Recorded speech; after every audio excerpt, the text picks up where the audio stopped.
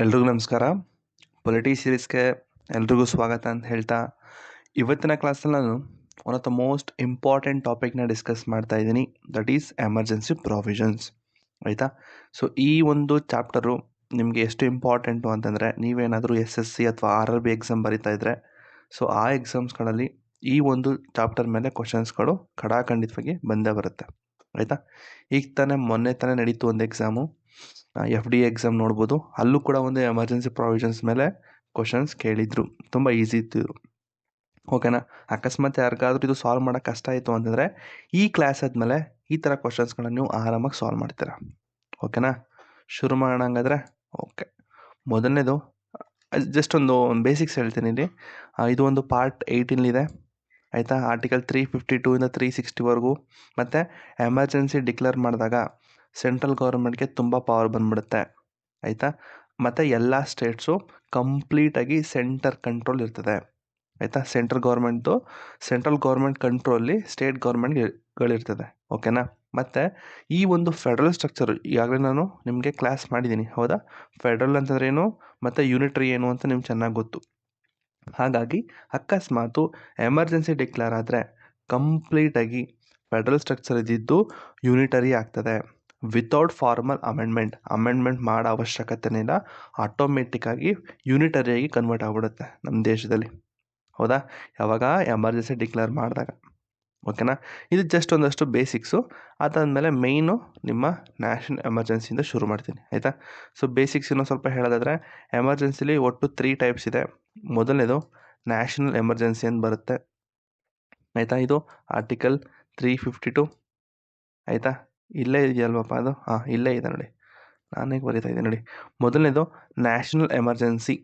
ಆಯಿತಾ? ಇದು ಆರ್ಟಿಕಲ್ 352 ಪ್ರಕಾರ. ಆಯಿತಾ? ನೆಕ್ಸ್ಟು ಆರ್ಟಿಕಲ್ 356 ಪ್ರಕಾರ ಎರಡನೇ ಎಮರ್ಜೆನ್ಸಿ ನಿಮ್ಮ ಸ್ಟೇಟ್ ಎಮರ್ಜೆನ್ಸಿ ಅಥವಾ ಪ್ರೆಸಿಡೆಂಟ್ ರೂಲ್ ಅಂತಲೂ ಕೂಡ ಕರೀತಾರೆ. ಆಯಿತಾ? ಇಲ್ಲಾಂದರೆ ಕಾನ್ಸ್ಟಿಟ್ಯೂಷನಲ್ ಎಮರ್ಜೆನ್ಸಿ ಅಂತಲೂ ಕೂಡ ಕರೀತಾರೆ.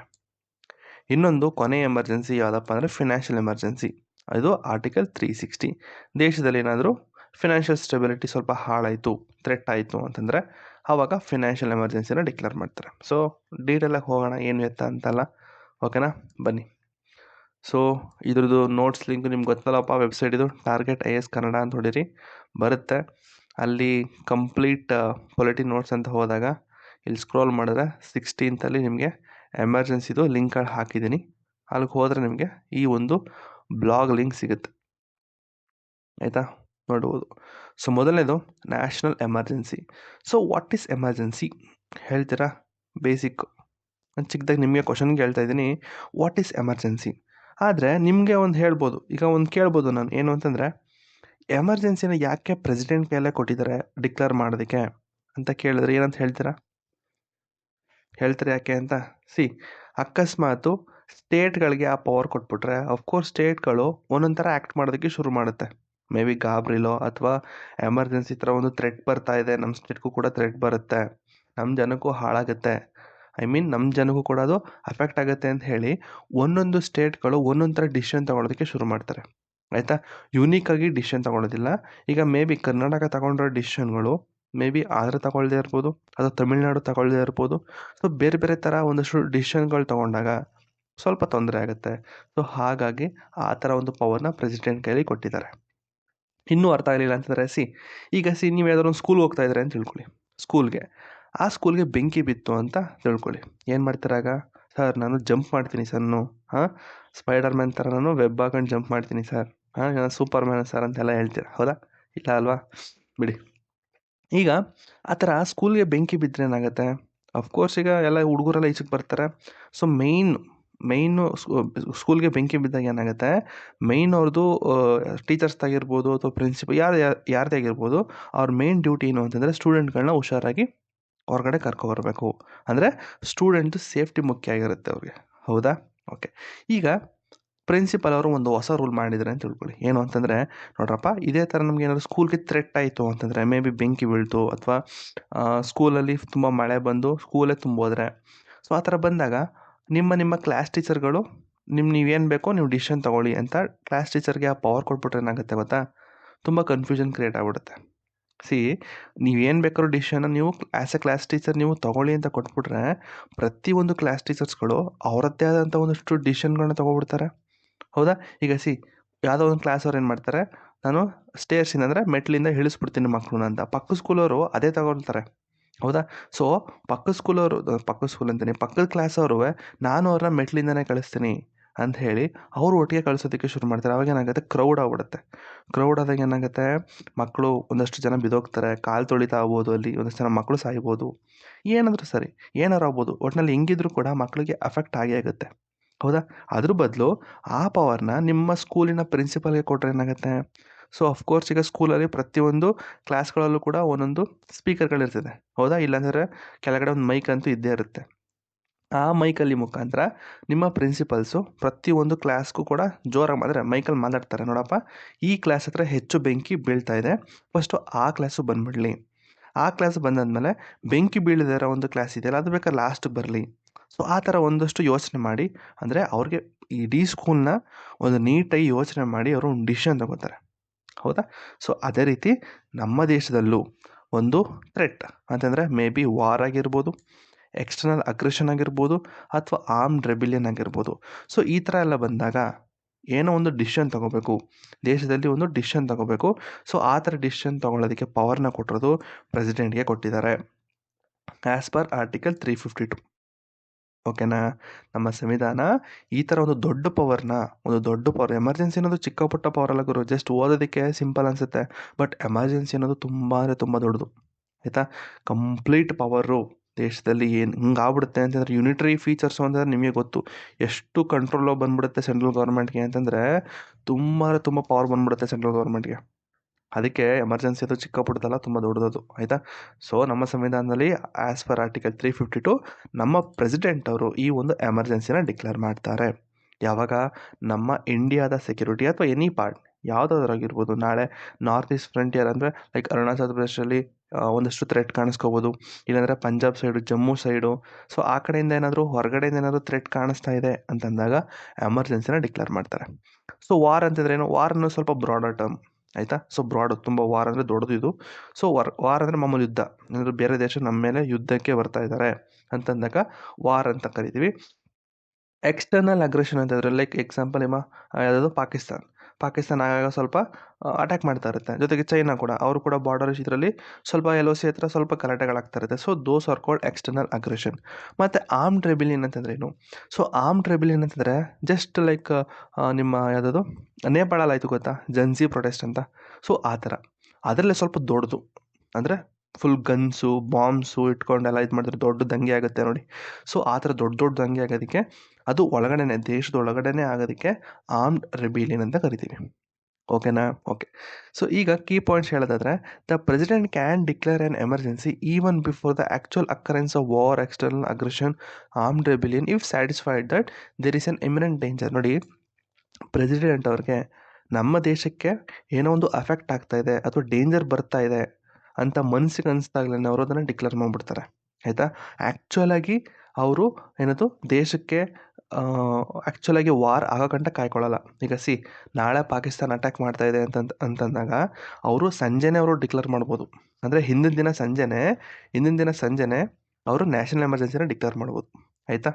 ಓಕೆ. ನೆಕ್ಸ್ಟು 38ನೇ ತಿದ್ದುಪಡಿ ಪ್ರಕಾರ 1975ರಲ್ಲಿ 38ನೇ ತಿದ್ದುಪಡಿ ಮಾಡಿದ್ರು. ಅದ್ರ ಪ್ರಕಾರ the president to issue a different proclamation on grounds of war, external aggression and armed rebellion even if the proclamation is already in operation.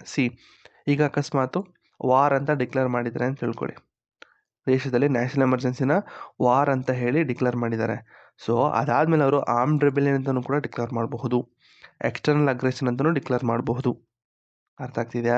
So ದೇಶದಲ್ಲಿ ಬರೀ ವಾರ್ ಅಂತ ಮಾತ್ರ ಡಿಕ್ಲೇರ್ ಮಾಡ್ಬೋದು ಅಂತೇನಿಲ್ಲ, ಅವರು ವಾರ್ ಅಂತಲೂ ಡಿಕ್ಲೇರ್ ಮಾಡ್ಬೋದು, ಒಟ್ಟೊಟ್ಟಿಗೆ ಮೂರನ್ನು ಕೂಡ ಡಿಕ್ಲೇರ್ ಮಾಡ್ಬೋದು, ತೊಂದರೆ ಏನಿಲ್ಲ. ಇದು 38ನೇ ತಿದ್ದುಪಡಿಲಿ ಹೇಳ್ತು. ಈಗ ನ್ಯಾಷನಲ್ ಎಮರ್ಜೆನ್ಸಿಲಿ ಒಟ್ಟು 2 ಟೈಪ್ ಇದೆ. ನಾನು ಹೇಳಿದ್ದು ಎಮರ್ಜೆನ್ಸಿಲಿ 3 ಟೈಪ್ ಇತ್ತು, ಬಟ್ ಈ ಒಂದು ನ್ಯಾಷನಲ್ ಎಮರ್ಜೆನ್ಸಿಲಿ 2 ಟೈಪ್ ಇದೆ. ಒಂದು ಎಕ್ಸ್ಟರ್ನಲ್ ಎಮರ್ಜೆನ್ಸಿ, ಅಂದರೆ ಹೊರಗಡೆಯಿಂದ ಏನಾದರೂ ಅಟ್ಯಾಕ್ ಆಗ್ತಾ ಇದ್ದರೆ ಎಕ್ಸ್ಟರ್ನಲ್ ಎಮರ್ಜೆನ್ಸಿ ಅಂತ ಕರೀತಾರೆ. ಒಳಗಡೆಯಿಂದ ಆಗಿದ್ರೆ ಅದಕ್ಕೆ ಇಂಟರ್ನಲ್ ಎಮರ್ಜೆನ್ಸಿ ಅಂತಲೇ ಕರೀತಾರೆ. ಸೊ ಒಳಗಡೆಯಿಂದ ಆಗೋದಕ್ಕೆ ಆರ್ಮ್ಡ್ ರೆಬಿಲಿಯನ್ ಅಂತ ಕರೀತಾರೆ, ಹೊರಗಡೆಯಿಂದ ಆಗೋದಕ್ಕೆ grounds of war or external aggression. ಅರ್ಥ ಆಗ್ತಿದೆಯಾ? ಓಕೆ. ನೆಕ್ಸ್ಟು ಹಿಸ್ಟಾರಿಕಲ್ ಚೇಂಜಸ್, ಅಂದರೆ ಈಗ ಸ್ವಲ್ಪ ನಮ್ಮ ಎಮರ್ಜೆನ್ಸಿಲಿ ಏನೆಲ್ಲ ಚೇಂಜ್ ಮಾಡಿದ್ದಾರೆ ಅದನ್ನು ತಿಳ್ಕೊಳ್ಳೋಣ, ಆಯಿತಾ. ಸೊ ಓಕೆ, ನೆಕ್ಸ್ಟು ನಮ್ಮ ಸಂವಿಧಾನದಲ್ಲಿ ಆ್ಯಕ್ಚುಲಾಗಿ ಆರ್ಮ್ಡ್ ರೆಬಿಲಿಯನ್ ಅಂತ ಇರಲಿಲ್ಲ. ಫಸ್ಟ್ ಇದ್ದಿದ್ದು ಇಂಟರ್ನಲ್ ಡಿಸ್ಟರ್ಬೆನ್ಸ್ ಅಂತ. ಸೊ ಇಂಟರ್ನಲ್ ಡಿಸ್ಟರ್ಬೆನ್ಸ್ ಅಂತಂದ್ರೆ ಏನು? ಸೊ ಚಿಕ್ಕ ಪುಟ್ಟ ಗುಂಪು ಗಲಭೆಗಳಾಗುತ್ತೆ, ಹೌದಾ. ಈಗ ದೊಡ್ಡ ದೊಡ್ಡ ಸ್ಟ್ರೈಕ್ ಆಗುತ್ತೆ ನೋಡಿ, ಡೆಲ್ಲಿಲಿ ಆಗುತ್ತೆ ನೋಡಿ ಸ್ಟ್ರೈಕ್ಗಳು. ಈಗ ಫಾರ್ಮರ್ ಸ್ಟ್ರೈಕ್ ಆಯಿತು, ಸ್ಟ್ರೇ ಡಾಗ್ಸ್ ಇದರಲ್ಲಿ ವಿಚಾರವಾಗಿ ಒಂದು ಸ್ಟ್ರೈಕ್ ಆಯಿತು. ಸೊ ಈ ಥರ ಸ್ಟ್ರೈಕ್ಗಳಾದರೂ ಕೂಡ ಅದಕ್ಕೆ ಇಂಟರ್ನಲ್ ಡಿಸ್ಟರ್ಬೆನ್ಸ್ ಅಂತ ಹೇಳಿ ಎಮರ್ಜೆನ್ಸಿನ ಡಿಕ್ಲೇರ್ ಮಾಡ್ತಾಯಿದ್ರು. ಯಾವಾಗ? 1975 ಇಂದಿರಾ ಗಾಂಧಿ ಅವರು, ಆಯಿತಾ. ಮುಂದೆ ಹೇಳ್ತೀನಿ, ಲೈನ್ ಹಾಕಿದ್ದೀನಿ ಇಲ್ಲಿ, ಜಾಸ್ತಿ ಅದ್ರ ಬಗ್ಗೆ ಹೋಗಲ್ಲ ನಾನು. ನೀನು ಬೇಕಾದರೆ ನೀವು ಬೇರೆ ಬೇರೆ ಯೂಟ್ಯೂಬ್ ಚಾನಲ್ಸಲ್ಲಿ ವೀಡಿಯೋಸ್ ಮಾಡಿದ್ದಾರೆ, ಬೇಕಾದ್ರೆ ನೋಡ್ಕೊಳ್ಳಿ ಏನದು, ಹೇಗೆ ಇಂದಿರಾ ಗಾಂಧಿ ಅವರು ಮಿಸ್ಯೂಸ್ ಮಾಡಿಕೊಂಡ್ರು ಪವರ್ ಅನ್ನೋದನ್ನ, ಓಕೆನಾ. ಓಕೆ, ಈಗ ನಮ್ಮ ಸಂವಿಧಾನದಲ್ಲಿ ಆ್ಯಕ್ಚುಲಾಗಿ ಮೆನ್ಷನ್ ಆಗಿದ್ದು ಇಂಟರ್ನಲ್ ಡಿಸ್ಟರ್ಬೆನ್ಸ್ ಅಂತ, ಆಯಿತಾ. ಸೊ ಇದು ಬ್ರಾಡ್ ಅಂತ ಹಾಕಿದ್ದೀನ. ಸೊ ಬ್ರಾಡ್ ಅಲ್ಲ, ಇದು ತುಂಬ ಚಿಕ್ಕದಾಗಿ ಹೋಯಿತು, ಆಯಿತಾ. ಸೊ ಅದಾದಮೇಲೆ 44ನೇ ತಿದ್ದುಪಡಿಯಲ್ಲಿ ಅವ್ರೇನು ಮಾಡ್ತಾರೆ, 1978ರಲ್ಲಿ ಅದನ್ನು ಆರ್ಮ್ಡ್ ರೆಬಿಲಿಯನ್ ಅಂತ ರೀಪ್ಲೇಸ್ ಮಾಡ್ತಾರೆ, ಆಯಿತಾ. ಇಂಟರ್ನಲ್ ಡಿಸ್ಟರ್ಬೆನ್ಸ್ ಅಂತ ಇರೋದನ್ನ ಆರ್ಮ್ಡ್ ರೆಬಿಲಿಯನ್ ಅಂತ ರೀಪ್ಲೇಸ್ ಮಾಡ್ತಾರೆ, ಮೇಕಿಂಗ್ ಮೋರ್ ಸ್ಪೆಸಿಫಿಕ್. ಕರೆಕ್ಟಾಗಿ ಆರ್ಮ್ಡ್ ರೆಬಿಲಿಯನ್ ಅಂತಂದರೆ ಇದು ಅಂತ ಸ್ಪೆಸಿಫಿಕ್ ಆಗಿ ಮೆನ್ಷನ್ ಮಾಡ್ತಾರೆ. ಆದರೆ ಇಂಟರ್ನಲ್ ಡಿಸ್ಟರ್ಬೆನ್ಸ್ ಅಂತಂದಾಗ ಅದರಲ್ಲಿ ಸ್ವಲ್ಪ ಲೈಕ್ ಬೇಸಿಕ್ ಮೀನಿಂಗ್ ಇರಲಿಲ್ಲ. ಅಂದರೆ ಯಾವುದು ಇಂಟರ್ನಲ್ ಡಿಸ್ಟರ್ಬೆನ್ಸ್ ಅಂತ ಕನ್ಸಿಡರ್ ಮಾಡಬೇಕು. ಈಗ ಸ್ಟ್ರೈಕ್ ಆಯಿತು, ಈಗ ಸ್ಟ್ರೈಕ್ ಅಂತ ಇರೋದನ್ನ ನಾವು ಇಂಟರ್ನಲ್ ಡಿಸ್ಟರ್ಬೆನ್ಸ್ ಅಂತ ಕನ್ಸಿಡರ್ ಮಾಡೋಕ್ಕಾಗತ್ತಾ? ಈಗ ಸ್ಟ್ರೇ ಡಾಗ್ಸ್ ಮೇಲೆ ಒಂದಷ್ಟು ಸ್ಟ್ರೈಕ್ಗಳಾಯಿತು, ಫಾರ್ಮರ್ ಸ್ಟ್ರೈಕ್ ಆಯಿತು. ಸೊ ಇದಕ್ಕೆಲ್ಲ ನಾವು ಇಂಟರ್ನಲ್ ಡಿಸ್ಟರ್ಬೆನ್ಸ್ ಅಂತ ಕನ್ಸಿಡರ್ ಮಾಡಬೇಕಾ ಅನ್ನೋದೊಂದು ಕ್ವಶನ್ ರೈಸ್ ಆಗ್ತಾಯಿತ್ತು. ಸೊ ಅದು ಸ್ವಲ್ಪ ಲೈಕ್ ತುಂಬ ಲೈಟಾಗಿತ್ತು, ಜೊತೆಗೆ ಜಾಸ್ತಿ ಅದು ಮೀನಿಂಗ್ ಇರಲಿಲ್ಲ, ಆಯಿತಾ. ಬಟ್ ಇದೇನಿದೆಯಲ್ಲ ಆರ್ಮ್ಡ್ ರೆಬಿಲಿಯನ್ ಅಂತಿದೆಯಲ್ಲ, ಇದು ತುಂಬ ಸ್ಪೆಸಿಫಿಕ್ ಆಗಿದೆ, ತುಂಬ ಮೀನಿಂಗ್ಫುಲ್ ಆಗಿದೆ. ಈಗ ಆರ್ಮ್ಡ್ ರೆಬಿಲಿಯನ್ ಅಂತಂದರೆ ಏನು? ತುಂಬ ಆರ್ಮ್ಸ್ ಇಟ್ಕೊಂಡು ಲೈಕ್ ಗನ್ಸು, ಬಾಂಬ್ಸು, ಸೊ ಈ ಥರ ಇಟ್ಕೊಂಡು ಒಂದು ರೆಬಿಲಿಯನ್ ಬಂತು ಅಂದರೆ ಅದಕ್ಕೆ ನಾವು ನ್ಯಾಷನಲ್ ಎಮರ್ಜೆನ್ಸಿನ ಡಿಕ್ಲೇರ್ ಮಾಡ್ಬೋದು ಅಂತ ಹೇಳಿದ್ರು. ಅದನ್ನು ರೀನೇಮ್ ಮಾಡ್ತಾರೆ. ಯಾಕೆ ಅಂತಂದರೆ ಆ ಟೈಮಲ್ಲಿ ಇಂದಿರಾ ಗಾಂಧಿಯವ್ರ ಟೈಮಲ್ಲಿ ಈ ಒಂದು ಇಂಟರ್ನಲ್ ಡಿಸ್ಟರ್ಬೆನ್ಸ್ ಅಂತ ಹೇಳಿ ಎಮರ್ಜೆನ್ಸಿನ ಡಿಕ್ಲೇರ್ ಮಾಡಿಬಿಟ್ಟಿರ್ತಾರೆ, ಆಯಿತಾ. ಸರ್ ಹಾಗಾದರೆ ಪ್ರೆಸಿಡೆಂಟ್ ಅವರು ಡಿಕ್ಲೇರ್ ಮಾಡ್ತಾರೆ ಅಂತ ಹೇಳಿದರೆ, ಹಾಗಾದರೆ ಪ್ರೆಸಿಡೆಂಟು ತಮ್ಮ ಇಷ್ಟ ಬಂದಂಗೆಲ್ಲ ಮಾಡೋಕ್ಕಾಗತ್ತಾ ಅಂತಂದರೆ ಆ್ಯಕ್ಚುಲಾಗಿ ಆ ಪವರು ಪ್ರೆಸಿಡೆಂಟ್ ಕೈಲಿದೆಯಾ ಅಂತ ಕೇಳಿದ್ರೆ ಹೌದು, ಇತ್ತು ಪ್ರೆಸಿಡೆಂಟ್ ಕೈಲೇ ಇದ್ದಿದ್ದು. ಆದರೆ 1975 ಎಮರ್ಜೆನ್ಸಿ ಆದಮೇಲೆ ಅದು ಚೇಂಜ್ ಆಗುತ್ತೆ, ಹೌದಾ. ಇಲ್ಲ ಚೇಂಜ್ ಆಗುತ್ತಾ? ನಾನೇ ಕನ್ಫ್ಯೂಸ್ ಆಗೋದ್ನಲ್ಲ ಗುರು. ಇಲ್ಲ ಈಗ ಹೇಳ್ತೀನಿ ನೋಡಿ, ಪ್ರೆಸಿಡೆಂಟ್ ಏನಾದರೂ ಎಮರ್ಜೆನ್ಸಿನ ಡಿಕ್ಲೇರ್ ಮಾಡಬೇಕು ಅಂತಂದರೆ ಕ್ಯಾಬಿನೆಟ್ಟು ರಿಟರ್ನ್ ರೆಕಮೆಂಡೇಶನ್ ಬೇಕು. ಇಲ್ಲಿ ಹಾಕಿದೆ ನೋಡಿ, ಇದೇ ಮರ್ತೋಗುತ್ತೆ. ಯಾಕೆಂದರೆ ಇದು ತುಂಬ ಇಂಪಾರ್ಟೆಂಟು, ಅದೇ ಮರ್ತೋಗುತ್ತೆ ನೋಡಿ. ನೋಡಿ, ಈಗ ಪ್ರೆಸಿಡೆಂಟ್ ಅವರು ಡಿಕ್ಲೇರ್ ಮಾಡ್ತಾರೆ ಎಮರ್ಜೆನ್ಸಿನ ಅಂತ ಕೇಳಿದರೆ ಹೌದು ಡಿಕ್ಲೇರ್ ಮಾಡ್ತಾರೆ. ಆದರೆ ಪ್ರೆಸಿಡೆಂಟ್ ಅವರು ಎಮರ್ಜೆನ್ಸಿನ ಡಿಕ್ಲೇರ್ ಮಾಡಬೇಕು ಅಂತಂದರೆ ಏನು ಮಾಡಬೇಕು? ಕ್ಯಾಬಿನೆಟಿಂದ ಒಂದು ರಿಟರ್ನ್ ರೆಕಮೆಂಡೇಶನ್ ಬರಬೇಕು. ರಿಟರ್ನ್ ರೆಕಮೆಂಡೇಶನಲ್ಲಿ ಎಲ್ಲ ಕ್ಯಾಬಿನೆಟ್ ಮೆಂಬರ್ಸು ಎಲ್ಲರೂ ಅಲ್ಲ, ಇಷ್ಟು ಜನ ಅಂತಿರ್ತದೆ. ಸೊ ಆ ಒಂದು ಕ್ಯಾಬಿನೆಟ್ ಮೆಂಬರ್ಸ್ಗಳು ಒಂದು ಲೆಟರಲ್ಲಿ ಈ ಥರ ದೇಶಕ್ಕೆ ಥ್ರೆಟ್ ಆಗ್ತಾ ಇದೆ, ಸೊ ನೀವು ಎಮರ್ಜೆನ್ಸಿನ ಡಿಕ್ಲೇರ್ ಮಾಡಿ ಅಂತ ಹೇಳಿ ಕ್ಯಾಬಿನೆಟ್ ಅವರು ಹೋಗಿ ಪ್ರೆಸಿಡೆಂಟ್ ಕೈಯಲ್ಲಿ ಈ ಒಂದು ರಿಟರ್ನ್ ರೆಕಮೆಂಡೇಶನ್ ಕೊಡಬೇಕು. ಅಂದರೆ ಒಂದು ಶೀಟಲ್ಲಿ ಬರೆದು ಒಂದು ರೆಕಮೆಂಡೇಶನ್ನ ಕೊಟ್ಟರೆ ಪ್ರೆಸಿಡೆಂಟ್ ಅವರು ಕ್ಯಾಬಿನೆಟ್ ಈ ಥರ ಹೇಳ್ತು ಅಂತ ಹೇಳಿ ಆಮೇಲೆ ಡಿಕ್ಲೇರ್ ಮಾಡ್ತಾರೆ, ಆಯಿತಾ. ಸೊ ಪ್ರೆಸಿಡೆಂಟ್ ಅವರು ತಮ್ಮ ಇಷ್ಟ ಬಂದಾಗ ಮಾಡೋಕ್ಕಾಗಲ್ಲ ಇಲ್ಲಿ, ಆಯಿತಾ. ಕ್ಯಾಬಿನೆಟ್ ಅವರ ಒಂದು ಅಪ್ರೂವಲ್, ಅಂದರೆ ಕ್ಯಾಬಿನೆಟ್ ಅವರ ಒಂದು ರಿಟರ್ನ್ ರೆಕಮೆಂಡೇಶನ್ ಇಲ್ಲದೆ ಪ್ರೆಸಿಡೆಂಟ್ ಅವರು ಡಿಕ್ಲೇರ್ ಮಾಡೋದಕ್ಕೆ ಆಗೋದಿಲ್ಲ. ಪ್ರೆಸಿಡೆಂಟ್ ಅವರು ಒಂದು ಎಮರ್ಜೆನ್ಸಿನ ಡಿಕ್ಲೇರ್ ಮಾಡಬೇಕು ಅಂತಂದರೆ ಕ್ಯಾಬಿನೆಟ್ದು ರಿಟರ್ನ್ ರೆಕಮೆಂಡೇಶನ್ನು ಮಸ್ಟ್ ಇರಲೇಬೇಕು, ಆಯಿತಾ. So this provisions was introduced to prevent unilateral decision as seen during the 1975 emergency when the Indira Gandhi advise the president without consultation of cabinet. ನೋಡಿ, ಇಲ್ಲಿ ಬಂತದು. ಸೊ ಇದು ಯಾಕೆ ಕ್ಯಾಬಿನೆಟ್ ಅವ್ರದ್ದು ಒಂದು ರಿಟರ್ನ್ ರೆಕಮೆಂಡೇಶನ್ ಮ್ಯಾಂಡೇಟ್ರಿ ಮಾಡಿದ್ರು ಅಂತ ಹೇಳೋದಾದರೆ, 1975 ಎಮರ್ಜೆನ್ಸಿ ಟೈಮಲ್ಲಿ ಇಂದಿರಾ ಗಾಂಧಿಯವರು ಇದೇ ಟೈಮಲ್ಲಿ ಇದನ್ನದು ಪವರ್ನ ಮಿಸ್ಯೂಸ್ ಮಾಡ್ಕೋತಾರೆ. ಯಾಕೆ ಅಂತಂದರೆ ಈಗ ಎಮರ್ಜೆನ್ಸಿನ ಡಿಕ್ಲೇರ್ ಮಾಡಬೇಕು ಅಂದರೆ ಏನಪ್ಪ, ಕ್ಯಾಬಿನೆಟ್ ಅವರ ಒಂದು ಕನ್ಸಲ್ಟೇಷನ್ ಬೇಕು, ಕ್ಯಾಬಿನೆಟ್ ಅವರ ಒಂದು ರೆಕಮೆಂಡೇಶನ್ ಬೇಕಾಗ್ತದೆ. ಆದರೆ ಇಂದಿರಾ ಗಾಂಧಿಯವರು ವಿತೌಟ್ ಕನ್ಸಲ್ಟಿಂಗ್ ಹರ್ ಕ್ಯಾಬಿನೆಟ್, ಅಂದರೆ ಅವ್ರ ಕ್ಯಾಬಿನೆಟ್ನ ಕನ್ಸಲ್ಟ್ ಮಾಡ್ದೇ ಡೈರೆಕ್ಟಾಗಿ ಬಂದು ಪ್ರೆಸಿಡೆಂಟ್ ಹೇಳ್ತಾರೆ. ಅಂದರೆ ಪಿ ಎಮ್ ಅವರು ಡೈರೆಕ್ಟಾಗಿ ಹೋಗ್ತಾರೆ. ಇಲ್ಲಿ ನೋಡಿದ್ರೆ, ಈ ಸ್ಟೇಟ್ಮೆಂಟ್ ನೋಡಿದ್ರೆ ಏನನ್ಸುತ್ತೆ ಹೇಳಿ ನಿಮಗೆ? ಅಂದರೆ ಪ್ರೈಮ್ ಮಿನಿಸ್ಟ್ರದು ಏನಾದರೂ ಒಂದು ಲಿಂಕ್ ಇದೆಯಾ ಇಲ್ಲಿ? ಇಲ್ಲ. ಎಮರ್ಜೆನ್ಸಿಗೂ ಪ್ರೆಸಿಡೆಂಟ್ಗೂ ಏನೇನೂ ಲಿಂಕ್ ಇಲ್ಲ. ಆದರೆ ಇಲ್ಲೇನಾಗುತ್ತೆ ಡೈರೆಕ್ಟಾಗಿ ಪ್ರೈಮ್ ಮಿನಿಸ್ಟ್ರುಗಳು ಡೈರೆಕ್ಟಾಗಿ ಬಂದು ಪ್ರೆಸಿಡೆಂಟ್ಗೆ ಅಡ್ವೈಸ್ ಮಾಡ್ತಾರೆ, ಈ ಥರ ಎಮರ್ಜೆನ್ಸಿನ ಡಿಕ್ಲೇರ್ ಮಾಡಿ ಅಂತ. ಸೊ ಅದು ಮಿಸ್ಯೂಸ್ ಮಾಡ್ದಂಗೆ ಅಲ್ಲ ಪಾಪ ಅವರು. ಆ್ಯಕ್ಚುಲಾಗಿ ಪವರ್ ಇದ್ದಿದ್ದೇನೋ ಕ್ಯಾಬಿನೆಟ್ನ ಕನ್ಸಲ್ಟ್ ಮಾಡಬೇಕು, ರಿಟರ್ನ್ ರೆಕಮೆಂಡೇಶನ್ ಬೇಕು. ಆದರೆ ಇಲ್ಲೇನಾಗುತ್ತೆ, ಏನೂ ಆ ಥರ ಫಾಲೋ ಮಾಡ್ದಾನೆ ಅವರು ಡಿಕ್ಲೇರ್ ಮಾಡಿಸ್ಬಿಡ್ತಾರೆ. ಓಕೆನಾ? ಸೊ ಹಾಗಾಗಿ ಅದನ್ನು ಸ್ವಲ್ಪ ಚೇಂಜಸ್ ಮಾಡಿ ರಿಟರ್ನ್ ರೆಕಮೆಂಡೇಶನ್ ಮ್ಯಾಂಡೇಟ್ರಿ ಮಾಡ್ತಾರೆ ಆಮೇಲೆ. ಓಕೆನಾ? ಓಕೆ, ಈಗ ಸ್ವಲ್ಪ ಸ್ಲೋ ಆಗಿ ಹೋಗ್ತಾ ಇದ್ದೀನಿ, ಸರಿನಾ? ಈಸಿಯಾಗಿ ಅರ್ಥ ಆಗಲಿ ಅಂತ ಅಷ್ಟೆ. ಈಗ ನೆಕ್ಸ್ಟು, ಹಾಗಾದರೆ ಸರ್ ಈಗ ಎಮರ್ಜೆನ್ಸಿಯನ್ನು ಪ್ರೆಸಿಡೆಂಟ್ ಅವರು ಡಿಕ್ಲೇರ್ ಮಾಡಿದ್ರು, ಹಾಗಾದರೆ ಅದು ಎಷ್ಟು ದಿನಗಳ ಕಾಲ ಇರ್ತದೆ ಅಂತ ಕೇಳಿದ್ರೆ, ನೋಡಪ್ಪ, ಒನ್ಸ್ ಕ್ಯಾಬಿನೆಟಿಂದ ಒಂದು ರಿಟರ್ನ್ ರೆಕಮೆಂಡೇಶನ್ ಬಂದ ಮೇಲೆ ಪ್ರೆಸಿಡೆಂಟ್ ಅವರು ಡಿಕ್ಲೇರ್ ಮಾಡಾದ್ಮೇಲೆ ಅದು ಒಟ್ಟು 30 ದಿನ ಇರ್ತದೆ. ಅಂದರೆ 1 ಮಂತ್ ಗಂಟ ಇರ್ತದೆ. 1 ಮಂತ್ ಆದಮೇಲೆ ಸರ್, ಅಂದರೆ 1 ಮಂತ್ ಆದಮೇಲೆ ಆ ಒಂದು ಏನು ಪ್ರೆಸಿಡೆಂಟ್ ಅವರು ಏನು ಡಿಕ್ಲೇರ್ ಮಾಡಿರ್ತಾರಲ್ಲ ಎಮರ್ಜೆನ್ಸಿ, ಆ ಒಂದು ಎಮರ್ಜೆನ್ಸಿದ ಒಂದು ಏನಿದೆಯಲ್ಲಪ್ಪ ಅದು ರೆಸೊಲ್ಯೂಷನ್ ಅಥವಾ ರೆಸೊಲ್ಯೂಷನ್ ಇದೆಯಲ್ಲ, ಆ ರೆಸೊಲ್ಯೂಷನು ಲೋಕಸಭೆಗೆ ಹೋಗಬೇಕು. ಅಂತಂದರೆ ಲೋಕಸಭಾ ಅಥವಾ ರಾಜ್ಯಸಭಾ ಪಾರ್ಲಿಮೆಂಟ್ಗೆ ಹೋಗಬೇಕು. ಸೊ ಪಾರ್ಲಿಮೆಂಟಲ್ಲಿ ಡಿಸ್ಕಸ್ ಮಾಡಬೇಕು, ಅಂದರೆ ಈ ಎಮರ್ಜೆನ್ಸಿ ಕರೆದಿರೋದು ಸರಿನಾ ಇಲ್ವಾ ಅಂತ. ಅವ್ರೇನಾದ್ರು ಸರಿ ಇದೆ ಅಂತ ಹೇಳಿದ್ರೆ ಲೋಕಸಭೆನೂ ಒಪ್ಪಿಗೆ ಕೊಡಬೇಕು. ನೆಕ್ಸ್ಟ್ ಅದು ರಾಜ್ಯಸಭೆಗೆ ಹೋಗುತ್ತೆ. ರಾಜ್ಯಸಭೆಯಲ್ಲಿ ಅಲ್ಲೂ ಕೂಡ ಓಕೆ, ಇವರು ಎಮರ್ಜೆನ್ಸಿ ಡಿಕ್ಲೇರ್ ಮಾಡಿರೋದು ಸರಿಯಾಗಿದೆ ಅಂತ ಹೇಳಿ ಲೋಕಸಭಾ ಮತ್ತು ರಾಜ್ಯಸಭೆ ಎರಡೂ ಪಾಸ್ ಮಾಡಿದ್ರೆ ಆ ಒಂದು ಎಮರ್ಜೆನ್ಸಿ ಒಟ್ಟು 6 ತಿಂಗಳ ಕಾಲ ಇರ್ತದೆ. ಅರ್ಥ ಆಗ್ತಿದೆಯಾ? ನೋಡಿ, ಇಲ್ಲಿ ಹಾಕಿದ್ದೀನಿ ನೋಡಿ, ಬೋತ್ ಲೋಕಸಭಾ ಮತ್ತು ರಾಜ್ಯಸಭಾ ಮಸ್ಟ್ ಅಪ್ರೂವ್, ಎರಡೂ ಅಪ್ರೂವ್ ಮಾಡಬೇಕು. ಈಗ ರಿಟರ್ನ್ ರೆಕಮೆಂಡೇಶನಿಂದ ಪ್ರೆಸಿಡೆಂಟ್ ಅವರು ಡಿಕ್ಲೇರ್ ಮಾಡಾದ್ಮೇಲೆ ಇದ್ದಿದ್ದ ಟೈಮ್ ಎಷ್ಟು? 1 ತಿಂಗಳು.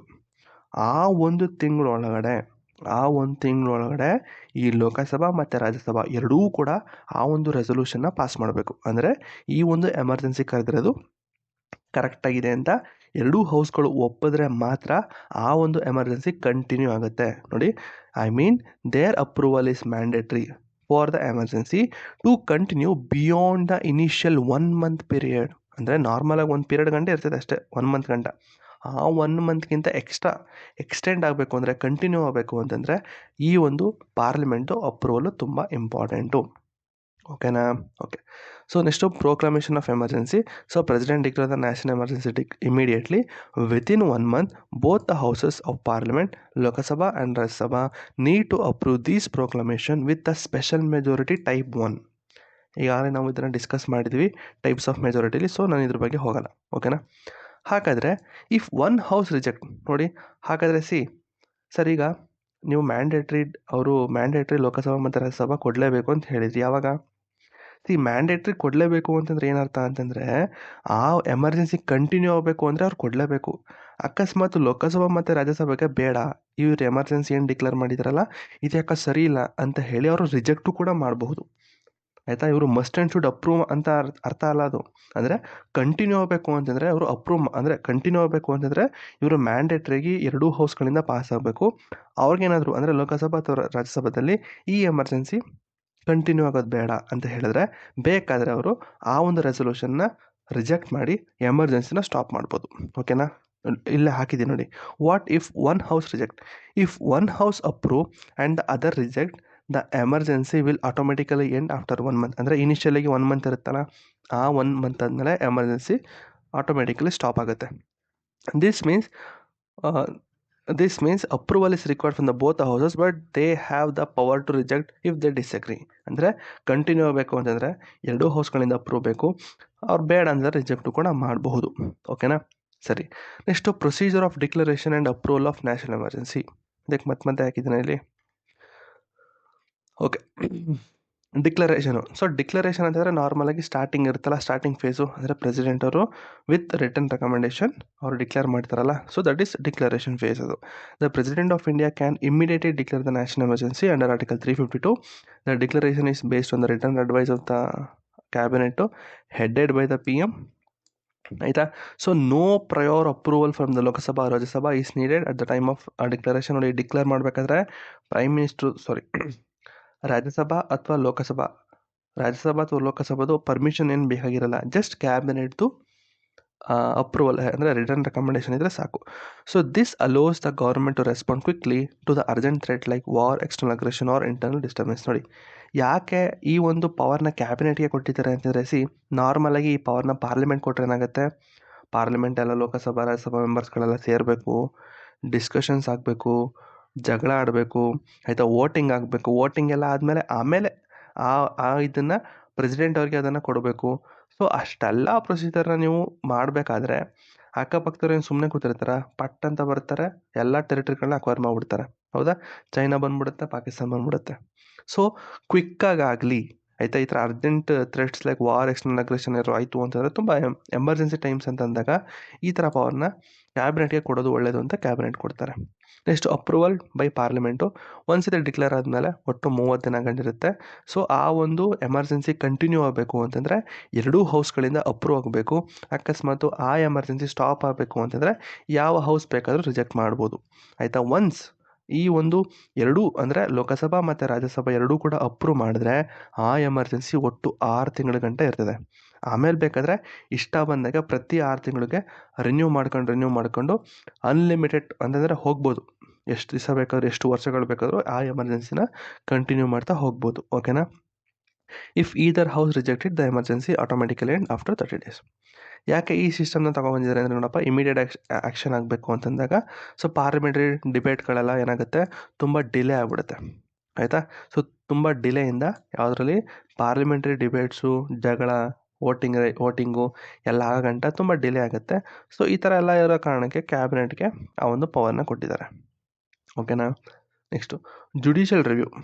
ಏನಿದು 38ನೇ ತಿದ್ದುಪಡಿಯ ಪ್ರಕಾರ so made the declaration of emergency immune from judicial review. ನೋಡಿ, ಪ್ರೆಸಿಡೆಂಟ್ ಅವ್ರು ಏನು ಡಿಕ್ಲೇರ್ ಮಾಡ್ತಾರೆ ನೋಡಿ, ಅದು ಕರೆಕ್ಟಾಗಿ ಮಾಡಿದ್ದೀರಾ ಇಲ್ವಾ ಅಂತ ಯಾವುದೇ ಕಾರಣಕ್ಕೂ ಯಾರು ಕೇಳಬಾರ್ದು ಅಂತಿತ್ತು.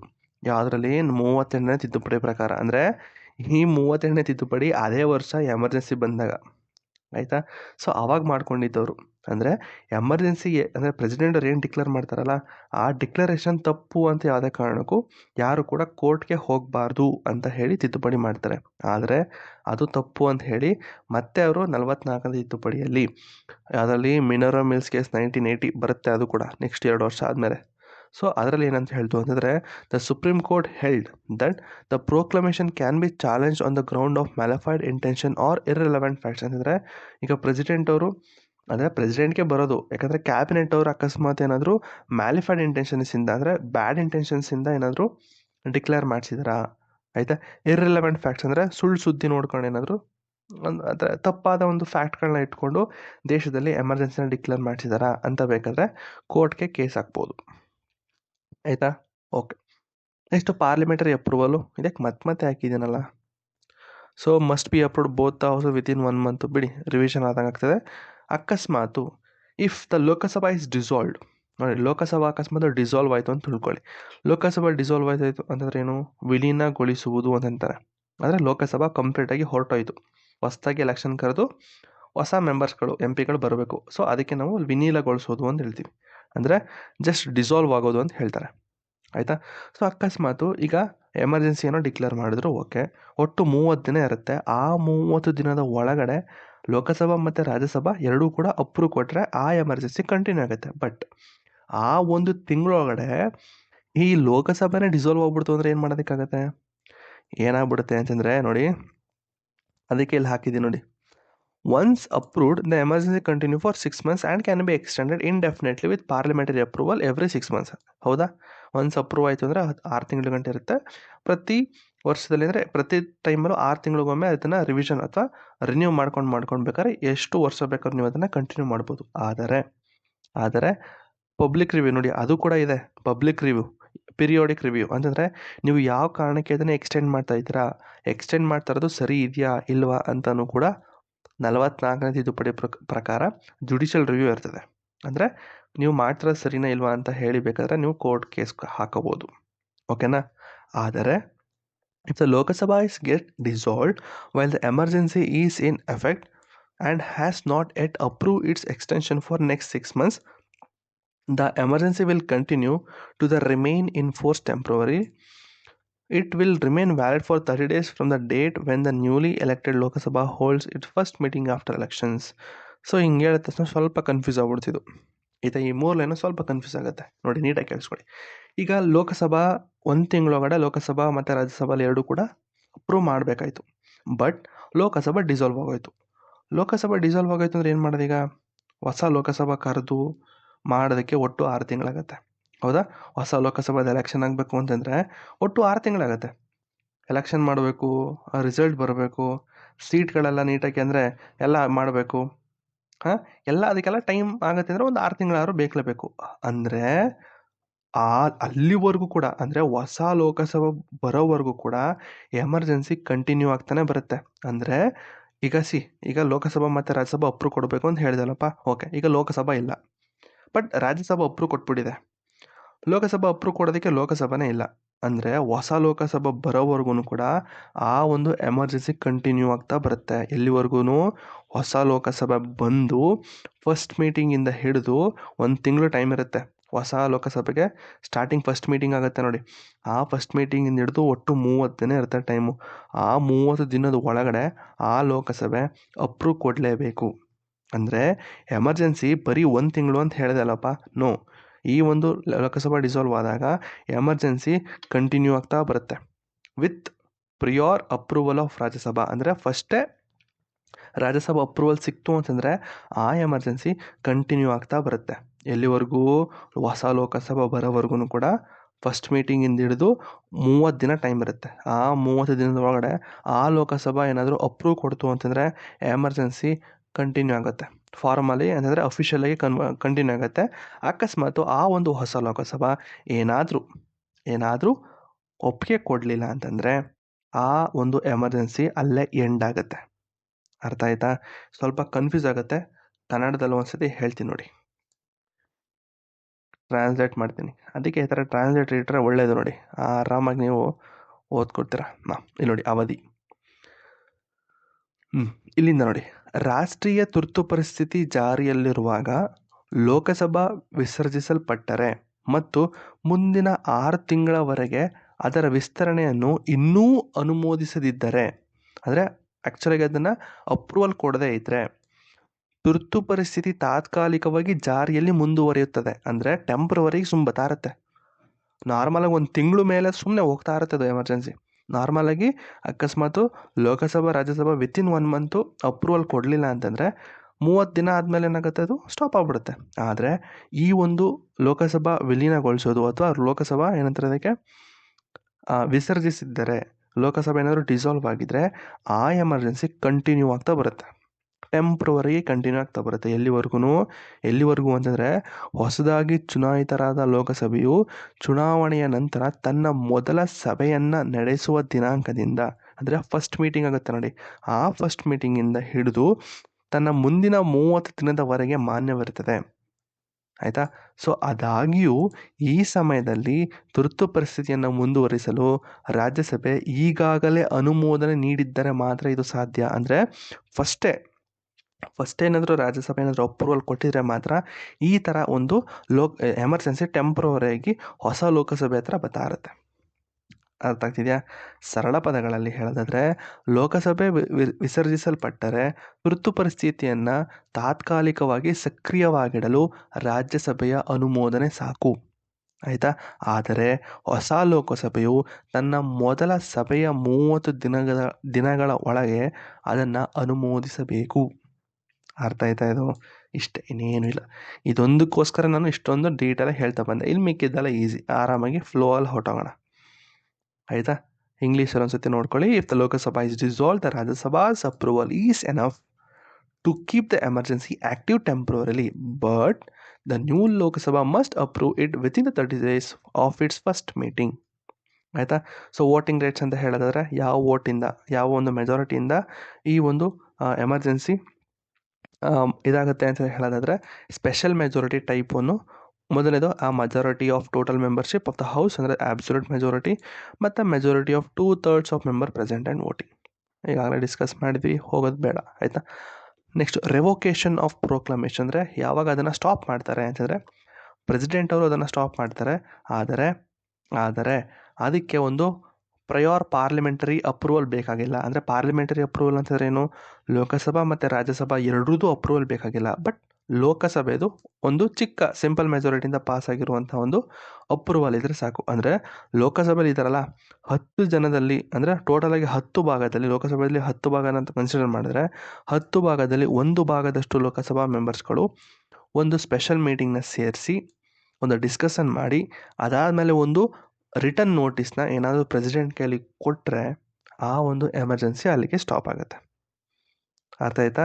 ಆ special sitting must be held within 14 days to consider the resolution. ಆಯಿತಾ? 14 ದಿನ ಒಂದು ಚಿಕ್ಕ ಮೀಟಿಂಗ್ ಮಾಡ್ಕೊಂಡು ಏನೋ ಮಾಡ್ಕೋತಾರೆ ಬಿಡಿ, ಅದು ಬೇಡ ನಮಗೆ.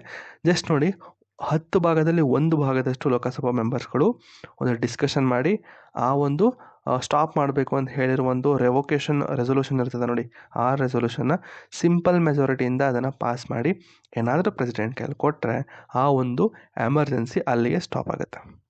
ಆಯಿತಾ? The president can cancel the national emergency at any time by issuing the another official order. ಆಯಿತಾ? ಒಂದು ಅಫಿಷಿಯಲ್ ಆರ್ಡರ್ ಅಂತಂದರೆ ಲೋಕಸಭೆಯಿಂದ ಬರಬೇಕು ಅದು. ಆಯಿತಾ? ಇಲ್ಲಿ ಯಾವುದೇ ಕಾರಣಕ್ಕೂ ಪಾರ್ಲಿಮೆಂಟರಿ ಅಪ್ರೂವಲ್ ಬೇಕಾಗಿಲ್ಲ ಈ ಒಂದು ಎಮರ್ಜೆನ್ಸಿನ ಕ್ಯಾನ್ಸಲ್ ಮಾಡೋದಕ್ಕೆ. ಬಟ್ ಲೋಕಸಭೆದು ಒಂದು ರಿಟರ್ನ್ದು ಒಂದು ರೆಕಮೆಂಡೇಶನ್ ಅಥವಾ ರಿಟರ್ನ್ ಒಂದು ರೆಸೊಲ್ಯೂಷನ್ ಇದ್ರೆ ಸಾಕು. If the Lok Sabha passes a resolution saying it does not want the emergency to continue, the president must cancel it. So ಇದನ್ನು 44ನೇ ತಿದ್ದುಪಡಿಲಿ ಹಾಕಿದ್ರು. ಮೊದಲು ಹೇಳಬೇಕಂದ್ರೆ ಪ್ರೆಸಿಡೆಂಟ್ಗೆ ಬರೀ ಪವರ್ ಇತ್ತು, ಪ್ರೆಸಿಡೆಂಟ್ ಇಷ್ಟ ಬಂದಂಗೆ ಅದನ್ನು ಕ್ಯಾನ್ಸಲ್ ಮಾಡ್ಬೋದಾಗಿತ್ತು. ಆಯಿತಾ? ಸರಿ. ಮತ್ತು ಸ್ಪೆಷಲ್ ರೂಲ್ ಹೇಳೋದಾದರೆ, how can Lok Sabha force the discussion on emergency? ಆಯಿತಾ? So if the 10% of the Lok Sabha members given a return request to the speaker. ನೋಡಿ, ಇಲ್ಲಿ ಪ್ರೆಸಿಡೆಂಟ್ಗೆ ಕೈಲೇ ಕೊಡಬೇಕು ಅಂತೇನಿಲ್ಲ. ಅಕಸ್ಮಾತು ಅಲ್ಲೇನಾದರೂ ಲೋಕಸಭಾ ಸ್ಪೀಕರ್ ಇತ್ತು ಅಂತಂದರೆ ಅಫ್ಕೋರ್ಸ್ ಸ್ಪೀಕರ್ ಕೈಲಿ ಕೊಡ್ಬೋದು, ಸ್ಪೀಕರ್ ಬಂದು ಪ್ರೆಸಿಡೆಂಟ್ ಕೈಲಿ ಕೊಡ್ತಾರೆ. ಅಕಸ್ಮಾತ್ ಸ್ಪೀಕರ್ ಇಲ್ಲ ಅಂತಂದರೆ ಡೈರೆಕ್ಟಾಗಿ ಪ್ರೆಸಿಡೆಂಟ್ ಕೈಲಿ ಬಂದು ಕೊಡ್ತಾರೆ. ಅದು special meeting must be held within 14 days, ಅಂದರೆ 14 ದಿನದೊಳಗಡೆ ಒಂದು ಸ್ಪೆಷಲ್ ಮೀಟಿಂಗ್ನ ಅಳವಡಿಸಿರ್ಬೇಕು ಅವರು. ಆಯಿತಾ? ಸೊ ಅಲ್ಲೂ ಕೂಡ ಒಂದು ಡಿಸ್ಕಷನ್ ಮತ್ತು ವೋಟಿಂಗ್ ಎಲ್ಲ ಆಗುತ್ತೆ. ಅದು ವೋಟಿಂಗ್ ಕೂಡ ಸಿಂಪಲ್ ಮೆಜಾರಿಟಿ ವೋಟಿಂಗ್. ಆಯಿತಾ? ಸೊ ಈಗ ಅಪ್ರೂವ್ ಮಾಡೋದಕ್ಕೆ ಯಾರು ಬೇಕಪ್ಪ? ಅಪ್ರೂವ್ ಮಾಡಬೇಕು ಅಂತಂದರೆ ಲೋಕಸಭಾ ಮತ್ತು ರಾಜ್ಯಸಭಾ ಎರಡೂ ಬೇಕು. ಬಟ್ ಅಪ್ರೂವ್ ಮಾಡಬೇಕು ಅಂತಂದಾಗ, ಅಂದರೆ ಎಮರ್ಜೆನ್ಸಿನ ಸ್ಟಾಪ್ ಮಾಡಬೇಕು ಅಂತಂದರೆ ಬರೀ ಲೋಕಸಭೆ ಇದ್ದರೆ ಸಾಕು. ಅಪ್ರೂವ್ ಮಾಡೋದಕ್ಕೆ ಯಾವ ಮೆಜಾರಿಟಿ ಬೇಕು?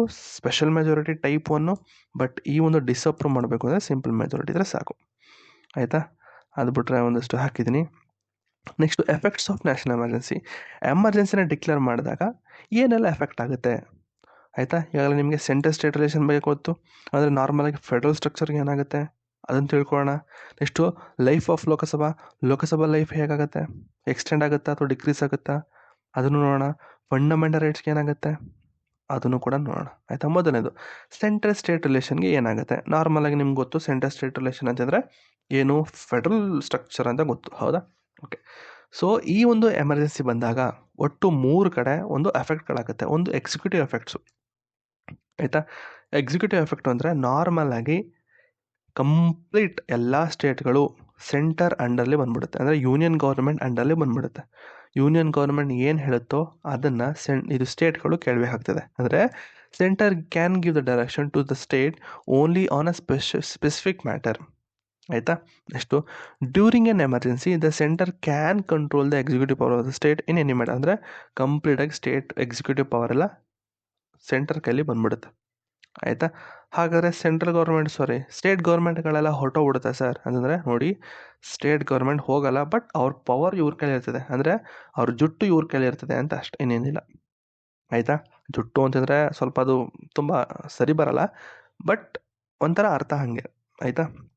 ಎಲ್ಲ ಸ್ಟೇಟ್ ಗೌರ್ಮೆಂಟ್ ಕಂಪ್ಲೀಟಾಗಿ ಎಕ್ಸಿಸ್ಟ್ ಆಗಿರ್ತದೆ, ಅಂದರೆ ಇರ್ತದೆ, ಬಟ್ ಅವ್ರ ಪವರ್ ಏನಿರ್ತದಲ್ಲ ಅದು ಕಂಪ್ಲೀಟ್ ಕಂಟ್ರೋಲು ಸೆಂಟರ್ ಕೈಲಿ ಹೊರಟೋಗುತ್ತೆ.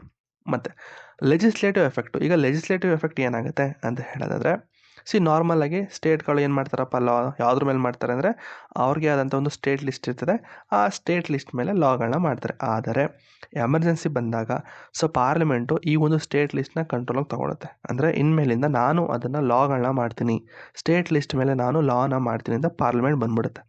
ಅಂದರೆ ಸ್ಟೇಟ್ ಲೆಜಿಸ್ಲೇಚರ್ ಇರ್ತದೆ, ಸಸ್ಪೆಂಡ್ ಆಗಲ್ಲ, ಇರ್ತದೆ, ಬಟ್ ಈ ಒಂದು ಪವರ್ನ ಪಾರ್ಲಿಮೆಂಟು ಕಬ್ಜಾ ಮಾಡಿಬಿಡುತ್ತೆ ಅಷ್ಟೇ, ಇನ್ನೇನಿಲ್ಲ. ಆಫ್ಟರ್ ದ ಎಮರ್ಜೆನ್ಸಿ ಎಂಡ್, ನೋಡಿ, ಅಕಸ್ಮಾತ್ ಎಮರ್ಜೆನ್ಸಿ ಎಂಡ್ ಆದಮೇಲೆ ಯಾವುದೆಲ್ಲ ಲಾ ಪಾರ್ಲಿಮೆಂಟ್ ಮಾಡಿರ್ತದಲ್ಲ, ಅಂದರೆ ಸ್ಟೇಟ್ ಸಬ್ಜೆಕ್ಟ್ ಮೇಲೆ, ಅದೆಲ್ಲ ಒಟ್ಟು 6 ತಿಂಗಳ ಗಂಟ ಇರ್ತದೆ. 6 ತಿಂಗಳಿಗಿಂತ ಜಾಸ್ತಿನೂ ಕೂಡ ಇರ್ತದೆ. ಅಂದರೆ ಇರ್ತದೆ. ಅಂದರೆ ಯಾವುದೆಲ್ಲ ಲಾ ಈ ಒಂದು ಎಮರ್ಜೆನ್ಸಿ ಟೈಮಲ್ಲಿ ಪಾರ್ಲಿಮೆಂಟ್ ಮಾಡುತ್ತಲ್ಲ ಸ್ಟೇಟ್ ಲಿಸ್ಟ್ ಮೇಲೆ, ಸೊ ಆ ಎಲ್ಲ ಲಾಗಳು ಎಕ್ಸಿಸ್ಟ್ ಆಗಿ ಒಟ್ಟು 6 ತಿಂಗಳ ಗಂಟ ಇರ್ತದಂತೆ. ಆಯಿತಾ. Next president can also issue the ordinance on state subject if parliament not in session. ಅಕಸ್ಮಾತ್ ಪಾರ್ಲಿಮೆಂಟು ಸೆಷನ್ ಇಲ್ಲ ಅಂತಂದರೆ ಪ್ರೆಸಿಡೆಂಟ್ ಅವರು ಸ್ಟೇಟ್ ಲಿಸ್ಟ್ ಮೇಲೆ ಆರ್ಡಿನೆನ್ಸ್ನ ಇಶ್ಯೂ ಮಾಡ್ತಾರೆ. ಆಯಿತಾ. ಆರ್ಡಿನೆನ್ಸ್ಗಳನ್ನ ಇಶ್ಯೂ ಮಾಡ್ತಾರೆ. ಆರ್ಡಿನೆನ್ಸು ನಿಮಗೆ ನೆಕ್ಸ್ಟ್ ಚಾಪ್ಟರ್ಲಿ ಗೊತ್ತಾಗುತ್ತೆ ಆರ್ಡಿನೆನ್ಸ್ ಏನು ಅಂತ. ಸೊ ನೆಕ್ಸ್ಟ್ ಚಾಪ್ಟರ್ ನಿಮ್ಮದು ಪ್ರೆಸಿಡೆಂಟ್ ಬಗ್ಗೆನೇ ಇರೋದು. ಸೊ ಅದ್ರ ಬಗ್ಗೆನೂ ಕೂಡ ಹೇಳ್ತೀನಿ. ಆಯಿತಾ. ನೆಕ್ಸ್ಟು 42ನೇ ತಿದ್ದುಪಡಿ ಪ್ರಕಾರ so these changes apply national wide. ನೋಡಿ ಏನೆಲ್ಲ ಒಂದು ಪ್ರೆಸಿಡೆಂಟ್ ಅವ್ರು ಏನು ಇಶ್ಯೂ ಮಾಡ್ತಾರಲ್ಲ, ಇದು ಆರ್ಡಿನೆನ್ಸ್ ಆಗಿರ್ಬೋದು ಅಥವಾ ಪಾರ್ಲಿಮೆಂಟ್ ಏನೆಲ್ಲ ಲಾ ಮಾಡುತ್ತೆ ನೋಡಿ ಸ್ಟೇಟ್ ಲಿಸ್ಟ್ ಮೇಲೆ, ಸೊ ಆ ಎಲ್ಲ ಒಂದು ಅಪ್ಲೈ ಅಂದರೆ ಏನೆಲ್ಲ ಚೇಂಜಸ್ ಮಾಡುತ್ತಲ್ಲ ಆ ಎಲ್ಲ ಚೇಂಜಸ್ಸು ನ್ಯಾಷನಲ್ ವೈಡ್ ಅಂದರೆ ಪ್ರತಿಯೊಂದು ಸ್ಟೇಟ್ಗೂ ಕೂಡ ಅದು ಅಫೆಕ್ಟ್ ಆಗುತ್ತೆ ಅಂತ ಅರ್ಥ, ಅಷ್ಟೇ, ಇನ್ನೇನಿಲ್ಲ. ನೆಕ್ಸ್ಟ್ ಫಿನಾನ್ಷಿಯಲ್ ಎಫೆಕ್ಟ್ ಅಂತ ಹೇಳಿದ್ರೆ ಕಂಪ್ಲೀಟಾಗಿ ಇಲ್ಲೂ ಕೂಡ same. So president can change how money is distributed between centres ಮತ್ತು ಸ್ಟೇಟು. ಅಂದರೆ ಹೇಗೆ ನಮ್ಮ ರಾಷ್ಟ್ರಪತಿಯವರು ಮನಿನ ಎಷ್ಟೆಷ್ಟು ಕೊಡಬೇಕು ಸ್ಟೇಟ್ಗಳಿಗೆ ಅಂತ ಅವ್ರು ಡಿಸೈಡ್ ಮಾಡ್ತಾರೆ. ಅಂದರೆ president can reduce or stop the financial transfer state. ಬೇಕಾದರೆ ಈ ಸ್ಟೇಟ್ಗಳಿಗೆ ದುಡ್ಡು ಕೊಡಬೇಡ ಅಂತಲೂ ಕೂಡ ಪ್ರೆಸಿಡೆಂಟ್ ಅವರು ಡೈರೆಕ್ಟ್ ಮಾಡಿ ಹೇಳ್ಬೋದು. ಆಯಿತಾ. So these changes continue until the end of the financial year. ಅಂದರೆ ನಾರ್ಮಲಾಗಿ ಏನು ಫಿನಾನ್ಷಿಯಲ್ ಇಯರ್ ಇರ್ತದೋ ಅಲ್ಲಿವರೆಗೂ ಕೂಡ ಈ ಒಂದು ಫಿನಾನ್ಷಿಯಲ್ ಎಫೆಕ್ಟ್ ಆಗ್ತಾನೆ ಇರುತ್ತೆ. ಅಂದರೆ ಈಗ ಯಾವುದೋ ಒಂದು ಸೆಪ್ಟೆಂಬರ್ಲಿ ಏನೋ ಒಂದು ಎಮರ್ಜೆನ್ಸಿ ಡಿಕ್ಲೇರ್ ಮಾಡಿದ್ದಾರೆ ಅಂತ ತಿಳ್ಕೊಳ್ಳಿ. ಈ ಒಂದು ಫಿನಾನ್ಷಿಯಲ್ ಎಫೆಕ್ಟ್ ಹೇಗಿರುತ್ತೆ ಅಂತಂದರೆ ನೆಕ್ಸ್ಟ್ ಬರುವಂತಹ ಮಾರ್ಚ್ವರೆಗೂ ಕೂಡ, ನಾರ್ಮಲಾಗಿ ಫಿನಾನ್ಷಿಯಲ್ ಇಯರ್ ಇಂಡಿಯಾ ಆಗೋದು ಯಾವಾಗ ಮಾರ್ಚ್ ಟೈಮಲ್ಲಪ್ಪ. ಸೊ ಮಾರ್ಚ್ ಟೈಮಲ್ಲಿವರೆಗೂ ಕೂಡ ಆ ಒಂದು ಫಿನಾನ್ಷಿಯಲು ಏನು ಪವರ್ ಇರ್ತದಲ್ಲ ಅದೆಲ್ಲ ಕಂಪ್ಲೀಟಾಗಿ ಪ್ರೆಸಿಡೆಂಟ್ಗೆ ಇರ್ತದೆ. Next such financial decision must be president in both the house of the parliament. ಅದನ್ನು ಏನು ಡಿಸಿಷನ್ ತೊಗೊಂಡಿರ್ತಾರೆ ನೋಡಿ ಪ್ರೆಸಿಡೆಂಟ್ ಅವರು, ಸೊ ಆ ಡಿಸಿಷನ್ಗಳನ್ನು ಕೂಡ ಅವರು ಪಾರ್ಲಿಮೆಂಟ್ ಮುಂದೆ ಇಡಬೇಕಾಗ್ತದೆ. ಆಯಿತಾ. ಇದು ಮೊದಲನೇ ಎಫೆಕ್ಟ್ ಆಯಿತು. Next effect on the life of Lok Sabha and state assembly. ನೋಡಿ ಅಕಸ್ಮಾತ್ ಎಮರ್ಜೆನ್ಸಿನ ಡಿಕ್ಲೇರ್ ಮಾಡಿದಾಗ ಲೋಕಸಭಾ ಟರ್ಮ್ ಏನಾದರೂ ಎಕ್ಸ್ಟೆಂಡ್ ಆಗುತ್ತಾ ಅಂತ ಕೇಳಿದ್ರೆ ಹೌದು, ಎಕ್ಸ್ಟೆಂಡ್ ಆಗುತ್ತೆ. ಅಪ್ ಟು 1 year ಗಂಟನೂ ಕೂಡ ಅವ್ರು ಎಕ್ಸ್ಟೆಂಡ್ ಮಾಡ್ಬೋದು. ಪ್ರತಿ ವರ್ಷನೂ ಬೇಕಾದ್ರೆ ಅವರು ಎಕ್ಸ್ಟೆಂಡ್ ಮಾಡ್ತಾನೆ ಹೋಗ್ಬೋದು. ಬಟ್ ನಾರ್ಮಲಾಗಿ 1 year ಮಾಡ್ಬೋದು. ಕಂಟಿನ್ಯೂಸ್ ಆಗಿ ಎರಡು ವರ್ಷ ಅಂತ ಹೇಳಿ ಒಂದು ಸತಿ ಮಾಡ್ಬಿಡೋಕ್ಕಾಗಲ್ಲ. ಸ್ಟಾರ್ಟಿಂಗ್ 1 ವರ್ಷ ಮಾಡ್ಬೋದು. ಅಕಸ್ಮಾತ್ ಎಮರ್ಜೆನ್ಸಿಲಿ ಏನು ಸ್ಟಾಪ್ ಆಗಲಿಲ್ಲ ಅಂತಂದರೆ ಬರೋ ವರ್ಷನೂ ಕೂಡ ಅವರು ಅದನ್ನು ಎಕ್ಸ್ಟೆಂಡ್ ಮಾಡ್ಬೋದು. ಆಯಿತಾ. ನಾರ್ಮಲಾಗಿ ಲೋಕಸಭಾ ಟರ್ಮ್ ಬಂದು 5 ವರ್ಷ ಇರ್ತದೆ. ಬಟ್ ಎಮರ್ಜೆನ್ಸಿ ಟೈಮಲ್ಲಿ parliament can extend the term of Lok Sabha by 1 year at a time for as long as emergency last. ಅಂದರೆ ಎಮರ್ಜೆನ್ಸಿ ಎಲ್ಲಿವರೆಗೂ ಇರ್ತದೋ ಅಲ್ಲಿವರೆಗೂ ಬೇಕಾದ್ರೆ ಅವರು 1 ವರ್ಷ ಅಂದ್ಕೊಂಡು ಎಕ್ಸ್ಟೆಂಡ್ ಮಾಡ್ತಾ ಹೋಗ್ಬೋದು. ಆಯಿತಾ. So however once emergency end the Lok Sabha term can be extend only for 6 more months. ಅಂತಂದರೆ ಅಕಸ್ಮಾತ್ ಎಮರ್ಜೆನ್ಸಿ ಎಂಡ್ ಆಯಿತು ಅಂತ ತಿಳ್ಕೊಳ್ಳಿ, ಸಡನ್ನಾಗಿ ಎಂಡ್ ಆಗೋಯ್ತು, ಅದಕ್ಕೆ ರಿಕವರಿ ಮಾಡ್ಕೋಬೇಕಲ್ವ. ಸೊ ಆ ರಿಕವರಿ ಮಾಡೋ ಗಂಟ ಬೇಕಾದ್ರೆ ಲೋಕಸಭಾನ ಮತ್ತೆ ಒಂದು 6 ತಿಂಗಳ ಗಂಟ ಎಕ್ಸ್ಟೆಂಡ್ ಮಾಡ್ಕೋಬೋದು. ಆಯಿತಾ. ಎಕ್ಸಾಂಪಲ್ ಹೇಳಬೇಕು ಅಂದರೆ 5th ಲೋಕಸಭಾದಲ್ಲಿ 2 ಸತಿ ಅದನ್ನು ಎಕ್ಸ್ಟೆಂಡ್ ಮಾಡಿದರು. ಓಕೆನಾ, twice. Okay. Next similarly state legislative assembly ಏನಾಗುತ್ತೆ ಅಂತ ಹೇಳೋದಾದರೆ ನೋಡಿ ಅದು ಕೂಡ 1 ವರ್ಷ ಕಂಡು ಎಕ್ಸ್ಟೆಂಡ್ ಮಾಡ್ಬೋದು. ಬಟ್ ಅಕಸ್ಮಾತ್ ಎಮರ್ಜೆನ್ಸಿ ಏನಾದರೂ ಸ್ಟಾಪ್ ಆದಾಗ ನಾರ್ಮಲಾಗಿ ಲೋಕಸಭೆಯಲ್ಲಿ ಎಷ್ಟು ತಿಂಗಳು ಆಗುತ್ತೆ, 6 ತಿಂಗಳ ಗಂಟೆ ಬೇಕಾದ್ರೆ ಎಕ್ಸ್ಟೆಂಡ್ ಮಾಡ್ತಾಯಿದ್ರು. ಯಾಕಂದರೆ ಸ್ವಲ್ಪ ಅವಾಗ ತಾನೇ ಎಮರ್ಜೆನ್ಸಿ ಇತ್ತು, ರಿಕವರ್ ಮಾಡೋದಕ್ಕೆ ಒಂದು ಟೈಮ್ ಬೇಕಾಗಿತ್ತು. ಸೊ ಹಾಗಾಗಿ ಲೋಕಸಭೆಗೆ 6 ತಿಂಗಳ ಗಂಟೆ ಎಕ್ಸ್ಟೆಂಡ್ ಮಾಡ್ಕೋಬೋದು ಅಂತ ಒಂದು ಚಾನ್ಸ್ ಇತ್ತು. ಬಟ್ ಇಲ್ಲಿ ಆ ಒಂದು ಚಾನ್ಸ್ನ ಸ್ಟೇಟ್ ಲೆಜಿಸ್ಲೇಚರ್ಗೆ ಕೊಟ್ಟಿಲ್ಲ. ಇಲ್ಲಿ ನೋಡ್ಬೋದು. But like the Lok Sabha the extension can't go beyond 6 months after the emergency ends. ಅರ್ಥ ಆಯ್ತಾ. ಓಕೆ. ನೆಕ್ಸ್ಟ್ ನಿಮ್ಮ ಒಂದು ಫಂಡಮೆಂಟಲ್ ರೈಟ್ಸ್ಗೆ ಏನು ಎಫೆಕ್ಟ್ ಆಗುತ್ತೆ ಅಂತ ಕೇಳಿದ್ರೆ ನೋಡಪ್ಪ, ಒನ್ಸ್ ಎಮರ್ಜೆನ್ಸಿ ಡಿಕ್ಲೇರ್ ಆಯಿತು ಅಂದ ತಕ್ಷಣ ನಿಮ್ಮ ಒಂದು ಫಂಡಮೆಂಟಲ್ ರೈಟ್ಸು, ಅದು ಕೂಡ ಆರ್ಟಿಕಲ್ 19 ಏನಿದೆಯಲ್ಲ ಫಂಡಮೆಂಟಲ್ ರೈಟ್ಸು, ಅಷ್ಟೂ ರೈಟ್ಸ್ಗಳು ಆಟೋಮೆಟಿಕಲಿ ಸಸ್ಪೆಂಡ್ ಆಗುತ್ತೆ. ಸೊ ಇದು as per article 358. As per article 358 ಏನು ಹೇಳುತ್ತೆ ಅಂತಂದರೆ ಒನ್ಸ್ ಎಮರ್ಜೆನ್ಸಿ ಡಿಕ್ಲೇರ್ ಮಾಡಿದ್ರೆ, ನ್ಯಾಷನಲ್ ಎಮರ್ಜೆನ್ಸಿ ಅಂತ ಡಿಕ್ಲೇರ್ ಮಾಡಿದ್ರೆ ಆಟೋಮೆಟಿಕ್ಕಾಗಿ ಆರ್ಟಿಕಲ್ 19 ಎಲ್ಲ 6 ಫಂಡಮೆಂಟಲ್ ರೈಟ್ಸ್ ಇದೆಯಲ್ಲ ಅದು ಆಟೋಮೆಟಿಕಲಿ ಸಸ್ಪೆಂಡ್ ಆಗುತ್ತೆ. ಇದಕ್ಕೆ ಯಾವುದೇ ಕಾರಣಕ್ಕೂ ಒಂದು ಫಾರ್ಮಲ್ ಅಂದರೆ ಪ್ರೆಸಿಡೆಂಟ್ ಅವರ ಒಂದು ಅಪ್ರೂವಲ್ ಏನೋ ಆ ಥರ ಏನೂ ಬೇಕಾಗಿಲ್ಲ, ಆಟೋಮೆಟಿಕ್ಕಾಗಿ ಆಗಿಬಿಡುತ್ತೆ. ಓಕೆನಾ. ಓಕೆ. ಇದರಲ್ಲಿ ಒಟ್ಟು ಫಂಡಮೆಂಟಲ್ ರೈಟ್ಸ್ಗೆ ಎಫೆಕ್ಟ್ ಆಗುತ್ತೆ ಅಂತ ಹೇಳೋದು ಯಾವುದಪ್ಪ ಅಂದರೆ 2 ಆರ್ಟಿಕಲ್ ಇದೆ, ಆರ್ಟಿಕಲ್ 358, ಆರ್ಟಿಕಲ್ 359. ಓಕೆನಾ. ಓಕೆ. ಸೊ ಮೊದಲನೇದು ಆರ್ಟಿಕಲ್ 358 ಏನು ಹೇಳುತ್ತೆ ಅಂತಂದರೆ ಒನ್ಸ್ ಎಮರ್ಜೆನ್ಸಿ ಡಿಕ್ಲೇರ್ ಮಾಡ್ತು ಅಂತಂದರೆ ನಿಮ್ಮ ಒಂದು ಫಂಡಮೆಂಟಲ್ ರೈಟ್ಸು ಆಟೋಮೆಟಿಕ್ಕಾಗಿ ಸಸ್ಪೆಂಡ್ ಆಗುತ್ತೆ. ಆಯಿತಾ. ಒಟ್ಟು ಎಷ್ಟು 6 ಫಂಡಮೆಂಟಲ್ ರೈಟ್ಸ್ಗಳು ಸಸ್ಪೆಂಡ್ ಆಗುತ್ತೆ, ಆಟೋಮೆಟಿಕಲಿ ಸಸ್ಪೆಂಡ್. ಆಯಿತಾ. ಸೊ ಇಲ್ಲಿ ಯಾವುದೇ ಕಾರಣಕ್ಕೂ ಸಪ್ರೇಟಾಗಿ ಯಾವುದೊಂದು ಆರ್ಡರ್ ಬೇಕಾಗಿಲ್ಲ, ಆಟೋಮೆಟಿಕಲ್ ಆಗುತ್ತೆ. ಮತ್ತು ಗೌರ್ಮೆಂಟ್ ಪವರ್ ಏನು ಅಂತಂದರೆ ಗೌರ್ಮೆಂಟು ಇಷ್ಟ ಬಂದಂಗೆ ಲಾ ಮಾಡ್ಬೋದು. So that can make law or take action that restrict or remove these rights without being challenge in court. ನೋಡಿ, ಇಲ್ಲಿ ಗೌರ್ಮೆಂಟು ಯಾವ ಲಾ ಬೇಕಾದರೂ ಮಾಡ್ಬೋದು. ನಿಮ್ಮ ಒಂದು ಫಂಡಮೆಂಟಲ್ ರೈಟ್ಸ್ ಅಫೆಕ್ಟ್ ಆದರೂ ಸರಿ, ಯಾಕಂದರೆ ಆಟೋಮೆಟಿಕಲಿ ಸಸ್ಪೆಂಡ್ ಆಗಿರೋದ್ರಿಂದ ಗೌರ್ಮೆಂಟು ತನ್ನ ಇಷ್ಟ ಬಂದಂಗೆ ಲಾನ ಮಾಡಬಹುದು. ಆಯಿತಾ. ಒನ್ಸ್ ಎಮರ್ಜೆನ್ಸಿ ಎಂಡ್ ಆದ ತಕ್ಷಣವೇ ಆರ್ಟಿಕಲ್ 19 ಏನಿದೆಯಲ್ಲ, ಇದು ಆಟೋಮೆಟಿಕಲಿ ನಿಮಗೆ ರಿವೈವ್ ಆಗುತ್ತೆ. ಆಯಿತಾ. What ever the laws made during the emergency that violate article 19 become invalid. ಆಯಿತಾ. ಏನೆಲ್ಲ ಲಾ ಮಾಡಿರ್ತಾರಲ್ಲ ಅವೆಲ್ಲ ಊಫಿ. ಅಕಸ್ಮಾತ್ ನಿಮ್ಮ ಫಂಡಮೆಂಟಲ್ ರೈಟ್ಸ್ಗೆ ಅಫೆಕ್ಟ್ ಆಗಿದ್ರು ಸರಿ, ಇದೆಲ್ಲ ಊಫಿ. ಮತ್ತು however action taken during emergency can not be challenge later. ನೋಡಿ, ಅಕಸ್ಮಾತು ಏನೆಲ್ಲ ಆ್ಯಕ್ಷನ್ ತೊಗೊಂಡಿದ್ರು ಕೂಡ ನಿಮ್ಗೆ ಏನಾದರೂ ಅಫೆಕ್ಟ್ ಆಗಿದ್ರು ಕೂಡ ಅದೆಲ್ಲ ಊಫಿ ಅಷ್ಟೇ, ನೀವು ಕೋರ್ಟ್ಗೆ ಹೋಗೋದಕ್ಕೆ ಆಗೋದಿಲ್ಲ. ಆದರೆ 44ನೇ ತಿದ್ದುಪಡಿಯಲ್ಲಿ ಏನು ಹೇಳ್ತು ಅಂತಂದರೆ, ಈ ಒಂದು ಫಂಡಮೆಂಟಲ್ ರೈಟ್ ಟು ಸಸ್ಪೆನ್ಷನ್ ಏನಿದೆಯಲ್ಲ, ಇದು ಬರೀ ವಾರ್ ಮತ್ತು ಎಕ್ಸ್ಟರ್ನಲ್ ಅಗ್ರೆಷನ್ ಇದ್ದರೆ ಮಾತ್ರ ಆಟೋಮೆಟಿಕಲಿ ಸಸ್ಪೆಂಡ್ ಆಗುತ್ತೆ. ಅಕಸ್ಮಾತ್ ಏನಾದರೂ ಎಮರ್ಜೆನ್ಸಿನ ಆರ್ಮ್ಡ್ ರೆಬಿಲಿಯನ್ ಅಂತ ಏನಾದರೂ, ಅಥವಾ ಇಂಟರ್ನಲ್ ಎಮರ್ಜೆನ್ಸಿ ಅಥವಾ ಇಂಟರ್ನಲ್ ಆರ್ಮ್ಡ್ ರೆಬಿಲಿಯನ್ ಅಂತ ಏನಾದರೂ ಡಿಕ್ಲೇರ್ ಮಾಡಿದ್ರೆ ನಿಮ್ಮ ಫಂಡಮೆಂಟಲ್ ರೈಟ್ಸು ಆಟೋಮೆಟಿಕಾಗಿ ಸಸ್ಪೆಂಡ್ ಆಗೋದಿಲ್ಲ. ಆಯಿತಾ. ಗೊತ್ತಿರಲಿ, ಆಟೋಮೆಟಿಕಲಿ ಸಸ್ಪೆಂಡ್ ಆಗೋಲ್ಲ. ಆಟೋಮೆಟಿಕಲಿ ಯಾವಾಗ ಸಸ್ಪೆಂಡ್ ಆಗುತ್ತೆ ಅಂತಂದರೆ ವಾರ್ ಮತ್ತು ಎಕ್ಸ್ಟರ್ನಲ್ ಅಗ್ರೆಷನ್ ಇದ್ದರೆ ಮಾತ್ರ ನಿಮ್ಮ ಒಂದು ಫಂಡಮೆಂಟಲ್ ರೈಟ್ಸು ಆರ್ಟಿಕಲ್ 19 ಸಸ್ಪೆಂಡ್ ಆಗುತ್ತೆ ಆಟೋಮೆಟಿಕಲಿ. ಆಯಿತಾ. ಓಕೆ, ನೆಕ್ಸ್ಟ್ ಇದು ಆರ್ಟಿಕಲ್ 19 ಆದರೆ, ಸೊ ನೆಕ್ಸ್ಟು ಆರ್ಟಿಕಲ್ 359 ಏನು ಹೇಳುತ್ತೆ ಅಂತಂದರೆ, ನೋಡಿ, 359 ನಿಮ್ಮ ಒಂದು ಫಂಡಮೆಂಟಲ್ ರೈಟ್ನ ಸಸ್ಪೆಂಡ್ ಮಾಡಲ್ಲ. ಅದು ಏನು ಸಸ್ಪೆಂಡ್ ಮಾಡುತ್ತೆ ಅಂದರೆ, ನೀವು ಕೋರ್ಟ್ಗೆ ಹೋಗ್ತಿರಲ್ಲ, ಕೋರ್ಟ್ಗೆ ಹೋಗೋದನ್ನೇ ಸಸ್ಪೆಂಡ್ ಮಾಡಿಬಿಡುತ್ತೆ. ಈಗ ನಾನು ಪ್ರತಿ ಬಾರಿ ಈ ಒಂದು ಫಂಡಮೆಂಟಲ್ ರೈಟ್ನ ಸಸ್ಪೆಂಡ್ ಮಾಡ್ತೀನಿ ಅಂತ ಹೇಳ್ಬಿಟ್ರೆ ಏನಾಗುತ್ತೆ, ಸ್ವಲ್ಪ ಜನಗಳಿಗೆ ಸ್ವಲ್ಪ ಇದಾಗ್ಬಿಡುತ್ತೆ. ಹೌದಾ. ಸೊ ನನ್ನ ಫಂಡಮೆಂಟಲ್ ರೈಟ್ನ ವೈಲೇಟ್ ಮಾಡಿದ್ದಾರೆ, ಅವರು ನನ್ನ ಫಂಡಮೆಂಟಲ್ ರೈಟ್ಗೆ ಅಫೆಕ್ಟ್ ಆಗುತ್ತೆ ಅಂತ ಹೇಳ್ತಾರೆ. ಅರ್ಥ ಆಗ್ತಿದೆಯಾ? ನನ್ನ ಒಂದು ಫಂಡಮೆಂಟಲ್ ರೈಟ್ಗೆ ಅಫೆಕ್ಟ್ ಆಗಿಬಿಟ್ಟಿದೆ ಅಂತ ಜನಗಳ ಮನಸ್ಸಿನಲ್ಲಿ ಒಂದು ಬಂದ್ಬಿಡುತ್ತೆ. ಆದರೆ ನಾನು ಕೋರ್ಟ್ಗೆ ಹೋಗೋದನ್ನೇ ಸ್ಟಾಪ್ ಮಾಡಿಬಿಟ್ರೆ ಏನಾಗುತ್ತೆ, ಅವ್ರವ್ರ ಫಂಡಮೆಂಟಲ್ ರೈಟ್ ಹಾಗಾಗಿ ಇರ್ತದೆ, ಅವ್ರ ಫಂಡಮೆಂಟಲ್ ರೈಟ್ಗೆ ಏನೂ ಅಫೆಕ್ಟ್ ಆಗಲ್ಲ. ನಾನೇನು ಮಾಡ್ತೀನಿ, ಕೋರ್ಟ್ಗೆ ಹೋಗಬೇಡಿ ಅಂತ ಆರ್ಡರ್ ಇಶ್ಯೂ ಮಾಡ್ತೀನಿ ಅಂತ ಹೇಳೋದೇ article 359. So what happens, the president can issue an order to suspend the right to approach. ನೋಡಿ, right to approach the court.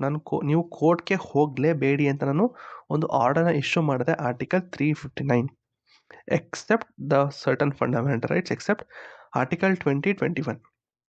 ಅಕಸ್ಮಾತು ಏನಾದರೂ ನಿಮ್ಮ ಆರ್ಟಿಕಲ್ 20 ಅಥವಾ 21 ಏನಾದರೂ ಅಫೆಕ್ಟ್ ಆದರೆ ನೀವು ಬೇಕಾದ್ರೆ ಕೋರ್ಟ್ಗೆ ಹೋಗ್ಬೋದು. ಅದನ್ನು ಬಿಟ್ಟು ಬೇರೆ ರೈಟ್ಸ್ಗಳದ್ದು ಏನಾದರೂ ಅಫೆಕ್ಟ್ ಆದರೆ ನೀವು ಕೋರ್ಟ್ಗೆ ಹೋಗೋಕ್ಕಾಗೋದಿಲ್ಲ ಅಂತ ಹೇಳೋದೇ ಆರ್ಟಿಕಲ್ 359. ಆಯಿತಾ. ಇದೇನು ಸಸ್ಪೆಂಡ್ ಮಾಡುತ್ತೆ ಅಂದರೆ, ನಿಮ್ಮ ಕೋರ್ಟ್ಗೆ ಹೋಗೋದನ್ನು ಸಸ್ಪೆಂಡ್ ಮಾಡುತ್ತೆ. ನಿಮ್ಮ ಯಾವ ಒಂದು ಫಂಡಮೆಂಟಲ್ ರೈಟ್ಸ್ ವೈಲೇಟ್ ಆದರೂ ಕೂಡ ನೀವು ಕೋರ್ಟ್ಗೆ ಹೋಗೋದಕ್ಕೆ ಆಗೋದಿಲ್ಲ, ಅಂದರೆ ಕೋರ್ಟ್ಗೆ ಹೋಗಬಾರ್ದು ಅಂತ ಹೇಳೋದೇ ಆರ್ಟಿಕಲ್ 359. ಬಟ್ ಎಕ್ಸೆಪ್ಟ್ ಆರ್ಟಿಕಲ್ 20 ಮತ್ತು 21, ಇವೆರಡು ಫಂಡಮೆಂಟಲ್ ರೈಟ್ಸು ನಿಮಗೆ ವೈಲೇಟ್ ಆಯಿತು ಅಂದರೆ you can go to the court ಅಷ್ಟೇ. ಇಂಪಾರ್ಟೆಂಟ್ ಪಾಯಿಂಟ್ ಹೇಳೋದಾದರೆ, the right themselves is not suspended but you can go to the court. ಅಂದರೆ ನಿಮ್ಮ ಒಂದು ಫಂಡಮೆಂಟಲ್ ರೈಟ್ಸ್ ಇರ್ತದೆ, ಬಟ್ ನೀವು ಕೋರ್ಟ್ಗೆ ಹೋಗೋದನ್ನು ತಡೆ ಹಿಡಿಯೋದೇ article 359. So applies only to the rights mention in the presidential order. ಹಾಗಾದರೆ ಯಾವ ಫಂಡಮೆಂಟಲ್ ರೈಟ್ಸ್ ವೈಲೇಟ್ ಆದರೆ ನಾನು ಕೋರ್ಟ್ಗೆ ಹೋಗೋದಕ್ಕೆ ಆಗೋದಿಲ್ಲ ಸರ್, ಹಾಗಾದರೆ ಎಲ್ಲ ಫಂಡಮೆಂಟಲ್ ರೈಟ್ಸ್ ಅಂತ ಕೇಳಿದ್ರೆ ನೋ. ಯಾವುದೆಲ್ಲ ಫಂಡಮೆಂಟಲ್ ರೈಟ್ಸು ಪ್ರೆಸಿಡೆನ್ಷಿಯಲ್ ಆರ್ಡರ್ಲಿ ಇರ್ತದೋ ಅಷ್ಟು ಫಂಡಮೆಂಟಲ್ ರೈಟ್ಸ್ ವೈಲೇಟ್ ಆದರೂ ಕೂಡ ನೀವು ಕೋರ್ಟ್ಗೆ ಹೋಗೋದಕ್ಕೆ ಆಗೋದಿಲ್ಲ. ಇದು ಎಂಟೈರ್ ಕಂಟ್ರಿಗೆ ಅಫೆಕ್ಟ್ ಆಗುತ್ತೆ ಮತ್ತು ಎಂಟೈರ್ ಡ್ಯೂರೇಷನ್ ಇರ್ತದೆ, ಅಂಟಿಲ್ ಅನ್ಲೆಸ್ ಎಮರ್ಜೆನ್ಸಿ ಎಂಡ್ಸ್. ಆಯಿತಾ. ಸರಿ, ಆಫ್ಟರ್ ದ ಆರ್ಡರ್ ಎಂಡ್ಸ್ ಅಂದರೆ ಒನ್ಸ್ ಅದು ಅದನ್ನು ರಿವೋಕ್ ಮಾಡೋದನ್ನ ಕ್ಯಾನ್ಸಲ್ ಮಾಡಿದಾಗ ಎಲ್ಲ ಅಫೆಕ್ಟೆಡ್ ಫಂಡಮೆಂಟಲ್ ರೈಟ್ಸ್ ಏನಿದೆಯಲ್ಲ ಅವೆಲ್ಲ enforceable again. However any action taken during the suspension can not be challenge even after the emergency end. ನೋಡಿ, ಅಕಸ್ಮಾತ್ ಏನೆಲ್ಲ ಆ್ಯಕ್ಷನ್ ತೊಗೊಂಡಿರ್ತಾರೆ ಸೊ ದಟ್ ನಿಮ್ಮ ಫಂಡಮೆಂಟಲ್ ರೈಟ್ಸ್ ಅಫೆಕ್ಟ್ ಆಗಿದ್ರು ಕೂಡ ನೀವು ಕೋರ್ಟ್ಗೆ ಹೋಗೋದಕ್ಕೆ ಆಗೋದಿಲ್ಲ. ಆದರೆ 44ನೇ ತಿದ್ದುಪಡಿ ಪ್ರಕಾರ the president can not suspend the right to go court for the rights under 2021. So ಇದು ಹೇಳಿದ್ನಲ್ಲ, 20 ಮತ್ತು 21 protection against the conviction of offence, right to life and personal liberty. So ಇಂಥ ಒಂದು ಫಂಡಮೆಂಟಲ್ ರೈಟ್ಸ್ಗೆ ಏನಾದರೂ ಅಫೆಕ್ಟ್ ಆಗ್ತು ಅಂದರೆ ಬೇಕಾದ್ರೆ ನೀವು ಕೋರ್ಟ್ಗೆ ಹೋಗ್ಬೋದು. ಇದನ್ನು ಬಿಟ್ಟು ಬೇಕಾದ್ರೆ ಬೇರೆ ರೈಟ್ಸ್ಗಳು ಏನಾದರೂ ವೈಲೇಟ್ ಆದರೂ ಕೂಡ you can't go to the court ಅಂತ ಹೇಳಿದ್ದು 44ನೇ ತಿದ್ದುಪಡಿ. ಓಕೆನಾ. ಓಕೆ, ಸೊ ಇದು ಡಿಫ್ರೆನ್ಸ್ ಹಾಕಿದ್ದೀನಿ. ಆರ್ಟಿಕಲ್ 358 ಅಂತಂದ್ರೆ ಏನು, ಆರ್ಟಿಕಲ್ 359 ಅಂದ್ರೆ ಏನು. ಸೊ ಆರ್ಟಿಕಲ್ 358 ಆರ್ಟಿಕಲ್ 19 ಬಗ್ಗೆ ಹೇಳುತ್ತೆ. ಇದು ಎಲ್ಲ ರೈಟ್ಸು ಎಕ್ಸೆಪ್ಟ್ 2021 ಇದು ಆಟೋಮೆಟಿಕಲಿ ಸಸ್ಪೆಂಡ್ ಆಗುತ್ತೆ, ಇದು ಆಟೋಮೆಟಿಕಲಿ ಸಸ್ಪೆಂಡ್ ಆಗಲ್ಲ, ಪ್ರೆಸಿಡೆನ್ಷಿಯಲ್ ಆರ್ಡರ್ ಬೇಕು. ಸೊ ಇಲ್ಲಿ ರೈಟ್ಸ್ ಸಸ್ಪೆಂಡ್ ಆಗುತ್ತೆ, ಬಟ್ ಇಲ್ಲಿ ಎನ್ಫೋರ್ಸ್ಮೆಂಟ್ ಏನಿದೆಯಲ್ಲ ಅದು ಸಸ್ಪೆಂಡ್ ಆಗುತ್ತೆ. ಆಯಿತಾ? ಒನ್ಸ್ ಎಮರ್ಜೆನ್ಸಿ ಎಂಡ್ ಆದಮೇಲೆ ಕಂಪ್ಲೀಟ್ ರೈಟ್ಸ್ ಎಲ್ಲ ಆಟೋಮೆಟಿಕಲಿ ರಿವೈವ್ ಆಗುತ್ತೆ. ಇಲ್ಲಿ rights can be enforced again, but past action can be challenge. ಅಂದರೆ ಹಳೆಯದಾಗಿ ಮುಂಚೆ ತಗೊಂಡಂತಹ ಡಿಸಿಷನ್ಗಳೇ ನೀವು ಕೋರ್ಟ್ಗೆ ಹೋಗೋದಕ್ಕಾಗಲ್ಲ. ಮತ್ತು it applies only the war or external aggression. ಹೌದಾ? ಆರ್ಟಿಕಲ್ 19 ಆಟೋಮೆಟಿಕಲ್ ಸಸ್ಪೆಂಡ್ ಆಗೋದು ಬರೀ ವಾರ್ ಮತ್ತು ಎಕ್ಸ್ಟರ್ನಲ್ ಅಗ್ರೆಷನ್ಗೆ ಮಾತ್ರ, ಇಂಟರ್ನಲ್ ಡಿಸ್ಟರ್ಬೆನ್ಸ್ಗೆ ಅಥವಾ ಆರ್ಮ್ಡ್ ರೆಬಿಲಿಯನ್ಗೆ ಅಲ್ಲ. ಆದರೆ ಆರ್ಟಿಕಲ್ 2021 ಆಲ್ವೇಸ್ ರಿಮೇನ್ ಎನ್ಫೋರ್ಸಿಬಲ್ ಇರ್ತದಂತೆ. ಓಕೆನಾ? ಓಕೆ, ಇದು 44 ತಿದ್ದುಪಡಿ ಮಾಡಿದಂಥ ಡಿಸಿಷನ್. ಇದು ಸಮ್ಮರಿ ಹಾಕಿದ್ದೀನಿ. ಇನ್ನೂ ನಿಮಗೆ ಡೀಟೇಲಾಗಿ ಆರ್ಟಿಕಲ್ 358 359 ಬೇಕು ಅಂತಂದರೆ ನೀವು ಡೀಟೇಲಾಗಿ ಇಲ್ಲಿ ಓದ್ಬೋದು. ಆಯಿತಾ? ಇಲ್ಲಿ ಹಾಕಿದ್ದೀನಿ, ಓದ್ಕೊಳ್ಳಿ, ಡೀಟೇಲ್ ಆಗಿದೆ. ಆಯಿತಾ? ಸೊ ಈಗ ನ್ಯಾಷನಲ್ ಎಮರ್ಜೆನ್ಸಿಲಿ ಎಷ್ಟು ಬಾರಿ ಅದನ್ನು ಡಿಕ್ಲೇರ್ ಮಾಡಿದ್ದಾರೆ ಅಂತಂದರೆ 3 ಸತಿ ಮಾಡಿದಾರಂತೆ. 1962ರಲ್ಲಿ ಫಸ್ಟ್ ಎಮರ್ಜೆನ್ಸಿ ಡಿಕ್ಲೇರ್ ಮಾಡಿದ್ದು. ಯಾವಾಗ? ಚೈನೀಸ್ ಅಗ್ರೆಷನ್ ಆಗಿತ್ತು. ನಾರ್ತ್ ಈಸ್ಟ್ ಫ್ರಂಟಿಯರ್ ಏನಿದು ಅಂತಂದರೆ ಏನಪ್ಪ, ನಾರ್ತ್ ಈಸ್ಟ್ ಫ್ರಂಟಿಯರ್ ಅಗ್ರೆಷನ್ ಇರಬೇಕು. ನಾರ್ತ್ ಈಸ್ಟ್ ಫ್ರಂಟಿಯರ್ ಅಗ್ರೆಷನ್, ಅದು ಅರುಣಾಚಲ ಪ್ರದೇಶ ಇದೆಯಲ್ಲ, ಸೊ ಅದ್ರ ವಿಚಾರವಾಗಿ ಅಗ್ರೆಷನ್ ಆಗಿತ್ತು. ಯಾವಾಗ? ಅಕ್ಟೋಬರ್ 1962 68ವರೆಗೂ ಕೂಡ ಒಂದು ಲಾಂಗೆಸ್ಟ್ ಎಮರ್ಜೆನ್ಸಿ ಡಿಕ್ಲೇರ್ ಮಾಡಿದರು. ಆಯಿತಾ? ಸೊ ಅದೇ ಟೈಮಲ್ಲಿ ಹೇಳೋದಾದರೆ ಇಂಡಿಯಾ ಮತ್ತು ಪಾಕ್ ವಾರ್ ಕೂಡ ನಡೀತಾ ಇತ್ತು, ಗೊತ್ತಿರಲಿ. ಆದರೆ ನಾವು ಚೈನೀಸ್ನೂ ಕೂಡ ಅಟ್ಯಾಕ್ ಮಾಡಿದ್ವು. ಸಾರಿ ತಪ್ಪಾಗುತ್ತೆ, ಚೈನೀಸ್ನ ಅಟ್ಯಾಕ್ ಮಾಡಿಲ್ಲ ನಾವು. ಚೈನೀಸ್ ಈ ಕಡೆ ಬಂದಿದ್ರು, ನಾವು ಅದನ್ನು ಡಿಫೆಂಡ್ ಮಾಡ್ಕೊಂಡ್ವಿ ಅಷ್ಟೇ, ಸರಿನಾ? ಅಂದರೆ ನಾವು ಚೈನೀಸ್ ಜೊತೆಗೂ ಕೂಡ ಯುದ್ಧ ಮಾಡ್ತಾಯಿದ್ವು, ಜೊತೆಗೆ ಪಾಕಿಸ್ತಾನ ಜೊತೆಗೂ ಯುದ್ಧ ಮಾಡ್ತಾಯಿದ್ವು. ಅರ್ಥ ಆಯ್ತಾ? Okay. Next 1971 second emergency declare ಮಾಡ್ತಾರೆ. ಯಾವಾಗ? Due to Indo Pak war. ಆಯಿತಾ? During the creation of Bangladesh. ಅವಾಗ ಒಂದ್ಸತಿ ಎಕ್ಸ್ಟರ್ನಲ್ ಅಗ್ರೆಷನ್ ಅಂತ ಮಾಡ್ತಾರೆ. ಅಂದರೆ ಎಕ್ಸ್ಟರ್ನಲ್ ಅಗ್ರೆಷನ್ ಅಂತ ಹೇಳಿ ನ್ಯಾಷನಲ್ ಎಮರ್ಜೆನ್ಸಿ ಡಿಕ್ಲೇರ್ ಮಾಡ್ತಾರೆ. ಆಯಿತಾ? 1971 ಮತ್ತು 1975 ಥರ್ಡ್ ಎಮರ್ಜೆನ್ಸಿ ಡಿಕ್ಲೇರ್ ಮಾಡ್ತಾರೆ. ಏನಕ್ಕೆ? ಇಂಟರ್ನಲ್ ಡಿಸ್ಟರ್ಬೆನ್ಸ್ ಅಂತ ಹೇಳಿ. ಆಯಿತಾ? ಸೊ ಅಲ್ಲಿ ಅಂದರೆ ಹೇಳಬೇಕು ಅಂತಂದರೆ ಇಂದಿರಾ ಗಾಂಧಿಯವರ ಒಂದು ಸೀಟ್, ಏನು ಪ್ರೈಮ್ ಮಿನಿಸ್ಟರ್ ಸೀಟ್ ಇನ್ನೇನೋ ಹೋಗುತ್ತೆ ಅಂತಂದಾಗ ಒಂದು ಗುಂಪುಗಳ ಅಂದರೆ ಪೊಲಿಟಿಕಲ್ ಇಂಟ್ರೆಸ್ಟು ಪ್ರೊಟೆಸ್ಟ್ಗಳೆಲ್ಲ ಆಗ್ತಾ ಇರುತ್ತೆ, ಅಪೋಸಿಷನ್ ಮೂವ್ಮೆಂಟ್ಗಳು ಜಾಸ್ತಿ ನಡೀತಾ ಇರುತ್ತೆ. ಸೊ ತಮ್ಮ ಸೀಟ್ಗಳನ್ನ ಅಂದರೆ ತಮ್ಮ ಏನು ಪಾರ್ಟಿನ ಉಳಿಸ್ಬೇಕು ಅಂತ ಹೇಳಿ ಅವರು ತಗೊಂಡಂತಹ ಒಂದು ಡಿಸಿಷನು ತುಂಬ ಕಾಂಟ್ರವರ್ಷಿಯಲ್ ಆಗಿರುತ್ತೆ. ಸೊ ಇದರಿಂದ loss of democracy plus censorship, arbitrary ಅರೆಸ್ಟ್ಗಳು, ವೈಡ್ ಸ್ಪ್ರೆಡ್ ಕ್ರಿಟಿಸಿಸಮ್. ಸೊ ಅದಾದಮೇಲೆ 1975 ಎಮರ್ಜೆನ್ಸಿ ಆದಮೇಲೆ ಜನರಲ್ ಎಲೆಕ್ಷನ್ ಆಗುತ್ತೆ. So the Congress party led by Indira Gandhi lost power for the first time after independence. ಮತ್ತು ಜನತಾ ಪಾರ್ಟಿ ಬರುತ್ತೆ. ಮತ್ತು ಅದಕ್ಕೆ ಅಂತಲೇ ಶಾ ಕಮಿಷನ್ನ ಇಂಕ್ವೈರಿಗೆ ಅಂತ ಹಾಕ್ತಾರೆ. ಸೊ ಅಲ್ಲೂ ಕೂಡ ಏನದು the commission concluded the declaration of emergency 95 was not justify, ಸರಿ ಇಲ್ಲ ಅಂತ ಹೇಳುತ್ತೆ. ಮತ್ತು ಆ ಒಂದು ಕಮಿಷನ್ ಬಂದಾದ್ಮೇಲೆ ಎಲ್ಲ ಒಂದು 1978 ಒಂದು ಡಿಸಿಷನ್ ತಗೊಂಡು 44ನೇ ತಿದ್ದುಪಡಿ ಮಾಡಿ ಈ ಥರ ಒಂದಷ್ಟು ಪವರ್ಗಳು ಮಿಸ್ಯೂಸ್ ಆಗಬಾರ್ದು ಅಂತ ಒಂದಷ್ಟು ಪ್ರಾವಿಷನ್ಸ್ಗಳನ್ನ ಹಾಕ್ತಾರೆ, ಸ್ಟ್ರಿಕ್ಟರ್ ರೂಲ್ಸ್ಗಳನ್ನ ತೊಗೊಂಬರ್ತಾರೆ. ಎಕ್ಸಾಂಪಲ್ ಕ್ಯಾಬಿನೆಟ್ದು ಹೇಳಿದೆ, ಮತ್ತು ಆರ್ಟಿಕಲ್ 2021 ಅದನ್ನು ಕೂಡ ಹೇಳಿದೆ. ಸೊ ಅದನ್ನೆಲ್ಲ ಹೇಳಿದೆ. ಹೌದಾ? ಸೊ ಇಷ್ಟು ಇಲ್ಲಿ ಹಾಕಿದ್ದೀನಿ. ಸಮ್ಮರಿ ಶೀಟು ಕೂಡ ಹಾಕಿದ್ದೀನಿ ಅನ್ಕೋತೀನಿ. ಇಲ್ಲಿ ಫ್ರೀಯಾಗಿದೆ ನೋಡಿ ರಿವಿಷನ್ಗೆ ಅಂತ. ಸರಿ, ಓಪನ್ ಆದರೆ ನೋಡೋಣ. ಇಳಿತೆ ನೋಡಿ, ಇದೊಂದು PDF ಹಾಕಿದ್ದೀನಿ ಅನ್ಕೋತೀನಿ, ನೋಡ್ಕೊಳ್ಳಿ ಇದನ್ನು. ಎಷ್ಟು ಈಸಿ ಇದಲ್ಲಪ್ಪ ಇದು. ಒಂದು ಶೀಟಲ್ಲೇ ಕಂಪ್ಲೀಟಾಗಿ ನೀವು ಎಮರ್ಜೆನ್ಸಿನ 10 ನಿಮಿಷದಲ್ಲಿ ನೀವು ಬೇಕಾದ್ರೆ ರಿವಿಷನ್ ಮಾಡಿಬಿಡ್ಬೋದು. ಹೌದಾ? ಸೊ ಇಲ್ಲಿ ಹಾಕಿದ್ದೀನಿ, ಬೇಕಾದರೆ ಡೌನ್ಲೋಡ್ ಮಾಡ್ಕೊಳ್ಳಿ. ಅಲ್ಲೇ ಇರ್ತದೆ, ನೀವು ಕೊನೆ ಸ್ಕ್ರೋಲ್ ಮಾಡಿದ್ರೆ ಇಲ್ಲೇ ಇರ್ತದೆ. ಇಲ್ಲಿ ಹೋಗ್ಬಿಟ್ಟು ಯಾರ ಮಾರ್ಕ್ ಮೇಲೆ ಪಾಪ್ಔಟ್ ಇದೆಯಲ್ಲ ಅದಕ್ಕೆ ಮೇಲೆ ಕ್ಲಿಕ್ ಮಾಡಿ ಬರುತ್ತೆ. ಓಕೆನಾ? ಓಕೆ, ಇಷ್ಟು ಬಂದು ನಿಮ್ಮ ನ್ಯಾಷನಲ್ ಎಮರ್ಜೆನ್ಸಿ. ಇದನ್ನು ಯಾಕೆ ಎಷ್ಟೊಂದು ಡೀಟೇಲಾಗಿ ಹೇಳಿದೆ ಅಂದರೆ ಇದು ತುಂಬ ಇಂಪಾರ್ಟೆಂಟು ನ್ಯಾಷನಲ್ ಎಮರ್ಜೆನ್ಸಿ. ಇನ್ನು ಮಿಕ್ಕಿ ಸ್ಟೇಟ್ ಎಮರ್ಜೆನ್ಸಿ ಮತ್ತು ಫಿನಾನ್ಷಿಯಲ್ ಎಮರ್ಜೆನ್ಸಿ ತುಂಬ ಈಸಿ, ಅಲ್ಲೇನೂ ಇಲ್ಲ. ಇದು ಸ್ವಲ್ಪ ಕನ್ಫ್ಯೂಸ್ ಆಗ್ತಾಯಿತ್ತು. ಸೊ ಹಾಗಾಗಿ ನಿಮಗೆ ನೀಟಾಗಿ ಡೀಟೇಲಾಗಿ ಹೇಳ್ಕೊಟ್ಟಿದ್ದೀನಿ. ಓಕೆನಾ? ಓಕೆ, ಈಗ ಈ ಒಂದು ಕ್ವಶನ ಸಾಲ್ವ್ ಮಾಡೋಣ. ಆಯಿತಾ? ಮೊದಲನೇ ಸ್ಟೇಟ್ಮೆಂಟ್ ನೋಡಿ, ಆರ್ಟಿಕಲ್ 358 ಅಂದರೆ ಏನಪ್ಪ? The president can declare the national ಎಮರ್ಜೆನ್ಸಿನ. Yes, president can declare the emergency. Okay. Next ಇನ್ನು ಮಿಕ್ಕಿದ್ದು 65 ಗೊತ್ತಿಲ್ಲ, 56 ಕೂಡ ಗೊತ್ತಿಲ್ಲ. ನೆಕ್ಸ್ಟ್ ನೋಡೋಣ. ಆರ್ಟಿಕಲ್ 359 ಈಗ ತಾನೇ ಓದೋದು. ಯಾವುದು? ಆರ್ಟಿಕಲ್ 358 ಮತ್ತು 359 ಎರಡೂ ಕೂಡ ನೋಡಿದ್ವು, ಹೌದಾ. ಸೊ ಅದ್ರ ಪ್ರಕಾರ ಏನೋ ಒಂದು ಫಂಡಮೆಂಟಲ್ ರೈಟ್ಸು ಅದ್ರ ಬಗ್ಗೆ ಏನೋ ಮಾತುಕತೆ ನಡೆದ್ವು, ಹೌದಾ. ಅಲ್ಲಿ ಪ್ರೆಸಿಡೆಂಟ್ ಅವರು ಒಂದು ಆರ್ಡರ್ನ ಇಶ್ಯೂ ಮಾಡ್ತಾರೆ, so that you can't go to the court ಅಂತ ಹೇಳ್ತಾರೆ, ಹೌದಾ. ಸೊ ಅಲ್ಲಿ ಆ್ಯಕ್ಚುಲಾಗಿ ಫಂಡಮೆಂಟಲ್ ರೈಟ್ಸು ಸಸ್ಪೆಂಡ್ ಆಗಲ್ಲ, ನೀವು ಕೋರ್ಟ್ಗೆ ಹೋಗೋದನ್ನು ತಡೀತದೆ, ಹೌದಾ. ಅದು ಆರ್ಟಿಕಲ್ 359.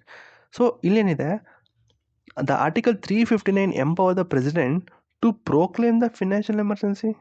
ತಪ್ಪಲ್ವಾ ಇದು? ಎಸ್, ತಪ್ಪು ಇದು. ಅಂದರೆ ಎ ಕರೆಕ್ಟ್ ಆಗಿದೆ, ಡಿ ತಪ್ಪಿದೆ. ಸೊ ಡಿ ತಪ್ಪು ಅಂತಂದರೆ ಇದು ಹೋಗುತ್ತೆ ಅಲ್ಲಪ್ಪ. ಸೊ ಡಿ ತಪ್ಪು ಅಂದರೆ ಇದು ಹೋಗುತ್ತೆ. ಎ ಕರೆಕ್ಟು ಅಂದರೆ ಇದು ಅಥವಾ ಇದು ಎರಡರಲ್ಲಿ ಯಾವ್ದಾದ್ರು ಒಂದು ಕರೆಕ್ಟ್ ಇರಬೇಕು. ಓಕೆ, ನೆಕ್ಸ್ಟ್ ಇವೆರಡು ಆರ್ಟಿಕಲ್ಸ್ನ ಈ ಒಂದು ಕ್ಲಾಸಲ್ಲಿ ಕಂಪ್ಲೀಟಾಗಿ ನೋಡೋಣ. ನೆಕ್ಸ್ಟ್ ಎಮರ್ಜೆನ್ಸಿ ಅದು ಪ್ರೆಸಿಡೆನ್ಷಿಯಲ್ ರೂಲ್ ಬಂತು. ಇದು ಆ್ಯಸ್ ಪರ್ ಆರ್ಟಿಕಲ್ 356 ಪ್ರಕಾರ ಪ್ರೆಸಿಡೆಂಟ್ ರೂಲ್ ಬಗ್ಗೆ ಹೇಳುತ್ತೆ, ಅಥವಾ ಈ ಒಂದು ಪ್ರೆಸಿಡೆಂಟ್ ರೂಲ್ನ ಸ್ಟೇಟ್ ಎಮರ್ಜೆನ್ಸಿ ಅಂತಲೂ ಕೂಡ ಕರೀತಾರೆ, ಕಾನ್ಸ್ಟಿಟ್ಯೂಷನಲ್ ಎಮರ್ಜೆನ್ಸಿ ಅಂತಲೂ ಕೂಡ ಕರೀತಾರೆ. ಓಕೆನಾ? Okay. So what is presidential rule? So presidential rule refer to the situation where the central government takes over the administration of the state because the state government fails to functions as per the constitution. ಅಂದರೆ ಅಕಸ್ಮಾತು ಈಗ ನಮ್ಮ ಕರ್ನಾಟಕನೇ ತಿಳ್ಕೊಳ್ಳಿ, ನಮ್ಮ ಕರ್ನಾಟಕ ಸಾಂವಿಧಾನಾತ್ಮಕವಾಗಿ ನಡ್ಕೊಳ್ಳದೆ ಇದ್ದರೆ, ಅಂದರೆ as per the constitution it fails, ಅಂದರೆ state fail ಆದರೆ, ಕರೆಕ್ಟಾಗಿ ಸಂವಿಧಾನದ ಏನು ಪ್ರಾವಿಷನ್ಸ್ನ ಮರೆತು ತನ್ನ ಇಷ್ಟ ಬಂದ ನಡ್ಕೋತಾ ಇದೆ, ಸಂವಿಧಾನದ ವಿರುದ್ಧವಾಗಿ ಹೋಗ್ತಾ ಇದೆ ಅಂತಂದಾಗ ಈ ಒಂದು ಪ್ರೆಸಿಡೆಂಟ್ ರೂಲ್ನ ಇಂಪೋಸ್ ಮಾಡ್ತಾರೆ, ಆಯಿತಾ. ಸೊ ಈ ಥರ ಒಂದು ಪ್ರೆಸಿಡೆಂಟ್ ರೂಲ್ನ ಇಂಪೋಸ್ ಮಾಡಿದಾಗ ಕಂಪ್ಲೀಟಾಗಿ ಸೆಂಟ್ರಲ್ ಗೌರ್ಮೆಂಟು ಆಡಳಿತನ ತಗೊಬಿಡುತ್ತೆ, ಯಾರ್ದು ಸ್ಟೇಟ್ ಗೌರ್ಮೆಂಟು ಆಡಳಿತನ ಕಂಪ್ಲೀಟಾಗಿ ತಗೊಬಿಡುತ್ತೆ, ಆಯಿತಾ. ಸೊ ಇದಕ್ಕೆ ನಾವೇನಂತೀವಿ ಅಂದರೆ ಪ್ರೆಸಿಡೆಂಟ್ ರೂಲ್ ಅಂತಲೂ ಕೂಡ ಕರಿತೀವಿ, ಎಮರ್ಜೆನ್ಸಿ ಅಥವಾ ಸ್ಟೇಟ್ ಎಮರ್ಜೆನ್ಸಿ ಅಂತಲೂ ಕೂಡ ಕರಿತೀವಿ, ಮತ್ತು ಕಾನ್ಸ್ಟಿಟ್ಯೂಷನಲ್ ಎಮರ್ಜೆನ್ಸಿ ಅಂತಲೂ ಕೂಡ ಕರಿತೀವಿ. ಸೊ ಇದು ಆರ್ಟಿಕಲ್ 356 ಹೇಳ್ತದೆ. ಸೊ ಆರ್ಟಿಕಲ್ 356 ಏನು ಹೇಳುತ್ತೆ ಅಂತಂದರೆ, ಅಕಸ್ಮಾತು ಯಾವುದಾದ್ರೂ ಒಂದು ಸ್ಟೇಟ್ ಗೌರ್ಮೆಂಟು ಸಂವಿಧಾನಾತ್ಮಕವಾಗಿ ಅಂದರೆ ಸಂವಿಧಾನದ ವಿರುದ್ಧವಾಗಿ ನಡ್ಕೋತಾ ಇದೆ, ಸಂವಿಧಾನದ ಪ್ರಕಾರ ಹೋಗ್ತಾ ಇಲ್ಲ ಅಂತಂದಾಗ ಆ ಟೈಮಲ್ಲಿ ಪ್ರೆಸಿಡೆಂಟ್ ರೂಲ್ನ ಇಂಪೋಸ್ ಮಾಡ್ತಾರೆ. ಯಾರು ಇಂಪೋಸ್ ಮಾಡ್ತಾರೆ ಏನೆಲ್ಲ ಮುಂದೆ ಹೋಗೋಣ. ಸೊ ಇದು ಆರ್ಟಿಕಲ್ 356, ಆಯಿತಾ. ಸೊ ಅದಕ್ಕಿಂತ ಮುಂಚೆ ಆರ್ಟಿಕಲ್ 355 ಏನು ಅಂತ ತಿಳ್ಕೊಳ್ಳೋಣ. ಸೊ ಆರ್ಟಿಕಲ್ 355 ಏನು ಹೇಳುತ್ತೆ ಅಂತಂದರೆ, it is a duty of the central government to ensure the government of the every state function as per the constitution. ಅಂತಂದರೆ ಆರ್ಟಿಕಲ್ 355 ಏನು ಹೇಳುತ್ತೆ ಅಂತಂದರೆ, ಸೆಂಟ್ರಲ್ ಗೌರ್ಮೆಂಟ್ದು ಡ್ಯೂಟಿ ಏನು ಅಂತಂದರೆ ಎಲ್ಲ ಸ್ಟೇಟ್ಗಳು ಸಂವಿಧಾನಾತ್ಮಕವಾಗಿ ನಡ್ಕೋಬೇಕು, ಸಂವಿಧಾನಾತ್ಮಕವಾಗಿ ನಡಿಬೇಕು ಅಂತ ನೋಡ್ಕೊಳ್ಳೋದಕ್ಕೆ ಸೆಂಟ್ರಲ್ ಗೌರ್ಮೆಂಟು ನೋಡ್ಕೋಬೇಕು ಅನ್ನೋದು ಡ್ಯೂಟಿ, ಆಯಿತಾ. ಆ ಡ್ಯೂಟಿ ಕೊಟ್ಟಿದ್ದು ಯಾವುದು? Article 355. It is a duty of the central government to ensure that every state government should function as per the constitution. ಅಂದರೆ ಸಂವಿಧಾನದ ಪ್ರಕಾರವಾಗಿ ಹೋಗಬೇಕು, ಸಂವಿಧಾನದ ವಿರುದ್ಧವಾಗಿ ಯಾವುದೇ ಕಾರಣಕ್ಕೂ ಯಾವ ಸ್ಟೇಟ್ಗಳು ಹೋಗಬಾರ್ದು ಅಂತ ನೋಡ್ಕೊಳ್ಳೋ ಡ್ಯೂಟಿ ಯಾರು ಕೊಟ್ಟಿದ್ದಾರೆ ಅಂತಂದರೆ ನಮ್ಮ ಸೆಂಟ್ರಲ್ ಗೌರ್ಮೆಂಟ್ಗೆ ಕೊಟ್ಟಿದೆ. ನಮ್ಮ ಸಂವಿಧಾನ ಸೆಂಟ್ರಲ್ ಗೌರ್ಮೆಂಟ್ಗೆ ಆ ಡ್ಯೂಟಿನೇ ಕೊಟ್ಟಿದೆ. ನೋಡಪ್ಪ, ಸೆಂಟ್ರಲ್ ಗೌರ್ಮೆಂಟ್ ಡೀಟೇಲ್ ನೋಡ್ಕೊ, ಯಾವ ಸ್ಟೇಟ್ ಗೌರ್ಮೆಂಟ್ಗಳು ಕೂಡ ಸಂವಿಧಾನದ ವಿರುದ್ಧವಾಗಿ ಹೋಗಬಾರ್ದು, ಸಂವಿಧಾನ ಪ್ರಕಾರವಾಗಿ ಹೋಗಬೇಕು, ನೀನು ಅದನ್ನು ನೋಡ್ಕೋ ಅಂತ ಹೇಳಿ ಸೆಂಟ್ರಲ್ ಗೌರ್ಮೆಂಟ್ಗೆ ಆ ಒಂದು ಡ್ಯೂಟಿನ ಕೊಟ್ಟಿದ್ದಾರೆ. ಅಕಸ್ಮಾತು if a state fails to follow the constitutional provision the centre can intervene under article 356. So ಅಕಸ್ಮಾತ್ ಸ್ಟೇಟು ಸಂವಿಧಾನದ ವಿರುದ್ಧವಾಗಿ ಹೋಯಿತು ಅಂತಂದರೆ ಸೆಂಟರ್ ಇಂಟರ್ವೀನ್ ಆಗಿ ಆ್ಯಸ್ ಪರ್ ಆರ್ಟಿಕಲ್ 356 ಪ್ರೆಸಿಡೆಂಟ್ ರೂಲ್ನ ಇಂಪೋಸ್ ಮಾಡ್ತಾರೆ, ಆಯಿತಾ. ಸೊ ಪಾಪ್ಯುಲರ್ ನೇಮ್ ಆರ್ಟಿಕಲ್ 356ಗೆ ಯಾವುದಾದ್ರು ಅಂತಂದರೆ ಪ್ರೆಸಿಡೆನ್ಷಿಯಲ್ ರೂಲ್, ಸ್ಟೇಟ್ ಎಮರ್ಜೆನ್ಸಿ ಅಥವಾ ಕಾನ್ಸ್ಟಿಟ್ಯೂಷನ್ ಎಮರ್ಜೆನ್ಸಿ ಅಂತಲೂ ಕೂಡ ಕರೀತಾರೆ. ನೆಕ್ಸ್ಟು ಆರ್ಟಿಕಲ್ 356 ಪ್ರಕಾರ it direct the ground for presidential rule. Okay, this article ಅಂತಂದರೆ ಆರ್ಟಿಕಲ್ 356 ಏನು ಹೇಳುತ್ತೆ ಅಂತಂದರೆ, it allows the president to impose the president's rule if he believes that the state government can't function as per the constitution. ಅಂತಂದರೆ ಪ್ರೆಸಿಡೆಂಟ್ಗೆ ಅವ್ರು ಅನ್ನಿಸ್ಬೇಕು, okay ಯಾಕೋ ಈ state ಸಂವಿಧಾನದ ಪ್ರಕಾರವಾಗಿ ನಡ್ಕೋತಾ ಇಲ್ಲ ಅಂತ ಅನಿಸಿದ್ರೆ ಪ್ರೆಸಿಡೆಂಟ್ ಅವರು ಈ ಒಂದು ಪ್ರೆಸಿಡೆಂಟ್ ರೂಲ್ನ ಇಂಪೋಸ್ ಮಾಡಬಹುದು. How does the president act under article 356? ಹೇಗೆಲ್ಲ ಆಗುತ್ತೆ ಅಂತ ಹೇಳೋದಾದರೆ, ಮೊದಲನೇದು ಗವರ್ನರ್ ಅವರು ಒಂದು ರಿಪೋರ್ಟ್ ಕೊಡ್ತಾರೆ, ಆಯಿತಾ. ನಾನು ಹೇಳಿದ್ನಲ್ಲ. ಸೊ ನೆಕ್ಸ್ಟ್ ಬರುತ್ತೆ ನಿಮಗೆ ಗವರ್ನರು. ಸೊ ಗವರ್ನರ್ ಬಂದು ಒಂದು ಏಜೆಂಟು, ಸೆಂಟ್ರಲ್ ಗೌರ್ಮೆಂಟ್ ಏಜೆಂಟ್ ಅಂತಲೂ ಕೂಡ ಕರೀತಾರೆ, ಹೌದಾ.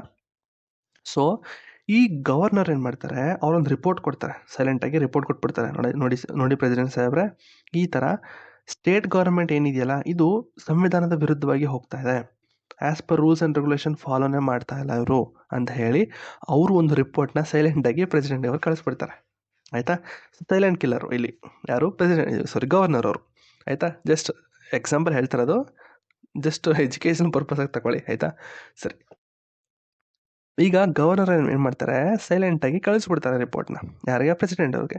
ಸೊ ಗವರ್ನರ್ ಅವರು ಇಲ್ಲಿ ನೋಡ್ಬೋದು, ಇಲ್ಲಿ if the governor of a state submit a report stating that constitutional governance has failed, the president May impose the president rule. So president ಅವ್ರು ಹೇಳ್ತಾರೆ, ಗವರ್ನರ್ ಅವ್ರು ಹೇಳ್ತಾರೆ, ಈ ಥರ ಒಂದು ಸ್ಟೇಟಲ್ಲಿ ಸಂವಿಧಾನದ ಪ್ರಕಾರವಾಗಿ ನಡ್ಕೋತಾ ಇಲ್ಲ ಅಂತ ಹೇಳಿ ಒಂದು ರಿಪೋರ್ಟ್ನ ಕಳಿಸ್ತು ಅಂತಂದರೆ, ಅಫ್ಕೋರ್ಸ್ ಪ್ರೆಸಿಡೆಂಟ್ ಅವ್ರು ಬರ್ತಾರೆ. As per the governor rule ಅವರೊಂದು governor rule as per the governor's report president ಅವರು ಈ ಒಂದು ಪ್ರೆಸಿಡೆಂಟ್ ರೂಲ್ನ ಇಂಪೋಸ್ ಮಾಡ್ತಾರೆ.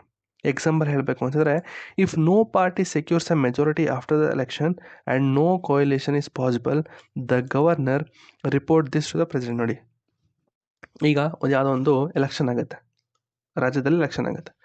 ಆ ರಾಜ್ಯದಲ್ಲಿ ಒಂದಂದ್ರೆ ಯಾವ ಪಾರ್ಟಿ ಕೂಡ ಒಂದು ಏನು ಮೆಜಾರಿಟಿ ಇರ್ತದೋ ಆ ಮೆಜಾರಿಟಿನ ಸೆಕ್ಯೂರ್ ಮಾಡಲಿಲ್ಲ ಅಂತ ತಿಳ್ಕೊಳ್ಳಿ. ಸೊ ಆ ಥರ ಆದಾಗ ಯಾರು ಕೂಡ ಒಂದು ಒಪ್ಪಂದಕ್ಕೆ ಬರದೇನೆ, ಯಾರು ಕೂಡ ಒಬ್ಬ ನಾಯಕನ ಚೂಸ್ ಮಾಡ್ದೇ ಇದ್ದಾಗ ಈ ಥರ ಒಂದು ಸಿಚುಯೇಷನ್ ಕ್ರಿಯೇಟ್ ಆಗಿದೆ ಅಂತ ಹೇಳಿ ಗವರ್ನರ್ ಅವರು ಒಂದು ರಿಪೋರ್ಟ್ನ ಕಳಿಸ್ಬಿಡ್ತಾರೆ. ಸೊ ಆ ರಿಪೋರ್ಟ್ ಮೇರೆಗೆ ಪ್ರೆಸಿಡೆಂಟ್ ಅವರು ಓಕೆ, ಈ ಒಂದು ರಾಜ್ಯದಲ್ಲಿ ಈ ಥರ ಒಂದು ಅಂದರೆ ಮೆಜಾರಿಟಿನ ಸೆಕ್ಯೂರ್ ಮಾಡಿಲ್ಲ, ಸೊ ನಾನು ಇಂಪೋಸ್ ಮಾಡ್ತೀನಿ ಅಂತ ಹೇಳಿ ಇಂಪೋಸ್ ಮಾಡ್ತಾರೆ. ಮತ್ತು ಆನ್ ಹಿಸ್ ಓನ್ ಡಿಸ್ಕ್ರಿಷನ್, ಅಂದರೆ ವಿತೌಟ್ ಗವರ್ನರ್ ರಿಪೋರ್ಟ್, ಅಂದರೆ ಗವರ್ನರ್ ರಿಪೋರ್ಟ್ ಇಲ್ಲದೇನೂ ಕೂಡ ಪ್ರೆಸಿಡೆಂಟ್ ರೂಲ್ನ ಇಂಪೋಸ್ ಮಾಡಬಹುದು. ಅಂದರೆ if there is a break down of law and order, internal subvention or severe issues, the president may act on his own judgement. ಅಂದರೆ ಅಕಸ್ಮಾತ್ ಆ ರಾಜ್ಯದಲ್ಲಿ ತುಂಬ law and order issue, like West Bengal ನೋಡಿದ್ರಲ್ಲಪ್ಪ, ವೆಸ್ಟ್ ಬೆಂಗಾಲ್ ನೋಡಿದರೆ ನಿಮಗೆ ಚೆನ್ನಾಗಿ ಗೊತ್ತು ವೆಸ್ಟ್ ಬೆಂಗಾಲ್ ಹೇಗಾಗಿದೆ, ಈಗ ಹೇಗಾಗಿದೆ. ಬಟ್ ಇನ್ನೂ ಇಂಪೋಸ್ ಮಾಡಿಲ್ಲ. ಬಟ್ ಈಗ ಕಂಡೀಷನು ಸೇಮ್ ಹಿಂಗೆ. Break down of law and order ಅಂತ ಹೇಳಿದ್ರೆ ಮಣಿಪುರಲ್ಲಿ ಆಗಿತ್ತು. ಆಯಿತಾ? ಸೊ ಮಣಿಪುರಲ್ಲಿ ಕೂಡ ಪ್ರೆಸಿಡೆಂಟ್ ರೂಲ್ನ ಇಂಪೋಸ್ ಮಾಡಿದರು.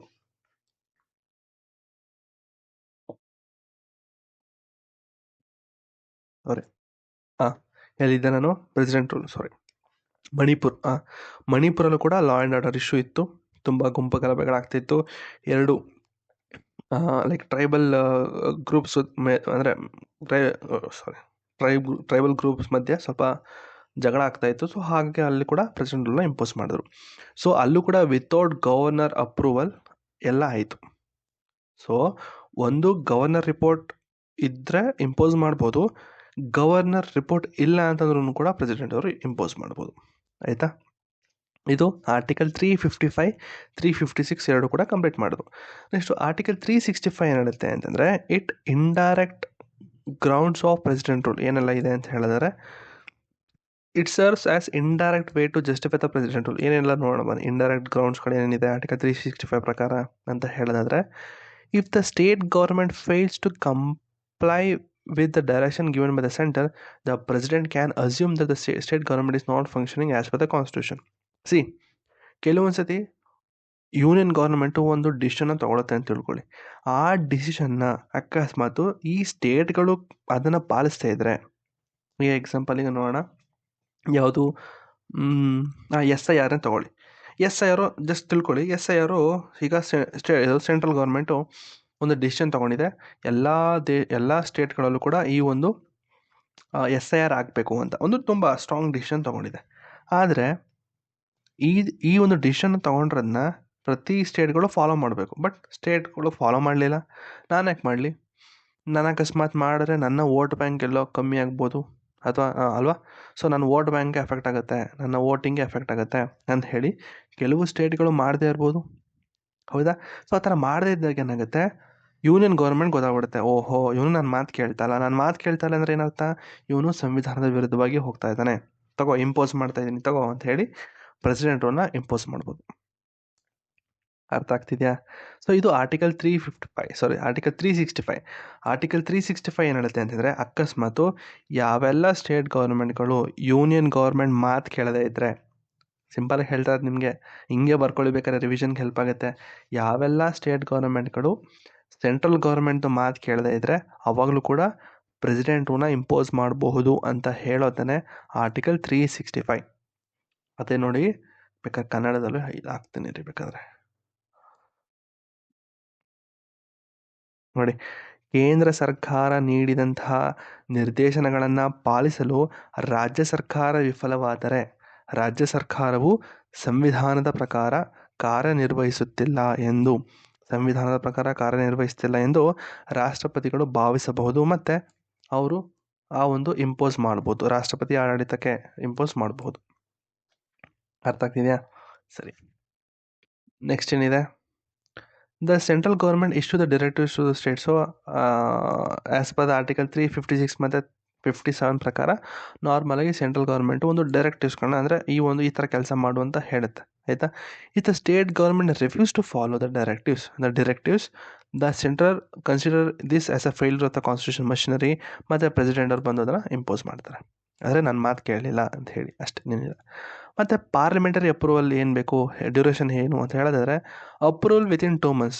ಅಂದರೆ A proclamation imposing president rule must be approved by both the house within 2 months. ನೋಡಿ, ನ್ಯಾಷನಲ್ ಎಮರ್ಜೆನ್ಸಿಲಿ ಬರೀ 1 month ಇತ್ತು, ಬಟ್ ಇಲ್ಲಿ 2 months ಇದೆ.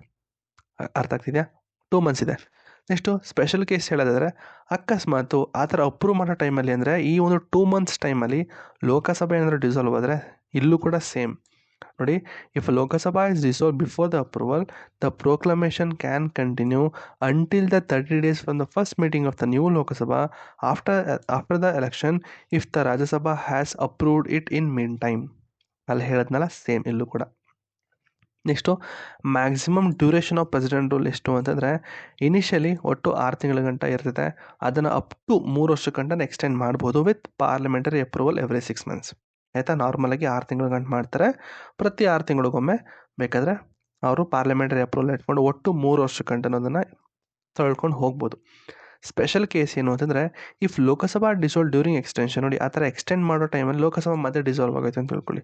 ಸೊ ಅಲ್ಲೂ ಕೂಡ ಸೇಮ್, ಈ ಥರ ಎಕ್ಸ್ಟೆಂಡ್ ಮಾಡಬೇಕು ಅಂತಂದಾಗ ಲೋಕಸಭಾ ಡಿಸಾಲ್ವ್ ಆಯಿತು ಅಂತಂದರೆ it will continue, the rule will continue 30 days from the first meeting of the new Lok Sabha elected Lok Sabha provided Rajya Sabha approved.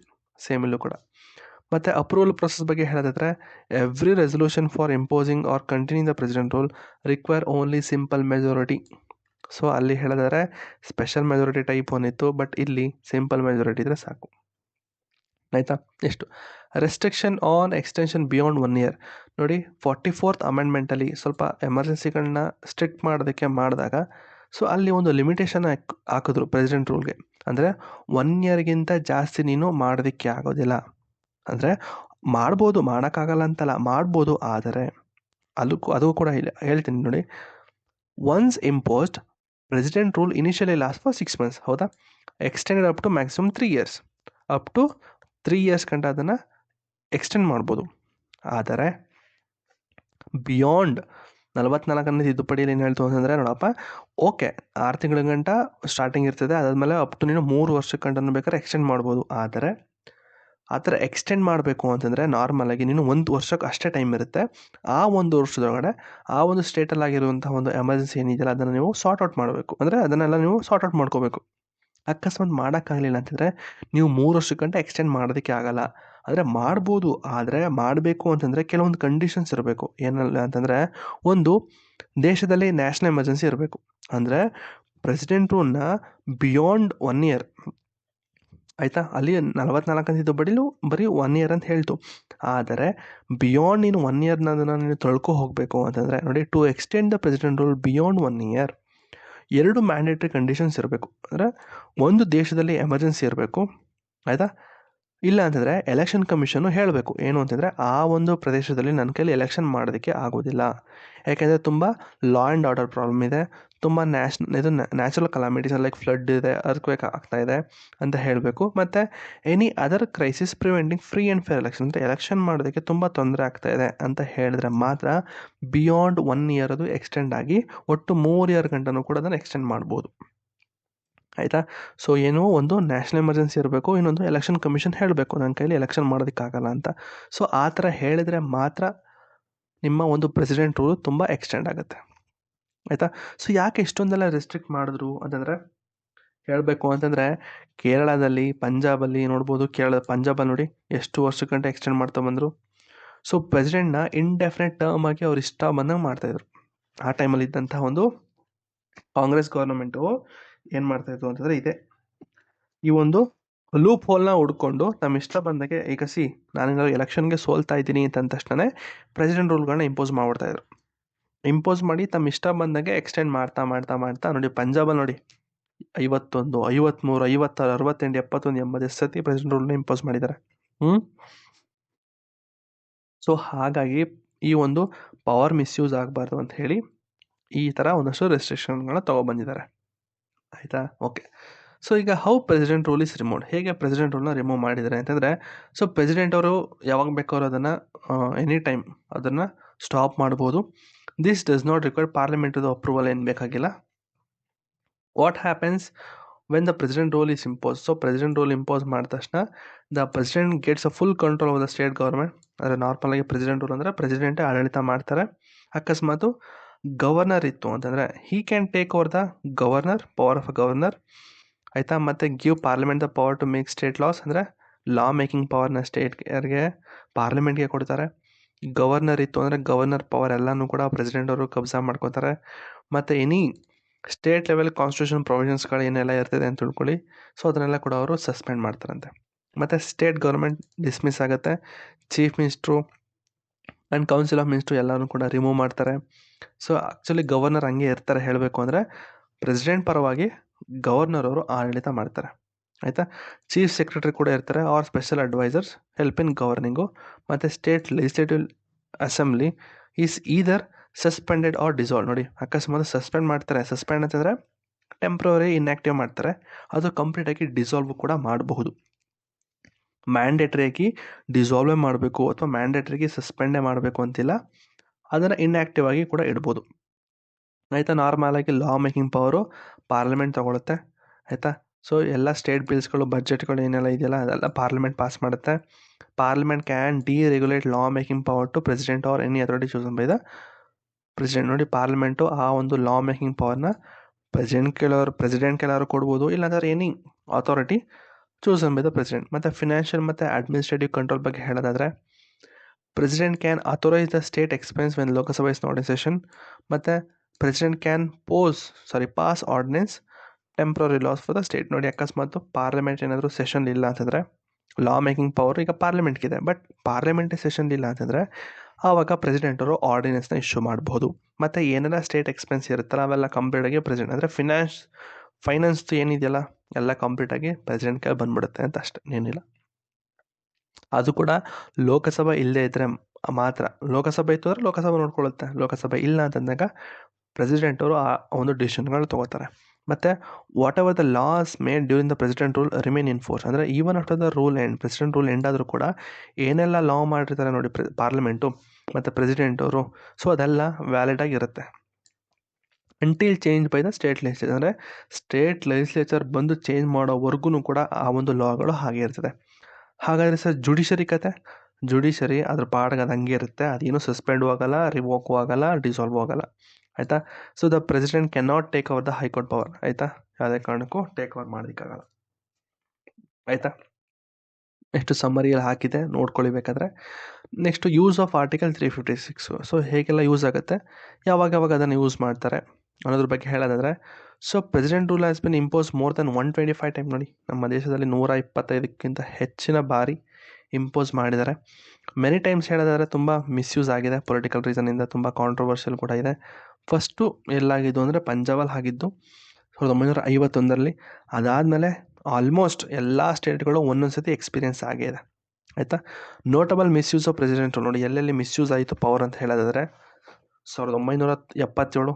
So ಅಲ್ಲೂ ಕೂಡ ಜನತಾ ಪಾರ್ಟಿ ಪವರ್ ಬಂದಾಗ ಅದು ಒಟ್ಟು 9 ಕಾಂಗ್ರೆಸ್ ರೂಲ್ಡ್ ಸ್ಟೇಟ್ ಗೌರ್ಮೆಂಟು, ಅಂದರೆ ಕಾಂಗ್ರೆಸ್ ರೂಲ್ಡ್ ಸ್ಟೇಟ್ ಗೌರ್ಮೆಂಟ್ ಎಲ್ಲೆಲ್ಲಿತ್ತು ಅಲ್ಲೆಲ್ಲ ಪ್ರೆಸಿಡೆಂಟ್ ರೂಲ್ನ ಇಂಪೋಸ್ ಮಾಡ್ತಾರೆ. ಆಯಿತಾ? ಪ್ರೆಸಿಡೆಂಟ್ ರೂಲನ್ನು ಇಂಪೋಸ್ ಮಾಡಿ ಅವರು, ಅಂದರೆ ಕಾಂಗ್ರೆಸ್ಗೆ ಏನು ಇತ್ತಲ್ಲ ಅದನ್ನು ಅಂದರೆ ಜಿದ್ದನ್ನು ತೀರಿಸ್ಕೋತಾರೆ. ಅಂದರೆ ಕಾಂಗ್ರೆಸ್ ಗೌರ್ಮೆಂಟ್ ಇದ್ದಂಥ ಕೋಪಕ್ಕೆ ಅವರು ಫಸ್ಟು ಅಲ್ಲಿ ಮಿಸ್ಯೂಸ್ ಮಾಡ್ಕೋತಾರೆ. ಮತ್ತು 1980ರಲ್ಲಿ ಕಾಂಗ್ರೆಸ್ ಮತ್ತೆ ಪವರ್ ಬರುತ್ತೆ. ಅವ್ರೇನು ಮಾಡ್ತಾರೆ ಅಂತಂದರೆ, ನೀನು ನನ್ನ ಒಂದು ಸ್ಟೇಟ್ ಗೌರ್ಮೆಂಟ್ ಅಂದರೆ ಏನು ಇತ್ತಲ್ಲ, ಅಂದರೆ ಕಾಂಗ್ರೆಸ್ ರೂಲ್ಡ್ ಸ್ಟೇಟ್ ಗೌರ್ಮೆಂಟ್ ಏನು ಡಿಸ್ಮಿಸ್ ಮಾಡಿದ್ದಲ್ಲ, ಡಿಸ್ಮಿಸ್ ಮಾಡಿ ಇದ್ದಲ್ಲ. ಸೊ ನಾನು ಹಂಗೆ ಮಾಡ್ತೀನಿ ಅಂತ ಹೇಳಿ ಎಲ್ಲೆಲ್ಲಿ ಜನತಾ ಪಾರ್ಟಿ ರೂಲ್ ಸ್ಟೇಟ್ ಇರ್ತಲ್ಲ, ಸೊ ಅಲ್ಲೆಲ್ಲ ಅವರು ಕೂಡ ಡಿಸ್ಮಿಸ್ ಮಾಡ್ತಾರೆ. ಅಂತಂದರೆ ಅಲ್ಲಿರೋ ಸ್ಟೇಟ್ಗಳ ಮೇಲೆ ಪ್ರೆಸಿಡೆಂಟ್ ರೂಲ್ನ ಇಂಪೋಸ್ ಮಾಡ್ತಾರೆ. ಆಯಿತಾ? ಸರಿ. ನೆಕ್ಸ್ಟು 1992ರಲ್ಲಿ Congress impose the president rule in 3 BJP rule state like Madhya Pradesh, Himachal Pradesh ಮತ್ತು ರಾಜಸ್ಥಾನ. ಸೊ ಇಲ್ಲಿ BJP ರೂಲ್ ಸ್ಟೇಟ್ಸ್ ಏನೇನಿತ್ತು ಅಲ್ಲೆಲ್ಲ ಅವರು ಇಂಪೋಸ್ ಮಾಡ್ತಾರೆ. ಏನಕ್ಕೆ? ಯಾಕೆಂದರೆ ಅವರು ಸರಿಯಾಗಿ ಇಂಪ್ಲಿಮೆಂಟ್ ಮಾಡ್ತಾ ಇಲ್ಲ. ಆಯಿತಾ? Center citing that they were not implementing the center's ban on religious organisation. So ಯಾವುದೋ ಒಂದು ರೀಸನ್ ಕೊಟ್ಟೆ ಮಾಡ್ತಾರೆ. ಸೊ ಅದಾದಮೇಲೆ ನಾಗಾಲ್ಯಾಂಡಲ್ಲಿ, ಕರ್ನಾಟಕದಲ್ಲೂ ಕೂಡ ಇಂಪೋಸ್ ಮಾಡಿದ್ದಾರೆ 1989 ಗೊತ್ತಿರಲಿ. ಆಯಿತಾ? ನೆಕ್ಸ್ಟು ಅಂಬೇಡ್ಕರ್ ಅವ್ರ ಒಪಿನಿಯನ್ ಏನಪ್ಪ? ಸೊ 356 ಅಂದರೆ ಪ್ರೆಸಿಡೆಂಟ್ ರೂಲ್ದು ಏನು ಒಪಿನಿಯನ್ ಇದೆ ಅಂತಂದರೆ, ಇದು ಒಂದು ಡೆಡ್ ಲೆಟರ್ ಅಂತ ಹೇಳಿದ್ರು. ಆಯಿತಾ? ಸೊ ಆರ್ಟಿಕಲ್ 356 ಅನ್ನೋದು ಡೆಡ್ ಲೆಟರು. ಅಂದರೆ ಯಾವಾಗ ಅಂತಂದರೆ ತುಂಬ ಕಠಿಣವಾದ ಸಂದರ್ಭದಲ್ಲಿ, ಅದನ್ನು ತುಂಬ ಲಾಸ್ಟ್ ರೆಸಾರ್ಟ್ ಅಥವಾ ಇನ್ನೇನು ಇನ್ನಾಗೋದೇ ಇಲ್ಲ ಆ ರಾಜ್ಯದಲ್ಲಿ, ಇನ್ನೇನು ರೂಲ್ಸ್ ಆ್ಯಂಡ್ ರೆಗ್ಯುಲೇಷನ್ನ ತರೋದಕ್ಕೆ ಆಗೋದೇ ಇಲ್ಲ ಈ ಸ್ಟೇಟ್ ಗೌರ್ಮೆಂಟ್ ಕೈಲಿ ಅಂತಂದಾಗ ಮಾತ್ರ ಅದನ್ನು ಯೂಸ್ ಮಾಡಬೇಕು. ರೇರ್ಲಿ ಬಿ ಯೂಸ್ಡ್ ಅಂತ ಹೇಳಿದ್ರು. And only used it as a last resort ಅಂತಲೂ ಕೂಡ ಹೇಳಿದರು. ಆಯಿತಾ? So however history has shown it become a most powerful political weapon. So ಅವರೊಂಥರ ಹೇಳಿದ್ರು, ಬಟ್ ಇಲ್ಲಿ ಅರ್ಥ ಮಾಡ್ಕೊಂಡಿದ್ದು ಬೇರೆ, ಇದನ್ನು ಪೊಲಿಟಿಕಲ್ ವೆಪನ್ ಆಗಿ ಯೂಸ್ ಮಾಡಿದ್ರು. ಮತ್ತು ಜುಡಿಷಿಯಲ್ ರಿವ್ಯೂ ಬಗ್ಗೆ ಹೇಳೋದಾದರೆ, so presidents decision was final ಆಗಿತ್ತು ಮೊದಲು, ಮತ್ತು it could not be challenge in court. ಅಂದರೆ ಏನೆಲ್ಲ ಪ್ರೆಸಿಡೆಂಟ್ ರೂಲ್ ಇಂಪೋಸ್ ಮಾಡ್ತಾರೆ ನೋಡಿ, ಸೊ ಅದನ್ನು ಯಾವುದೇ ಕಾರಣಕ್ಕೂ ಚಾಲೆಂಜ್ ಮಾಡೋದಕ್ಕೆ ಆಗೋದಿಲ್ಲ ಅಂತ ಇತ್ತು ಮೊದಲು. ಅದರಲ್ಲಿ ಅದು ಕೂಡ 38ನೇ ತಿದ್ದುಪಡಿ. ಎಮರ್ಜೆನ್ಸಿ ಟೈಮಲ್ಲಿ ತುಂಬ ಅವರು ಮಿಸ್ಯೂಸ್ ಮಾಡಿಕೊಂಡ್ರು ಪವರ್ನ. ಆಯಿತಾ? ಆದರೆ 44ನೇ ತಿದ್ದುಪಡಿಯಲ್ಲಿ ಈ ಥರ ಒಂದಷ್ಟು ಪ್ರೊಟೆಕ್ಷನ್ ತೆಗೆದಾಕಿ, ಸೊ ಪ್ರೆಸಿಡೆಂಟ್ ಏನೆಲ್ಲ ಡಿಸಿಷನ್ ಇದೆಯಲ್ಲ, ಏನೆಲ್ಲ ಪ್ರೆಸಿಡೆಂಟ್ ರೂಲ್ ಅಪ್ಲೈ ಮಾಡ್ತಾರಲ್ಲ, ಯಾವ ಕಾರಣಕ್ಕೆ ಅಪ್ಲೈ ಮಾಡಿದ್ರು ಅಂತ ಹೇಳಿ ಬೇಕಾದರೆ ಅದನ್ನು ಕೋರ್ಟ್ಗೆ ಕೇಸ್ ಹಾಕೋಬೋದು. So next supreme court ruling ಬಗ್ಗೆ ಹೇಳಿದರೆ SR ಬೊಮ್ಮೈ ಕೇಸು 1994 ಬಗ್ಗೆ ಇಲ್ಲಿ ಡಿಸ್ಕಸ್ ಮಾಡಲೇಬೇಕು ಅನಿಸುತ್ತೆ. So the supreme court restricted the misuse of article 356 by using key rules. ನೋಡಿ, ಮೊದಲಿಂದ ಜುಡಿಷಿಯಲ್ ರಿವ್ಯೂ ಅಂದರೆ ಕೋರ್ಟ್ ಕ್ಯಾನ್ ರಿವ್ಯೂ ಅಂತ ಹೇಳ್ತು. ಅಂದರೆ ನಿಮ್ಮ ಏನು ಪ್ರೆಸಿಡೆಂಟ್ ರೂಲ್ ಇಂಪೋಸ್ ಮಾಡ್ತಾರಲ್ಲ, ಯಾವ ಕಾರಣಕ್ಕೆ ಕರೆಕ್ಟಾಗಿ ಮಾಡಿದ್ದೀರಾ ಇಲ್ವಾ ಅಂತ ಚೆಕ್ ಮಾಡೋದಕ್ಕೆ ಸೊ ಜುಡಿಷಿಯಲ್ ರಿವ್ಯೂನ ಹಾಕ್ತೀವಿ. ಮತ್ತು ವ್ಯಾಲಿಡ್ ರೀಸನ್ಸ್ ಇರಬೇಕು. ಈಗ ಪ್ರೆಸಿಡೆಂಟ್ ರೂಲ್ನ ಇಂಪೋಸ್ ಮಾಡ್ತೀನಿ ಅಂತ ಹೇಳಿ ಇಷ್ಟ ಬಂದಂಗೆಲ್ಲ ಮಾಡೋದಕ್ಕಾಗಲ್ಲ, ಒಂದು ವ್ಯಾಲಿಡ್ ರೀಸನ್ ಇರಬೇಕು. The president must have the strong evidence to justify the president rule. If based on wrong reason the court can strike it down. ಅಕಸ್ಮಾತ್ ಪ್ರೆಸಿಡೆಂಟ್ ಅವ್ರು ಏನಾದರೂ ಒಂದು ರಾಂಗ್ ರೀಸನಿಂದ ಡಿಕ್ಲೇರ್ ಮಾಡಿದ್ದಾರೆ ಅಂತಂದರೆ ಕೋರ್ಟ್ ಅದನ್ನು ಸ್ಟ್ರೈಕ್ ಡೌನ್ ಮಾಡಬಹುದು. ಮತ್ತು burden on centre. The central government must prove that presidential order was necessary. ಅಂತಂದರೆ ಈಗ ಪ್ರೆಸಿಡೆಂಟ್ ಅವರು ಡಿಕ್ಲೇರ್ ಮಾಡ್ತಾ ಇದ್ದಾರೆ ಅಂತಂದಾಗ ಸ್ಟೇಟ್ ಗೌರ್ಮೆಂಟ್ಗಳು ಪ್ರೂವ್ ಮಾಡಬೇಕು, ಹೌದು ಪ್ರೆಸಿಡೆಂಟ್ ರೂಲು ಆ ಒಂದು ಸ್ಟೇಟ್ಗೆ ಬೇಕಾಗಿತ್ತು ಅಂತ ಹೇಳಿ ಸ್ಟೇಟು ಪ್ರೂವ್ ಮಾಡಬೇಕು. ಮತ್ತು court role. The court won't check if the evidence is strong enough, but it will check if it is relevant to the decision. ಅಂದರೆ ಕರೆಕ್ಟಾಗಿ ಅವ್ರೇನು ಎವಿಡೆನ್ಸ್ ಕೊಟ್ಟಿದ್ದಾರಲ್ಲ ಅದನ್ನು ನಾವು ಚೆಕ್ ಮಾಡಲ್ಲ, ಬಟ್ ಆ ಒಂದು ಸ್ಟೇಟ್ಗೆ ರಿಲೆವೆಂಟ್ ಆಗಿತ್ತಾ, ಆ ಸ್ಟೇಟ್ಗಳಿಗೆ ಈ ಒಂದು ಪ್ರೆಸಿಡೆನ್ಷಿಯಲ್ ರೂಲ್ ಬೇಕಾಗಿತ್ತಾ ಅಂತ ಚೆಕ್ ಮಾಡುತ್ತೆ. ಮತ್ತು state government restoration. If the president rule is declared ಅನ್ಕಾನ್ಸ್ಟಿಟ್ಯೂಷನ್ the court can reinstate the dismiss government and revive the state legislature. ನೋಡಿ, ಅಕಸ್ಮಾತು ಪ್ರೆಸಿಡೆಂಟ್ ರೂಲು ಸರಿಯಾಗಿ ಇವರು ಇಂಪೋಸ್ ಮಾಡಿಲ್ಲ, ಅಕಸ್ಮಾತ್ ಒಂದು ಅನ್ಕಾನ್ಸ್ಟಿಟ್ಯೂಷನಲ್ಲು ಅಂತ ಏನಾದರೂ ಡಿಕ್ಲೇರ್ ಮಾಡಿದ್ರೆ, ಕೋರ್ಟ್ ಡಿಕ್ಲೇರ್ ಮಾಡ್ತು ಅಂತಂದರೆ ಯಾವುದೆಲ್ಲ ಈ ಗೌರ್ಮೆಂಟ್ಗಳು ಡಿಸ್ಮಿಸ್ ಆಗಿತ್ತಲ್ಲ ಅದೆಲ್ಲ ವಾಪಸ್ ಬಂದ್ಬಿಡುತ್ತೆ. ಅರ್ಥ ಆಗ್ತಿದೆಯಾ? ಈಗ ಕರ್ನಾಟಕದಲ್ಲಿ ಇಂಪೋಸ್ ಮಾಡಿದ್ರು, ಕಾಂಗ್ರೆಸ್ಸು ಬಿದೋಯಿತು. ಆಯಿತಾ? ಕಾಂಗ್ರೆಸ್ ಗೌರ್ಮೆಂಟ್ನ ತೆಗೆದುಹಾಕಿದ್ರು. ಬಟ್ ಏನು ಅವ್ರು ಇಂಪೋಸ್ ಮಾಡೋದ್ರಲ್ಲ ಪ್ರೆಸಿಡೆಂಟ್ ರೂಲು, ಅದು ತಪ್ಪು ಅಂತ ಕೋರ್ಟ್ ಹೇಳಿದಾಗ ವಾಪಸ್ಸು ಕಾಂಗ್ರೆಸ್ ಗೌರ್ಮೆಂಟ್ ವಾಪಸ್ ಬರುತ್ತೆ ಅಂತ ಅಷ್ಟೇ, ಇನ್ನೇನಿಲ್ಲ. ಆಯಿತಾ? Next assembly dissolution only after the parliament approval. ನೋಡಿ, until the parliament approve the state assembly can only be suspended, not dissolve. ನೋಡಿ, ಅಕಸ್ಮಾತು ಸ್ಟೇಟ್ ಲೆಜಿಸ್ಲೇಚರ್ಗಳನ್ನ ಡಿಸಾಲ್ವ್ ಮಾಡಬೇಕು ಅಂತಂದರೆ, ಅಸೆಂಬ್ಲಿನ ಡಿಸಾಲ್ವ್ ಮಾಡಬೇಕು ಅಂತಂದರೆ ಪಾರ್ಲಿಮೆಂಟರಿ ಅಪ್ರೂವಲ್ ಬೇಕು. ಪಾರ್ಲಿಮೆಂಟರಿ ಅಪ್ರೂವಲ್ ಅಂದರೆ ಅದು ಜಸ್ಟ್ ಸಸ್ಪೆಂಡ್ ಆಗಿರುತ್ತೆ ಅಷ್ಟೇ, ಅಂದರೆ ವಾಪಸ್ ಅದು ಆ್ಯಕ್ಟಿವ್ ಆಗುತ್ತೆ ಅಂತ. ಮತ್ತು secularism is a basic feature. ನೋಡಿ, ಇಲ್ಲಿ ಯಾವುದೇ ಕಾರಣಕ್ಕೂ ನೋಡಿ, if the state follow the anti secular politics the president rule can be impose. ನೋಡಿ, ಅಕಸ್ಮಾತ್ ಸ್ಟೇಟ್ ಗೌರ್ಮೆಂಟ್ಗಳು ಕೆಲವೊಂದು ಸತಿ ಆ್ಯಂಟಿ ಸೆಕ್ಯುಲರ್ ಪಾಲಿಸೀಸ್ಗಳು ಆಗ್ತಾ ಇರ್ತದೆ. ನೋಡಿ, ಬರೀ ಒಂದು ರಿಲಿಜನ್ಗೆ ಮಾತ್ರ ಸ್ಟ್ರೆಸ್ ಕೊಡೋದು, ಹೌದಾ? ಸೊ ಎಕ್ಸಾಂಪಲ್ ನಿಮ್ಮ ವೆಸ್ಟ್ ಬೆಂಗಾಲ್ ಹೇಳ್ಬೋದು. ವೆಸ್ಟ್ ಬೆಂಗಾಲ್ ಏನಾಗ್ತಾಯಿದೆ ನಿಮ್ಗೆ ಕೂಡ ಚೆನ್ನಾಗಿ ಗೊತ್ತು, ಹೌದಾ? ಸೊ ಅಂಥ ಟೈಮಲ್ಲಿ ಬೇಕಾದ್ರೆ ಇಂಪೋಸ್ ಮಾಡ್ಬೋದು. ಅಲ್ಲಿ ಆ್ಯಂಟಿ ಸೆಕ್ಯುಲರ್ ಪಾಲಿಸೀಸ್ಗಳು ತುಂಬ ಜಾಸ್ತಿ ಇದೆ. ಸೊ ಹಾಗಾಗಿ next floor test required. If a state government is accused of losing the majority, this must be tested on the floor of the assembly, not decided arbitrarily. ಅಕಸ್ಮಾತ್ ಸ್ಟೇಟ್ ಗೌರ್ಮೆಂಟ್ ಏನಾದರೂ ಅಂದರೆ ಪಾರ್ಟಿದು ಏನು majority loose ಆಗ್ತಾ ಇದೆ ಅಂತಂದಾಗ so ಅವರ ಒಂದು ಮೆಜಾರಿಟಿನ ಅವ್ರು ಟೆಸ್ಟ್ ಮಾಡ್ಕೊಳ್ಳೋದಕ್ಕೆ ಬಿಡಿ. ಸೊ ತಕ್ಷಣ ಡಿಸಿಷನ್ಗಳನ್ನ ತಗೊಂಡು ಪ್ರೆಸಿಡೆಂಟ್ ರೂಲ್ನ ಇಂಪೋಸ್ ಮಾಡಬೇಡಿ ಅಂತ ಹೇಳ್ತು. ಮತ್ತು new central government cannot dismiss opposite state government. ನೋಡಿ ಹೇಳಿದ್ನಲ್ಲ, ಈಗ ಯಾವುದೊಂದು ಹೊಸ ಸೆಂಟ್ರಲ್ ಗೌರ್ಮೆಂಟ್ ಬರುತ್ತೆ. ಸೊ ಯಾವುದೋ ಈಗ ಸೆಂಟ್ರಲ್ಲಿಗೆ ಬಿ ಜೆ ಪಿ ಇದಲ್ಲಪ್ಪ, ಸೊ ಅವರು ಬಿ ಜೆ ಪಿಗೆ ಬಂದ್ಬಿಟ್ಟು ಓಹೋ ಈ ಒಂದು ರಾಜ್ಯದಲ್ಲಿ ಸ್ಟೇಟ್ ಗೌರ್ಮೆಂಟಲ್ಲಿ ಯಾವುದಿದೆ, ಕಾಂಗ್ರೆಸ್ ಇದೆ, ಸೊ ನಾನು ಅದನ್ನು ತೆಗೆದಾಕ್ತೀನಿ ಅಂತ ಹೇಳಿ ಅಲ್ಲಿ ಇಂಪೋಸ್ ಮಾಡಿಸ್ತೀನಿ ಅಂತ ಹೇಳಿ ಇಂಪೋಸ್ ಮಾಡಿಸೋದಕ್ಕೆ ಹೋಗಬಾರ್ದು. ಒಂದು ವ್ಯಾಲಿಡ್ ರೀಸನ್ ಇದ್ದರೆ ಮಾತ್ರ ಇಂಪೋಸ್ ಮಾಡಬೇಕು. ವಿತೌಟ್ ವ್ಯಾಲಿಡ್ ರೀಸನ್ಸು ಅವರು ಅದನ್ನು ಎಲ್ಲ ಇಂಪೋಸ್ ಮಾಡಬಾರ್ದು. ಮತ್ತು ಆರ್ಟಿಕಲ್ 356 ಅಂತ ಏನಿದೆಯಲ್ಲ emergency power, it should be use rarely and only exceptional situations. So ದಿಕ್ಕಾಪಾಲಾಗೆಲ್ಲ ಯೂಸ್ ಮಾಡ್ಬೋದು, ಅದನ್ನು ರೇರ್ಲಿ ಯೂಸ್ ಮಾಡಬೇಕು ಅಂತ ಈ ಒಂದು ಎಸ್ ಆರ್ ಬೊಮ್ಮಾಯಿ ಕೇಸಲ್ಲಿ ಒಂದು ಸ್ಟ್ರಿಕ್ಟ್ ಲಿಮಿಟ್ಸ್ಗಳನ್ನ, ಸ್ಟ್ರಿಕ್ಟ್ ಒಂದಷ್ಟು ರೂಲ್ಸ್ಗಳನ್ನ ಹೇಳ್ತು. ಸೊ ಈಗ what is the proper and improper use of article 356 ನೋಡೋಣ ಈಗ. ಸೊ ಪ್ರಾಪರ್ ಯೂಸ್ ಏನಪ್ಪ ಅಂತಂದರೆ ಒಂದು ಹಂಗ್ ಅಸೆಂಬ್ಲಿ ಅಂತ ಹೇಳ್ತೀವಿ. ಹಂಗ್ ಅಸೆಂಬ್ಲಿ ಅಂತಂದರೆ ಯಾವ ಒಂದು ಪಾರ್ಟಿಗೆ ಮೆಜಾರಿಟಿ ಇಲ್ಲ ಅಂತಂದರೆ, ನೋಡಿ, if no party win the majority in the state assembly after the election the making the government formation is impossible. ನೋಡಿ, ಯಾವ ಒಂದು ಪಾರ್ಟಿಗೂ ಕೂಡ ಒಂದು ಮೆಜಾರಿಟಿ ಇಲ್ಲ ಅಂತಂದಾಗ ಯಾವ ಗೌರ್ಮೆಂಟನ್ನು, ಯಾವ ಪಾರ್ಟಿ ನೀವು ಸೆಲೆಕ್ಟ್ ಮಾಡಿಬಿಟ್ಟು ಸರ್ಕಾರ ಕೊಡ್ತೀರ ಹೇಳಿ?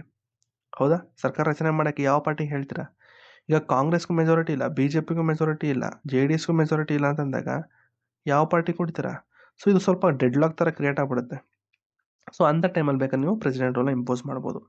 ಮತ್ತು ರೆಫ್ಯೂಸಲ್ ಟು ಫಾರ್ಮ್ ಗೌರ್ಮೆಂಟ್. ನೋಡಿ, if a party with a majority decline the form the government. ನೋಡಿ, ಈಗ ಯಾವುದೊಂದು ಪಾರ್ಟಿ ಎಕ್ಸಾಂಪಲ್ ಈಗ ಕಾಂಗ್ರೆಸ್ಸೇ ಗೆತ್ತು ಅಂತ ತಿಳ್ಕೊಳ್ಳಿ, ಬಟ್ ಇಲ್ಲಿ ತಮ್ಮ ಚೀಫ್ ಮಿನಿಸ್ಟರ್ನ ಆಯ್ಕೆ ಮಾಡಲು ಸ್ವಲ್ಪ ಹಿಂದೆ ಮುಂದೆ ನೋಡ್ಬಿಡ್ತಾರೆ ಅಂತ ತಿಳ್ಕೊಳ್ಳಿ. ಡಿ ಕೆ ಮಾಡೋದ, ಸಿದ್ದರಾಮಯ್ಯ ಅವ್ರನ್ನ ಮಾಡೋದ. ಸೊ ಈ ರೀತಿ ಕನ್ಫ್ಯೂಷನ್ ಕ್ರಿಯೇಟ್ ಆದಾಗ ಅವರಲ್ಲೇ ಒಂದು ಏನದು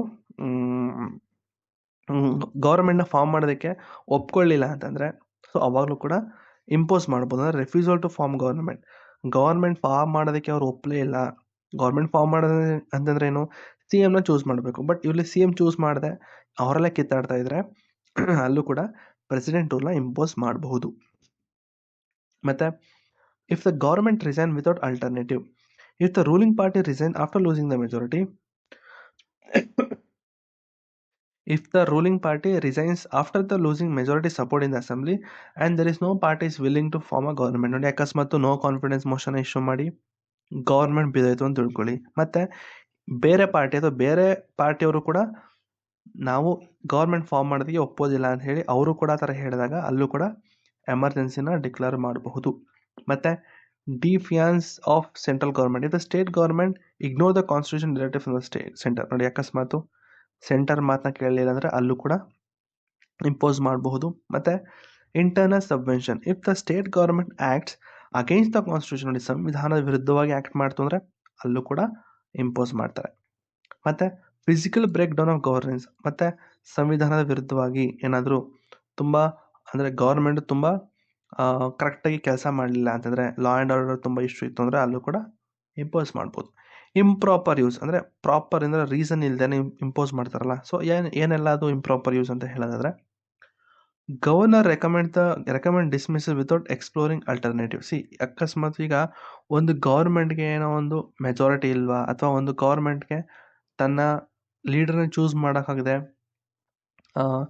ಏನದು ಗೌರ್ಮೆಂಟ್ನ ಫಾರ್ಮ್ ಮಾಡೋದಕ್ಕೆ ಆಗ್ತಾ ಇಲ್ಲ ಅಂತಂದಾಗ ಅವ್ರಿಗೆ ಸ್ವಲ್ಪ ಟೈಮ್ ಕೊಡಬೇಕು. ಲೇಟೆಸ್ಟ್ ಸ್ವಲ್ಪ ಟೈಮ್ ತೊಗೊಳ್ಳಿ, ಡಿಸ್ಕಸ್ ಮಾಡಿ, ಒಂದು ಒಪ್ಪಂದಕ್ಕೆ ಬನ್ನಿ ಅಂತ ಹೇಳಿ ಒಂದು ಟೈಮ್ನ ಕೊಡಬೇಕು. ಆ ಟೈಮ್ ಕೊಡದೇನೆ ತಕ್ಷಣ ಪ್ರೆಸಿಡೆಂಟ್ಗೆ ಹೋಗ್ಬಿಟ್ಟು ಗವರ್ನರ್ ಅವ್ರು ನೋಡಿ ಸರ್ ಈ ಥರ ಆಗ್ಬಿಟ್ಟಿದೆ ಇಂಪೋಸ್ ಮಾಡಿ ಅಂತ ಹೇಳಬಾರ್ದು. ಅದೇ ಹೇಳಿರೋದ್ರಲ್ಲಿ governor recommends the dismissal without exploring alternative. ಅಂದರೆ ಏನಾದ್ರು ಒಂದು ಅಲ್ಟರ್ನೇಟಿವ್ನ ಹುಡುಕಬೇಕು. ಇದಿಲ್ಲ ಅಂದರೆ ಇದಿಲ್ಲ, ಓಕೆ ನೀನು ಚೂಸ್ ಮಾಡೋಕ್ಕಾಗಲಿಲ್ವಾ, ಓಕೆ ನೋಡಪ್ಪ ನನ್ನ ಒಂದು ಪ್ರಕಾರ ನೀನು ಆಗು ಅಂತ ಬೇಕಾದ್ರೆ ಹೇಳಿ ಅವರು ಇದು ಮಾಡಬೇಕು. ಅದನ್ನು ಬಿಟ್ಟು ತಕ್ಷಣ ಹೋಗಿ ಪ್ರೆಸಿಡೆಂಟ್ ರೂಲ್ ಇಂಪೋಸ್ ಮಾಡಿ ಅಂತ ಹೇಳಬಾರ್ದು. ನೋಡಿ, if the ruling party loses the majority the governor must first explore other possible coalition before recommending president. ನೋಡಿ, ಅಕಸ್ಮಾತ್ ಒಂದು ರೂಲಿಂಗ್ ಪಾರ್ಟಿಯಿಂದ ಅಕಸ್ಮಾತ್ ಅವರು ನೋ ಕಾನ್ಫಿಡೆನ್ಸ್ ಮೋಷನಿಂದ ಬಿದ್ದೋಗಿ ಬೇರೆ ಪಾರ್ಟಿಗಳು ಅಂದರೆ ಗೌರ್ಮೆಂಟ್ನ ಫಾರ್ಮ್ ಮಾಡೋದಕ್ಕೆ ಆಗಲ್ಲ ಅಂತಂದಾಗ ಅವರು ಕನ್ವಿನ್ಸ್ ಮಾಡಬೇಕು, ನೋಡಿ ಈ ಥರ ಎಲ್ಲ ಬೇಡ, ಯಾರು ಮುಂದೆ ಬನ್ನಿ, ಮುಂದೆ ಬಂದಿರೋ ಒಂದು ಪಾರ್ಟಿ ಬನ್ನಿ, ಗೌರ್ಮೆಂಟ್ನ ಫಾರ್ಮ್ ಮಾಡಿ ಅಂತ ಏನಾದರೂ ಒಂದು ಹೇಳಬೇಕು. ಅದನ್ನು ಬಿಟ್ಟು ಅವರು ಡೈರೆಕ್ಟಾಗಿ ಪ್ರೆಸಿಡೆಂಟ್ಗೆ ಅವರಿಗೆ ಹೇಳಬಾರ್ದು. ಮತ್ತು governor's personal assessment without floor test, ಅಂದರೆ the governor can not decide whether the government has lost the majority without floor test in the assembly. ಅಂದರೆ ಗವರ್ನರ್ ಅವರು ಆ ಒಂದು ಪಾರ್ಟಿಗೆ ಟೈಮ್ನ ಕೊಡಬೇಕು, so that they can gain the majority, ಅಷ್ಟೇ, ಅಲ್ಲಿ ಏನಿಲ್ಲ. ಮತ್ತು misuse based on Lok Sabha election result, ಅಂದರೆ if the ruling party in the state loses the general election at the centre, it does not mean they have lost the mandate in the state. ಮತ್ತು ಏನಿದು ಇಷ್ಟೊಂದು ಐತೆ, ಇದು ಮುಗಿತಾ, ಇದು ಯಾವುದು point, ಇದು ಒಂದು ನಿಮಿಷ ರೀ, ಕನ್ನಡದಲ್ಲಿ ಹೇಳ್ತೀನಿ ಇದನ್ನು. Misuse based on Lok Sabha election result. ಇಲ್ಲಿ ನೋಡಿ.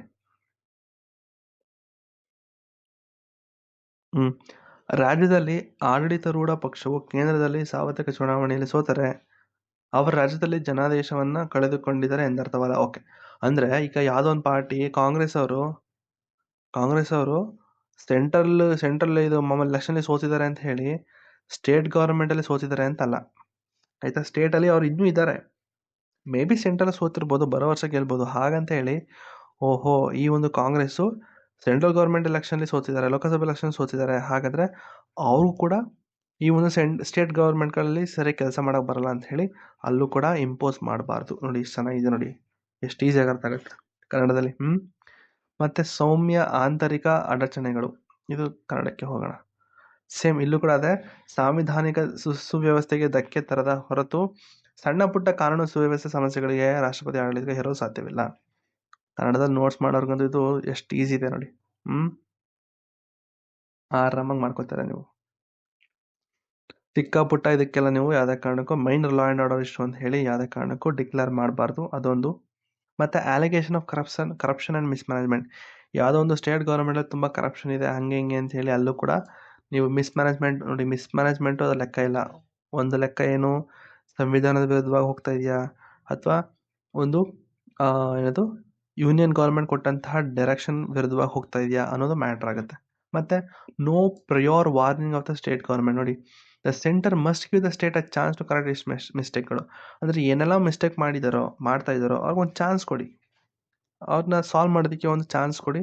ಅಕಸ್ಮಾತ್ ಚಾನ್ಸ್ ಕೊಟ್ಟರೂ ಕೂಡ ಅವರು ವಿಫಲರಾದರೆ ಪ್ರೆಸಿಡೆಂಟ್ ರೂಲ್ನ ಇಂಪೋಸ್ ಮಾಡಿ.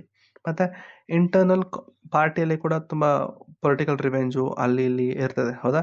ಪಾರ್ಟಿಗಳಲ್ಲಿ ತುಂಬ ಕಾಮನ್ ಅದು ಪೊಲಿಟಿಕಲ್ ರಿವೆಂಜ್ ಅದು ಇದು ಅಂತೆಲ್ಲ. ಇಲ್ಲಿ ಕಾಂಗ್ರೆಸ್ ಅವ್ರು ಬಂತು ಅಂದರೆ ಬಿ ಜೆ ಪಿ ಮೇಲೆ ಹಾಕ್ತಾರೆ, ಬಿ ಜೆ ಪಿ ಬಂತು ಅಂದರೆ ಕಾಂಗ್ರೆಸ್ ಮೇಲೆ ಹಾಕ್ತಾರೆ. ಸೊ ಈ ಥರ ಒಂದಷ್ಟು ನಿಮ್ಮ ಒಂದು ಪೊಲಿಟಿಕಲ್ ರಿವೆಂಜ್ಗಳನ್ನ ಇಟ್ಕೊಂಡು ಆರ್ಟಿಕಲ್ 356ನ ಯೂಸ್ ಮಾಡಬಾರ್ದು ಅಂತ ಹೇಳಿದೆ. ಸೊ ಇದು ಎಲ್ಲ ಬಂದು ಇಂಪ್ರಾಪರ್ ಯೂಸ್ ಆಫ್ ಆರ್ಟಿಕಲ್ 356, ಆಯಿತಾ. ಒಂದಷ್ಟು ಕಂಪ್ಯಾರಿಸನ್ ಹಾಕಿದ್ದೀನಿ, national emergency versus president rule ನೀಟಾಗಿ ನೋಡ್ಕೊಳ್ಳಿ, ಆಯಿತಾ. ಅಷ್ಟೆ, ಅದು ಬಿಟ್ರೆ ಮುಗೀತು. ಇದು ನಿಮ್ಮ ಪ್ರೆಸಿಡೆಂಟ್ ರೂಲ್ ಆಗಿತ್ತು, ಆಯಿತಾ. ಈಗ ಒಂದು ಕ್ವಶನ್ ನೋಡೋಣ, ಇಲ್ಲ ಇದೆಯಲ್ಲ ಕ್ವಶನ್ನು. ಈಗ ಹೇಳಿ, ಆರ್ಟಿಕಲ್ 365 ಏನಪ್ಪ? Article 365 the president can impose a president rule in any state. No, the president rule ಅಂತಂದರೆ ಇದು ಆರ್ಟಿಕಲ್ 356 ಬರಬೇಕಲ್ವಪ್ಪ. ಬಟ್ ಇಲ್ಲಿ 365 ಅಂತಂದ್ರೆ ಏನು, ಅಕಸ್ಮಾತ್ ಯಾವ ಸ್ಟೇಟ್ ಗೌರ್ಮೆಂಟ್ಗಳು ಯೂನಿಯನ್ ಗೌರ್ಮೆಂಟ್ ಮಾತು ಕೇಳಿಲ್ಲ ಅಂತಂದರೆ ಆರ್ಟಿಕಲ್ 365ನ ಇಂಪೋಸ್ ಮಾಡಿ ಪ್ರೆಸಿಡೆಂಟ್ ರೂಲ್ನ ಇಂಪೋಸ್ ಮಾಡ್ಬೋದು ಅಂತ, ಆಯಿತಾ. ಬಟ್ ಡೈರೆಕ್ಟಾಗಿ ಇಲ್ಲಿ president can impose the president rule on any state ಅಂತ ಬರೋದು ಆರ್ಟಿಕಲ್ 356 ಅಲ್ವಾ. ಓಕೆ, ನೆಕ್ಸ್ಟು ಆರ್ಟಿಕಲ್ 356 ಅಂತ ಏನಿದೆಯಲ್ಲ, ಸೊ ಈ article 356 the president can suspend the fundamental rights of citizens ಅನ್ನೋ, ಇದು ಕೂಡ ತಪ್ಪು, ಹೌದಾ. ಇದು ಕೂಡ ತಪ್ಪಾಗತ್ತೆ. ಸೊ ಆನ್ಸರ್ ಇಸ್ ಏನು, ಎ ಓನ್ಲಿ ಅಂತ ಅಂದ್ಕೊಂಡಿದ್ದೀನಿ. ನೋಡಿ ಯಾವುದು ಅಂತ, ಆಯಿತಾ. Which the following statement is correct, A only ಅಂತ ನನಗನ್ಸುತ್ತೆ, ಹೌದಾ. ಸರಿ, ನೆಕ್ಸ್ಟ್ ಹೋಗೋಣ ಹಂಗಂದ್ರೆ. ಒಂದು ನಿಮಿಷ ರೀ, ಚೆಕ್ ಮಾಡ್ಬಿಡ್ತೀನಿ ಅದನ್ನು ಬೇಕಾದ್ರೆ.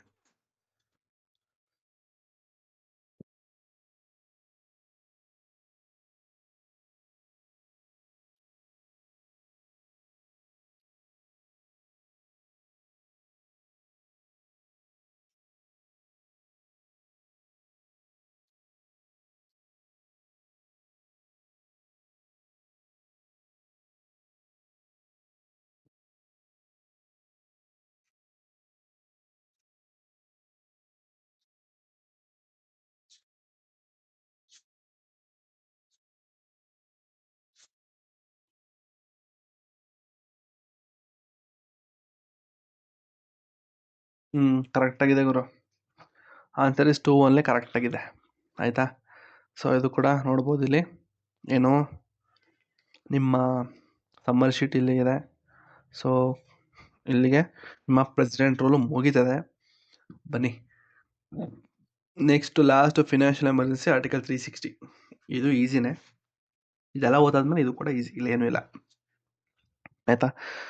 ಸೊ ಫಿನಾನ್ಷಿಯಲ್ ಎಮರ್ಜೆನ್ಸಿ ಏನಿದು? Ground of declaration. ಯಾವ ಒಂದು ಗ್ರೌಂಡ್ ಮೇಲೆ ಈ ಒಂದು ಫಿನಾನ್ಷಿಯಲ್ ಎಮರ್ಜೆನ್ಸಿನ ಡಿಕ್ಲೇರ್ ಮಾಡ್ತೀರಾ ಅಂತಂದರೆ, ಅಕಸ್ಮಾತು ಪ್ರೆಸಿಡೆಂಟ್ ಅವ್ರಿಗೆ ಈ ಒಂದು ರಾಜ್ಯದಲ್ಲಿ ಅಥವಾ ಈ ಒಂದು ದೇಶದಲ್ಲಿ ಅಂತಲೂ ಕೂಡ ಹೇಳ್ಬೋದು, can declare the financial emergency if he believes that financial stability R credit of India R any part of is threaten. ನೋಡಿ, ಅಕಸ್ಮಾತು ತುಂಬ ಇನ್ನೇನೋ ದೇಶದಲ್ಲಿ ಕೆಲವೊಂದು ಭಾಗದಲ್ಲಿ ಲೈಕ್ ಕರ್ನಾಟಕದಲ್ಲೋ ತಮಿಳುನಾಡಲ್ಲೋ ತುಂಬ ಥ್ರೆಟನ್ ಆಗಿದೆ, ಕಂಪ್ಲೀಟಾಗಿ ಇನ್ನೇನು ದಿವಾಳಿ ಆಗ್ತಾ ಇದೆ, ಆ ಒಂದು ರಾಜ್ಯ ದಿವಾಳಿ ಆಗ್ತಾ ಇದೆ ಅಥವಾ ದೇಶ ದಿವಾಳಿ ಆಗ್ತಾ ಇದೆ ಅನ್ನೋ ಒಂದು ಟೈಮಲ್ಲಿ ಪ್ರೆಸಿಡೆಂಟ್ ಅವರು ಫಿನಾನ್ಷಿಯಲ್ ಎಮರ್ಜೆನ್ಸಿನ ಡಿಕ್ಲೇರ್ ಮಾಡಬಹುದು. ಇನಿಷಿಯಲಿ 1975ರಲ್ಲಿ 38ನೇ ತಿದ್ದುಪಡಿ ಪ್ರಕಾರ so president decision could not be question in court. ನಾನು ಮುಂಚೆನೂ ಕೂಡ ಹೇಳಿದೆ, ಹೌದಾ?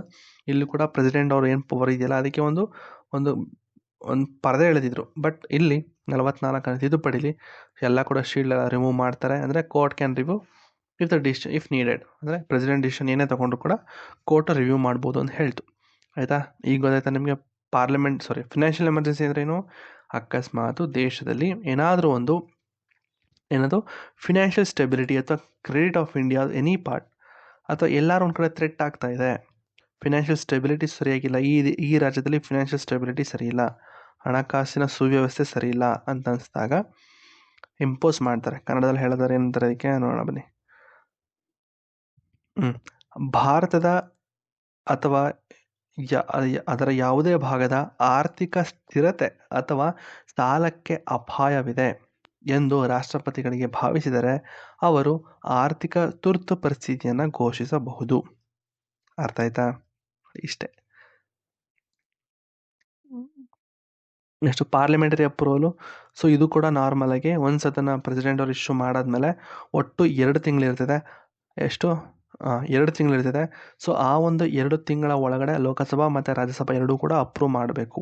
ಅಕಸ್ಮಾತು ಲೋಕಸಭಾ ಡಿಸಾಲ್ವ್ ಆಗಾಯಿತು, ಅಪ್ರೂವ್ ಮಾಡೋ ಟೈಮಲ್ಲಿ ಲೋಕಸಭಾ ಡಿಸಾಲ್ವ್ ಆಯಿತು ಅಂದರೆ ಸೇಮ್ ಸ್ಟಾರ್ಟಿಂಗ್ ಹೇಳಿದ್ನಲ್ಲ, the emergency still continue for 30 days from the new Lok Sabha's first session but the Rajya Sabha must approve. ನೋಡಿ, ಅದು ಕಂಟಿನ್ಯೂ ಆಗಬೇಕು ಅಂತಂದರೆ ಹಿಂದ್ಗಡೆ ರಾಜ್ಯಸಭಾ ಅಪ್ರೂವಲ್ ಕೊಟ್ಟಿದ್ರೆ ಮಾತ್ರ ಅದು ಕಂಟಿನ್ಯೂ ಆಗುತ್ತೆ. ಓಕೆನಾ? Next no maximum time limit. ನೋಡಿ, ಯಾವುದೇ ಕಾರಣಕ್ಕೂ ಟೈಮ್ ಲಿಮಿಟ್ ಇಲ್ಲ, ಎಷ್ಟು ವರ್ಷ ಬೇಕಾದ್ರೂ ಅದನ್ನು ಕಂಟಿನ್ಯೂ ಮಾಡ್ಬೋದು. Same like national emergency. ಸರಿನಾ? So financial emergency continue indefinitely and the president revoke. ಅಂದರೆ ಪ್ರೆಸಿಡೆಂಟ್ ಅವರು ಎಲ್ಲಿವರೆಗೂ ಅದನ್ನು ಸ್ಟಾಪ್ ಮಾಡಬೇಕು ಅಂತ ಅನ್ಸಲ್ವೋ ಅಲ್ಲಿವರೆಗೂ ಕೂಡ ಅದು ಕಂಟಿನ್ಯೂ ಆಗ್ತಾ ಹೋಗುತ್ತೆ. ಮತ್ತು unlike president rule there is no repetition of parliamentary approval required. ನೋಡಿ, ಪ್ರೆಸಿಡೆಂಟ್ ರೂಲ್ ಆಗಿರ್ಬೋದು ಅಥವಾ ನಿಮ್ಮ ನ್ಯಾಷನಲ್ ಎಮರ್ಜೆನ್ಸಿ ಆಗಿರ್ಬೋದು ಪ್ರತಿ 6 ತಿಂಗಳಿಗೊಮ್ಮೆ ಅಪ್ರೂವಲ್ ಮಾಡಬೇಕಾಗ್ತದೆ. ಬಟ್ ಇಲ್ಲಿ ಯಾವುದೇ ಕಾರಣಕ್ಕೂ ಅಪ್ರೂವಲ್ ಬೇಕಾಗಿಲ್ಲ. ಜಸ್ಟ್ ಮೊದಲನೇ ಸತಿ ಅಪ್ರೂವಲ್ ಇದ್ದರೆ ಸಾಕು, ಅದು ಇಂಡೆಫಿನೆಟಾಗಿ ಹೋಗ್ತಾ ಇರುತ್ತೆ. ಪ್ರತಿ 6 ತಿಂಗಳಿಗೊಂದ್ಸತಿ ಅಪ್ರೂವಲ್ ಮಾಡೋ ಅವಶ್ಯಕತೆ ಇಲ್ಲ. ಮತ್ತು ಅಪ್ರೂವಲ್ ಪ್ರೊಸೆಸ್ ಹೇಳೋದಾದರೆ ಇದು ಕೂಡ ಸಿಂಪಲ್ ಮೆಜಾರಿಟಿ. ಆಯಿತಾ? ಸ್ಪೆಷಲ್ ಮೆಜಾರಿಟಿ ಅಂತ ಬೇಕಾಗಿದ್ದು ಬರೀ ನ್ಯಾಷನಲ್ ಎಮರ್ಜೆನ್ಸಿಗೆ ಮಾತ್ರ. ಇವಕ್ಕೆಲ್ಲ ಬರೀ ಸಿಂಪಲ್ ಮೆಜಾರಿಟಿಲೇ ಮುಗಿದೋಗುತ್ತೆ. ಸೊ ರಿವೋಕೇಷನ್ ಯಾರು ಮಾಡ್ತಾರೆ, ಯಾರು ಕ್ಯಾನ್ಸಲ್ ಮಾಡ್ತಾರೆ ಅಂತಂದರೆ ಪ್ರೆಸಿಡೆಂಟ್ ಅವರು ಯಾವಾಗ ಬೇಕಾದ್ರೂ ಅಂದರೆ ಅದನ್ನು ಒಂದು ಏನು ಎಮರ್ಜೆನ್ಸಿ ಇದೆಯಲ್ಲ ಅದನ್ನು ಸ್ಟಾಪ್ ಮಾಡ್ಬೋದು by issuing the new proclamation. The presidents approval is not parliament approval is not mandatory. So parliament approval ಏನು ಬೇಕಾಗಿಲ್ಲ, ಅವ್ರು ಬೇಕಾದರೆ ಸ್ಟಾಪ್ ಮಾಡ್ಬೋದು. ಸೊ ಫಿನಾನ್ಷಿಯಲ್ ಎಮರ್ಜೆನ್ಸಿಯಿಂದ ಆಗುವಂಥ ಎಫೆಕ್ಟ್ಗಳೇನು ಅಂತಂದರೆ ನಾರ್ಮಲಾಗಿ ಸೆಂಟ್ರಲ್ ಗೌರ್ಮೆಂಟು ಏನಿದೆಯಲ್ಲ ಎಲ್ಲ ಪವರು ಸ್ಟೇಟ್ ಗೌರ್ಮೆಂಟು ಎಲ್ಲ ಪವರು ಕಂಪ್ಲೀಟಾಗಿ ನಿಮ್ಮ ಸೆಂಟ್ರಲ್ ಗೌರ್ಮೆಂಟ್ಗೆ ಹೊರಟೋಗ್ಬಿಡುತ್ತೆ. ಅಂದರೆ ಕಂಪ್ಲೀಟಾಗಿ union government it directs states on how to manage finances properly, issue the additional financial rule. So ಅವರು ಅವರದ್ದೇ ಆದಂಥ ಹೊಸ ಫಿನಾನ್ಷಿಯಲ್ ರೂಲ್ಸ್ಗಳನ್ನ ಕೊಡ್ಬೋದು, ಹೇಗೆ ದುಡ್ಡುಗಳನ್ನ ಮ್ಯಾನೇಜ್ ಮಾಡಬೇಕು, ದುಡ್ಡನ್ನು ಹೇಗೆ ವ್ಯವಹಾರ ಮಾಡಬೇಕು ಅಂತಲೂ ಕೂಡ ಹೇಳ್ಕೊಡುತ್ತೆ. ಆಯಿತಾ? ಮತ್ತು ಸ್ಯಾಲ್ರಿ ರಿಡಕ್ಷನು. ಸೊ ಮತ್ತು ಬಡ್ಜೆಟ್ ಕಂಟ್ರೋಲ್, ಕಂಪ್ಲೀಟಾಗಿ ಬಡ್ಜೆಟ್ ಎಲ್ಲ ಪ್ರೆಸಿಡೆಂಟ್ ಅವ್ರು ನೋಡ್ಕೋತಾರೆ. ಮತ್ತು ಎಲ್ಲ ಸ್ಯಾಲ್ರಿಗಳೇನಿದೆಯಲ್ಲ ಎಲ್ಲನೂ ಕೂಡ ರಿಡ್ಯೂಸ್ ಮಾಡಿಬಿಡ್ತಾರೆ.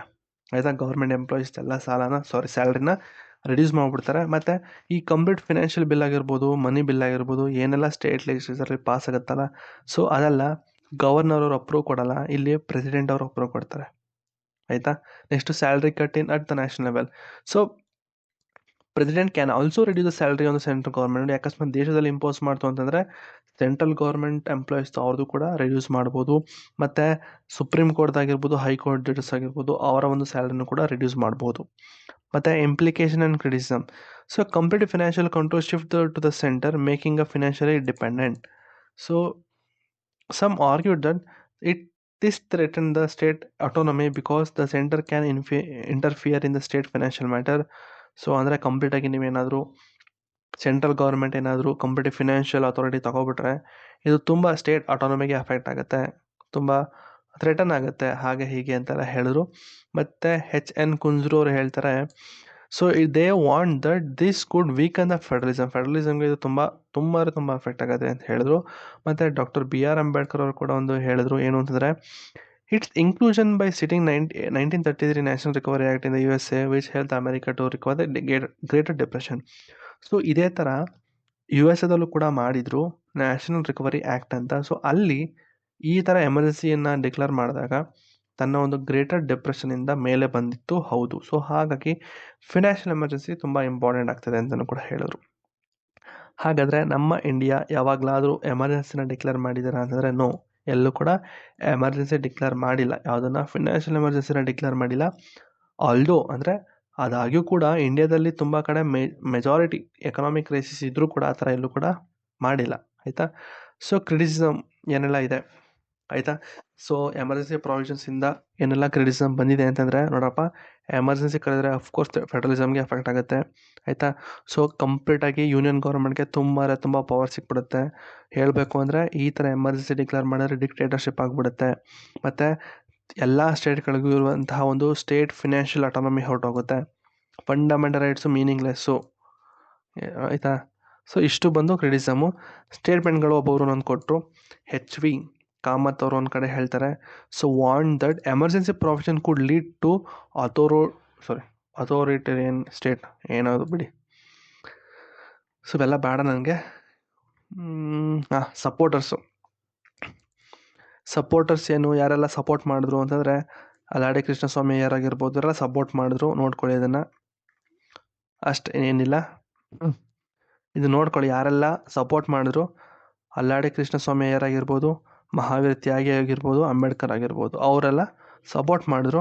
ಯಾರೆಲ್ಲ ಅಪೋಸ್ ಮಾಡಿದ್ರು ಅಂದರೆ ಕುಂಜ್ರು, ಕೃಷ್ಣಮಾಚಾರಿ ಮತ್ತು KT ಶಾ, HV ಕಾಮತ್ ಅವರು ಆಯಿತಾ. ಸೊ ಎಮರ್ಜೆನ್ಸಿ ಡಿಕ್ಲೇರ್ ಮಾಡೋದ್ರಿಂದ ಇದು ಪೊಲೀಸ್ ಸ್ಟೇಟ್ ಆಗುತ್ತೆ, ಅದೇ ಸೇಮ್ ಡಿಕ್ಟೇಟರ್ಶಿಪ್ ಆಗುತ್ತೆ ಅಂತ ಅಷ್ಟೇ, ಏನೇನಿಲ್ಲ. ಅದು ಬಿಟ್ಟರೆ KT ಶಾ ಅವರು ಹೇಳ್ತಾರೆ, ಸೊ ಇದು ಕಂಪ್ಲೀಟಾಗಿ ಸೆಂಟರ್ಗೆ ತುಂಬ ಪವರ್ ಸಿಕ್ದಂಗೆ ಆಗುತ್ತೆ, ಎಕ್ಸೆಸಿವ್ ಪವರ್ ಕೊಟ್ಟಂಗೆ ಆಗುತ್ತೆ. ಕಂಪ್ಲೀಟ್ ಪೀಪಲ್ ಏನು ರೈಟ್ಸ್ ಇದೆಯಲ್ಲ ಅದೆಲ್ಲ ಸೆಂಟರು ಕಂಟ್ರೋಲ್ ಬಂದ್ಬಿಡುತ್ತೆ. ಇದರಿಂದ ಡೆಮೋಕ್ರಸಿ ಅದು ಇದು ಎಲ್ಲ ಹಾಳಾಗುತ್ತೆ ಅಂತ ಹೇಳಿದ್ರು. TT ಕೃಷ್ಣಮಾಚಾರ್ಯ ಅವರು ಹೇಳ್ತಾರೆ, ಸೊ ಇದು ಕಂಪ್ಲೀಟಾಗಿ ಡಿಕ್ಟೇಟರ್ಸು, ಕಾನ್ಸ್ಟಿಟ್ಯೂಷನ್ ಡಿಕ್ಟೇಟರ್ಸ್ ಅಂತ ಹೇಳ್ತಾರೆ. ಕುಂಜ್ರು ಅವರು ಕೂಡ ಹೇಳ್ತಾರೆ, ಇದರಿಂದ ಕಂಪ್ಲೀಟಾಗಿ ಫಿನಾನ್ಷಿಯಲ್ ಡಿಪೆಂಡೆನ್ಸಿ ಅಥವಾ ಇಂಡಿಪೆಂಡೆನ್ಸಿ ಏನಿದೆಯಲ್ಲ ಸ್ಟೇಟ್ದು, ಸೊ ಅದೆಲ್ಲ ಡೆಸ್ಟ್ರಾಯ್ ಆಗುತ್ತೆ, ಹಾಗೆ ಹೀಗೆ ಅಂತೆಲ್ಲ ಹೇಳಿದ್ರು. ಇದಷ್ಟು ಬೇಡ, ಎಲ್ಲೂ ಕೂಡ ಕೇಳಿಲ್ಲ ಇದ್ರ ಬಗ್ಗೆ, ಜಸ್ಟ್ ತಿಳ್ಕೊಂಡಿದ್ದು ಸಾಕು. ಸೊ ಇಷ್ಟು ಬಂದು ನಿಮ್ಮ ಫಿನಾನ್ಷಿಯಲ್ ಎಮರ್ಜೆನ್ಸಿ ಆಗಿತ್ತು. ನಿಮ್ಮ ಲಕ್ಷ್ಮೀಕಾಂತ್ ನೋಡೋದಾದರೆ,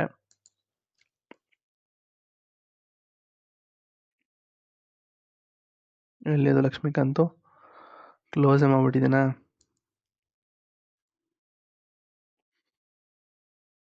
ಬಿಡಿ, ಇಲ್ಲೇ ಐತಲ್ಲ. ಇಲ್ಲಿಂದ ಶುರುವಾಯಿತು ಅಂತಂದರೆ ನ್ಯಾಷನಲ್ ಎಮರ್ಜೆನ್ಸಿ ಇಲ್ಲಿಂದ ಶುರು ಆಗುತ್ತೆ, ಯಾವ ಗ್ರೌಂಡ್ಸಿಂದ ಆಗಿರೋದು ಆಯಿತಾ. ಸೊ ಇಲ್ಲಿಂದ ಆಯಿತು, ಡಿಫ್ರೆಂಟ್ ಪ್ರೊಕ್ಲಮೇಷನು ಎಲ್ಲ ಇಲ್ಲಿರೋದೇ ಗುರು. ಇದು ಮಾಡಿದೆ. ಮತ್ತು ಪಾರ್ಲಿಮೆಂಟರಿ ಅಪ್ರೂವಲ್ ಡ್ಯೂರೇಷನು 1 ಮಂತು, ಅದು ಇದು ಅಂತೆಲ್ಲ ಡಿಸ್ಕಸ್ ಮಾಡಿದ್ವಲ್ಲ ಅದು. ಮತ್ತು ಈ ಒಂದು ಪ್ರೊಕ್ಲಮೇಷನ್ ಯಾರು ಅಂದರೆ ಹೇಗೆ ಸ್ಟಾಪ್ ಆಗುತ್ತೆ ಅನ್ನೋದ್ರ ಬಗ್ಗೆ ಹೇಳಿದ್ನಲ್ಲ ಅದು. ಮತ್ತು ಈ ಒಂದು ಎಮರ್ಜೆನ್ಸಿಯಿಂದ ಏನೆಲ್ಲ ಎಫೆಕ್ಟ್ ಆಗುತ್ತೆ, centre, state relation, Lok Sabha life ಮತ್ತು ಫಂಡಮೆಂಟಲ್ ರೈಟ್ಸ್ಗೆ ಏನು ಎಫೆಕ್ಟ್ ಆಗುತ್ತೆ ಅದ್ರ ಬಗ್ಗೆ ಹೇಳಿದೆ ಆಯಿತಾ.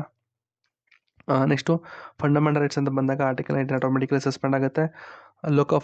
ಲೈಫ್ ಆಫ್ ಲೋಕಸಭಾ ಅದು ಕೂಡ 1 ಇಯರ್ ಗಂಟೆ ಎಕ್ಸ್ಟೆಂಡ್ ಮಾಡ್ಬೋದು ಅಂತಲೂ ಕೂಡ ಹೇಳಿದೆ. Next suspension of other fundamental rights ಬಗ್ಗೆ ಹೇಳಿದೆ, ಆರ್ಟಿಕಲ್ 359.